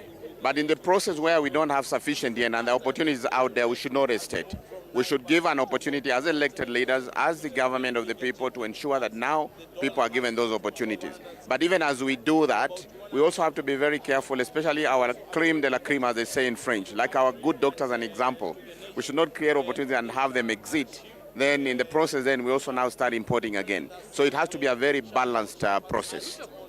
Yeah. Today, before I let you go, I know very well President William Ruto has accused Parliament of derailing the process of fighting corruption in this country through the conflict of interest bill. Why is it we are taking this long? No, the conflict of interest bill, it's not sort of delaying corruption. What we are saying is, you being my sister or being my brother, or you should not be denied to do business because nobody applied to be sort of related to that particular. That means you are seeking some clauses change. It's not. Yes, some clauses needs to be altered. An example, if you say, a brother or a sister to a member of parliament should not do business, those are independent entities. We would like to fast-track corruption so that this corruption is really curbed in this country. To fast-track in terms of curbing and, in fact, eliminating it. It should be a zero tolerance environment or country. But what we are saying, the bill also should be realistic. So, yes, we support the president on the matters to do with fighting corruption, but we have to ensure that we've got the right tools, properly drafted, so that when we sail it through, it actually achieves the purpose or the objective. Thank you so much. Hi, Mheshimiwa, how are you? Ninajua umesikiza zaidi. Ningependa kuzungumza kwa lugha ya Kiswahili, maana zaidi najua unapenda Kiswahili. Najua umesikiza Rais William Ruto akizungumza. Na la mno ambalo ameangazia ni mauaji ya wanawake. Ilivyo siku hii ya leo, unahisi kuna matumaini ya kukabiliana na hili? Kweli mimi kwa leo nataka nimpongeze rais wa taifa hili la Kenya, Dr. William Samoei Ruto. Niweze kusema mambo ambayo yamegusa kuhusiana na mauaji ya kina mama. Sote tumeona pale kwa kweli kina mama waliopolewa karibu 97 na mpaka sasa bado wengine wanatolewa viungo vya ndani na nini. Kwa hiyo sisi kama kina mama tulimlilia kililio chetu, na jana akakutana na kina mama wachache ambao ni katika viongozi wetu, wakazungumza na wale walivyokuja kutuambia, wakasema president ametupangia vizuri kuwa ata make sure kuwa haya mauaji yanakwisha. Na kisha amezungumza pia kuhusiana na 2/3 gender. Unajua kina mama siku zote wanafinywa. Hata ukionekana unafanya kazi nzuri kidogo unaanza kupigwa viboko. Lakini mimi nataka nimwambie rais, asante sana kusimama na kina mama. Mimi kama mama county wa Mombasa nilikuwa big critic kwa president. Lakini kwa yale ambayo ametuambia leo na yale ambayo anajaribu kusukuma, mimi ningependa kuambia Wakenya kuwa muda mwingi rais alikuwa hana watu ambao wanaweza kuzungumza vitu ambavyo anavifanya. Na kuna mambo mengi alikuwa anafanya lakini hayatolewi wazi. Na mimi nataka kuambia wale mawaziri ambao wako karibu na president, fanyeni kazi, ile kazi ambayo umepewa budget tumewapatia, mkipeana report kwa president mumpatie report ambayo iko sawa, na kazi muifanye ile Kenya ionekane kuwa rais anafanya kazi. Lakini wao wakinyamaza, na mimi nataka kusema wachukue mfano mzuri tu. Umeona tumeingia broad based government. Angalia waziri wetu Hassan alijua anavyochapa kazi. Ukienda kila mahali ameshika vizuri. Na pia kuna waziri wa elimu, pia nimpongeze, amejaribu kiasi cha haja. Kwa hiyo kuna mawaziri ambao sisi tunawaenzi, tunawacelebrate na tunasema hao ndio watafanya kazi ya rais iwe rais kuonekana. Na pia mimi leo nimempongeza paka nikamwambia Mr. President I love you, kwa sababu amemtoa yule Adani. Yule jamaa alikuwa ni scam, lilikuwa ni jizi, likusema I love you. Namwambia I love you kwa sababu Wakenya walikuwa wamesikia uchungu sana na mambo ya Adani. Umeona hata sisi wenyewe tulikuwa tunashindwa, sasa huyu mtu sisi tunaweza kumkingia namna gani? Na ni jizi likubwa linajulikana dunia nzima. Lakini leo amesema tenda ya Adani ameicancel, hana cha Adani wala nini, lakini atatafuta investors, kwa sababu ukiangalia hali ya airports zetu kwa uhakika ziko katika hali mbaya. Kwa hiyo amesema anatafuta watu ambao wanaweza kumsaidia kuhakikisha anafanya marekebisho, ile mvua tuliona inanyesha iwe itakuwa iko sawa. Kwa hiyo leo mimi nataka tu kumshukuru. Leo siwezi kumchamba president, nimezoea kumchamba, lakini nimekuja nikagundua na wale waliokuwa karibu yake, hata wale ambao tuliwang'oa mamlakani ndio walikuwa wanaleta fitna. Lakini kwa kweli rais anajaribu, na amesema mimea inaanza kutoka kwenye ardhi. Kwa hiyo mazao wa Kenya wataona hivi karibuni. Asante sana Mheshimiwa Zamzam.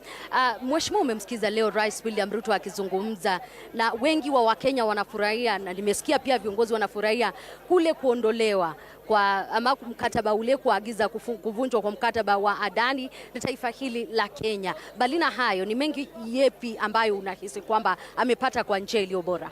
Kitu ya kwanza, kwa kipindi ya miaka miwili sisi maseneta, nikiwa seneta mmoja wa Embu County, tumefurahia sana kwa sababu leo rais wa Kenya ambaye ni William Ruto amefanya kitu haijawahi kuonekana kwa kipindi ya miaka ya pili. Kitu ya kwanza, ameongea mambo ya agriculture, akaongea mambo ya afya, na pia akaongea mambo ya elimu. Ameongea kitu ya maana sana, lakini ile kitu ameongea maana sana ni mambo ya kusema procurement zote kwa kipindi ambayo inakuja iwe ni his citizen, na kama ni hivyo malipo ingine itasimamishwa. Lakini Kinanga Upanga akaongea mambo ya ile mambo ilikuwa inaendelea, mambo ya ndani ambayo unakumbuka leo kuna video zinaendelea akiwa ako na kesi kubwa sana kule ng'ambo, na ni kitu imekuwa ikiendelea. Kwa hivyo rais amesema hiyo procurement ilikuwa imefanywa, ametupuria mbali mambo ya Kenya Airways na mambo ya Kentraco, amefanya kitu ya maana. Na sasa kutoka leo watu hata wamesimama wote wakasema miaka 10 kwa rais wetu, kwa sababu inaonekana hii kipindi ambaye unajua ni miezi siku kidogo ametimua deputy president akaleta mwingine, inaonekana tuko na njia mzuri ya ya rais wetu William Ruto na profesa ambaye deputy wake anaitwa Profesa Abraham Kidiki Kithure. Kwa hiyo tunaenda njia mzuri. Kwa hivyo mambo ya muungano na mambo ya kanisa tukiungana pamoja, inaonekana economy ya Kenya itapandika. Asante sana. Asante sana. Thank you so much Mheshimiwa for also being here. I know you've listened to President William Ruto, and of interest more is on the conflict of interest bill, which President has said that Parliament has derailed it, and this is one of the key bills when it comes to fighting corruption. And today we lose 2 billion shillings today, every day. Well, thank you so much for this interview, but what I must say is that the President's State of Nation address today was a wonderful one. It has made a turnaround, of course, to the politics of Kenya. I liked on the many issues he touched, on the issues especially on corruption, and I believe that all Kenyans now know that he is giving zero tolerance on corruption. He is not only talking, but actually he has acted. One thing that is very clear, you see and you remember that in the finance bill, after the House passed it, when the House passed the finance bill, he came and did not sign that bill into law. That shows that he listens to the people of Kenya. And today you could see that as a result of many Kenyans who were complaining about the Adani contract, he has also cancelled it. He's also cancelled the Kentraco. And of course, many things that are happening in Kenya would really show that he's on zero tolerance on corruption. As for what you have said, the bill on conflict of interest, of course, to me, my thinking is that it needs to be well amended in a manner that it's also not punitive for some sector of leaders, because it looks like that bill was actually targeting members of parliament, and of course we as members of parliament, we don't have any issue about it, but of course those of our relatives, our sisters, and many people who are independent, who are not members of parliament, but of course are in business, that particular bill, if it goes through, then it is going to affect them seriously. So I think there should be an amendment to that bill. Otherwise, this was a wonderful, wonderful State of Nation address. Thank you so much. For once, I'm hearing members say that it was wonderful. What is that one thing which was wonderful according to you in this today's State of Nation address? Talk about femicide. That is the one thing that every Kenyan woman is crying. Every Kenyan woman feels unsafe. Every Kenyan woman feels that this country seems to be for men. And I'm so happy today that the president has actually addressed himself to that issue, more specifically because as women leaders, we were at State House yesterday to ask him to take the lead and to be at the forefront. I'm happy that it has featured in the State of Nation address. And considering that from Monday or 25th, we have the 16 days of activism on femicide, I think it is a nice step, and specifically giving that instruction to his deputy to spearhead the process. I think the Kenyan woman will feel safe again. From just the femicide thing, I know also there is abduction cases. Over 60 people are missing today, and it's something also, I know he's spoken of police brutality, but the question of abductions is something Kenyans need to hear.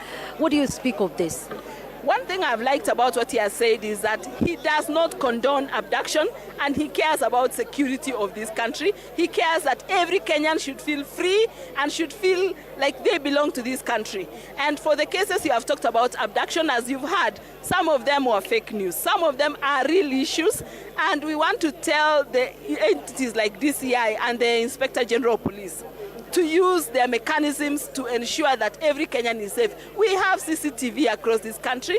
There are many technologies that can be put in place to ensure that this country is safe. So that is what we expect of Kenyans, and that's what we expect of the Ministry of Interior, and we expect of DCI to be able to put those factors in place to ensure that we are safe.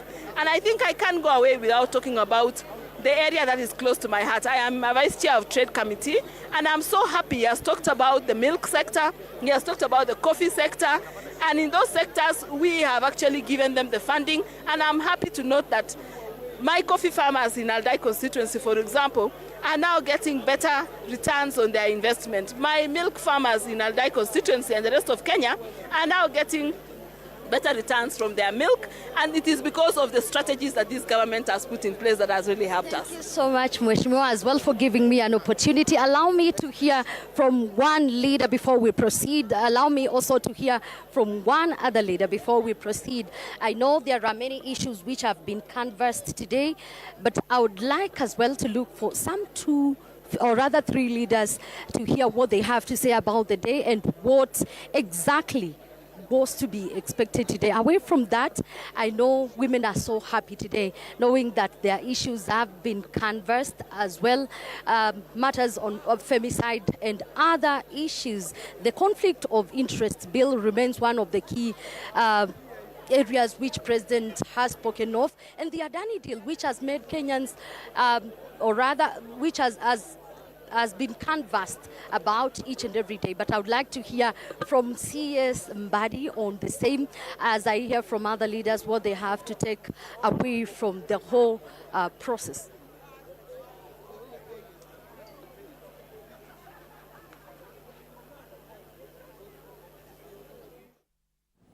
Right, folks, what we are looking at are historic times indeed. We just heard the President on the State of the Nation address, the second State of the Nation address of the Kenya Kwanza administration. It had a wide range of topics that were covered, but arguably the biggest is the second to last topic that the President was able to cover, and that is the matter concerning the Adani deals, both with JKIA and Ketraco. We have on standby the Senator Medhu on standby to let us know what the assessment of this particular State of the Nation address is. Senator Medhu. Let's have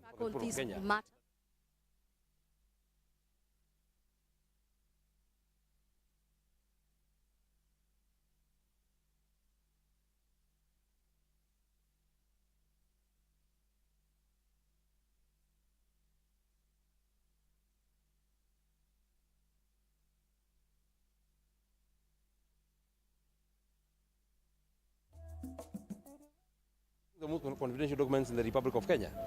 I think it was easier to even get all the other documents of the Republic, including the title deeds of all government establishment, than get that the particulars of those contracts.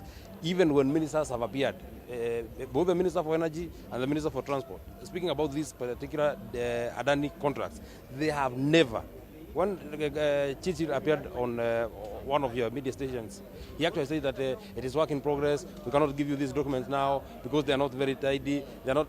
because they never wanted, so we cannot know how much was the concession of the government of Kenya. What were the terms of the exit clause? How much was the exact amount of the money that was entered into? Some say 30 billion, some say 60 billion. So no one really actually knows. And I think it was the honors of the president to tell us how much is this deal that he has said has been cancelled. How much are we losing as the people of Kenya? It was fair to say that. Then just say that we have cancelled the deal. We have cancelled the contract. So then what? We've seen the former deputy president, your ally, lamenting on social media that he's being harassed.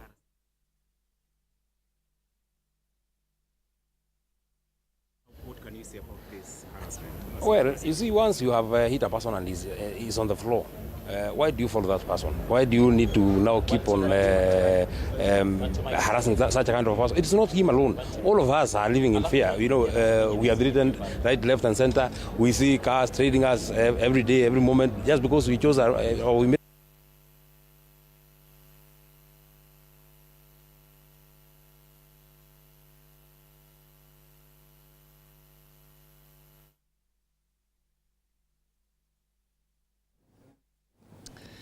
Once again, we have been following up on the State of the Nation address, the second State of the Nation address for the Kenya Kwanza administration. This is the home of untold stories, and we've been able to capture a number of items therein. Rest assured, in our subsequent bulletins at 7 and 9 p.m., where you'll join me, we shall be having experts here. We shall be having experts on some of the areas that were covered in the State of the Nation address to be able to give deeper context and deeper insight into what and why the president said and how it affects you and I. All that and so much more a little bit later. But just a quick recap. When the president began to speak, he covered a number of issues. Under agriculture, he spoke about the sugar industry, which in his words is undergoing something of a rebirth. For the first time, apparently, Kenyan sugar production has matched and outstripped Kenyan sugar consumption. And of course, leaving a promise there that Kenya is likely to become, or rather get back to be a country that exports sugar once again. Still on matters agriculture, the president addressed the tea and coffee industry, specifically focusing on coffee and speaking about a rise in the fortunes to the farmers of coffee compared to a similar period last year in terms of earnings for export coffee from Kenya. He also spoke about the fertilizer issue. You must remember, of course, in the last calendar year, there has been quite a bit of controversy around the matters of fertilizer. We have had cases of fake fertilizer, substandard fertilizer, and sometimes no fertilizer indeed being supplied across the country. This is the subsidized fertilizer program. But the president, admitting those shortfalls and challenges, has claimed that this particular program has led to a boost in food production and, of course, a reduction in food costs. That's according to the president. Apart from that, the president addressed matters of the economy. He spoke about the cost of living. He spoke about the cost of food. He spoke about the cost of fuel, all of which he says has gone down as a result of the policies and interventions of his government. He also spoke about an increase in our rating in terms of our credit worthiness as a country. He also spoke about inflation in the country, which has dropped from the highs of about 9% to lows of about 2 to 3%, according to what the president has said. All of these things we shall be able to interrogate with some of the experts that we shall be having in studio. He also spoke about the necessity of our country and our citizens to be patient with the administration to allow for the Kenya Kwanza government to bring about the radical and also necessary changes that need to happen in this country, at least as far as the economy is concerned. The president also took time to address matters health. He spoke about the endemic problems that have affected healthcare in the country, going as far as to say that historically in Kenya, the healthcare system has rendered a disservice to Kenyans ever since independence. And of course, saying that the Kenya Kwanza government has undertaken to make radical changes, radical, difficult and necessary changes, he says, to be able to bring about universal healthcare for all. That is the dream of the universal healthcare for all. And he says, he admits that there's been some challenges, especially in the transition from NHIF to SHA.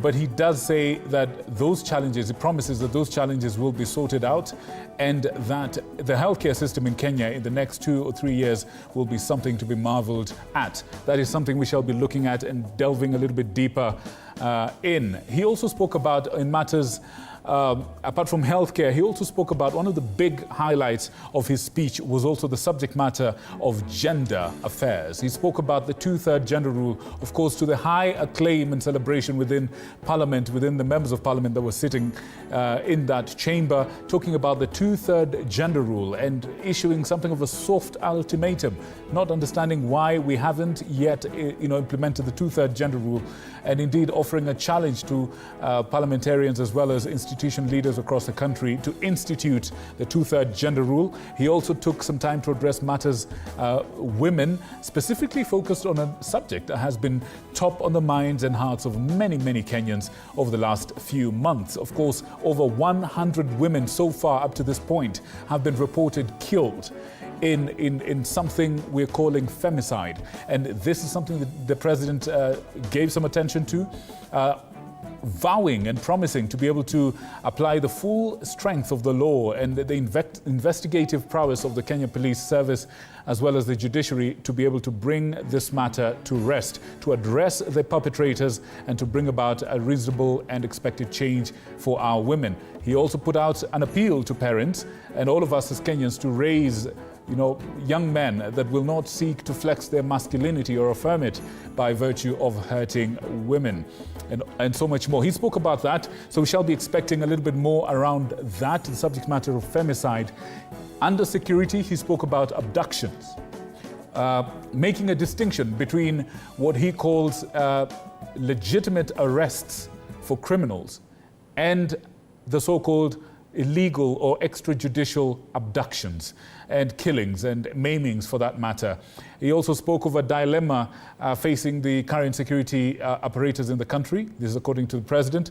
Of course, saying that on one hand, there is the desire and the necessity to protect protesting Kenyans, but on the other, of course, finding it difficult to address the criminal elements within the groups, but of course, warning that nothing indeed warrants the maiming and killing of people under the guise of policing protests and so on. The subject matter was huge and widely diverse. We shall be able to delve deeper into all this, but for now, I urge you to go on the TV47 digital platform as well as our YouTube page to watch once again the entire speech of the president, one of the shortest in history, of the State of the Nation. My name is Victor Muyakane, and this is the home of Untold Stories. I certainly hope you're doing so well this afternoon. I'll leave you with God's blessings.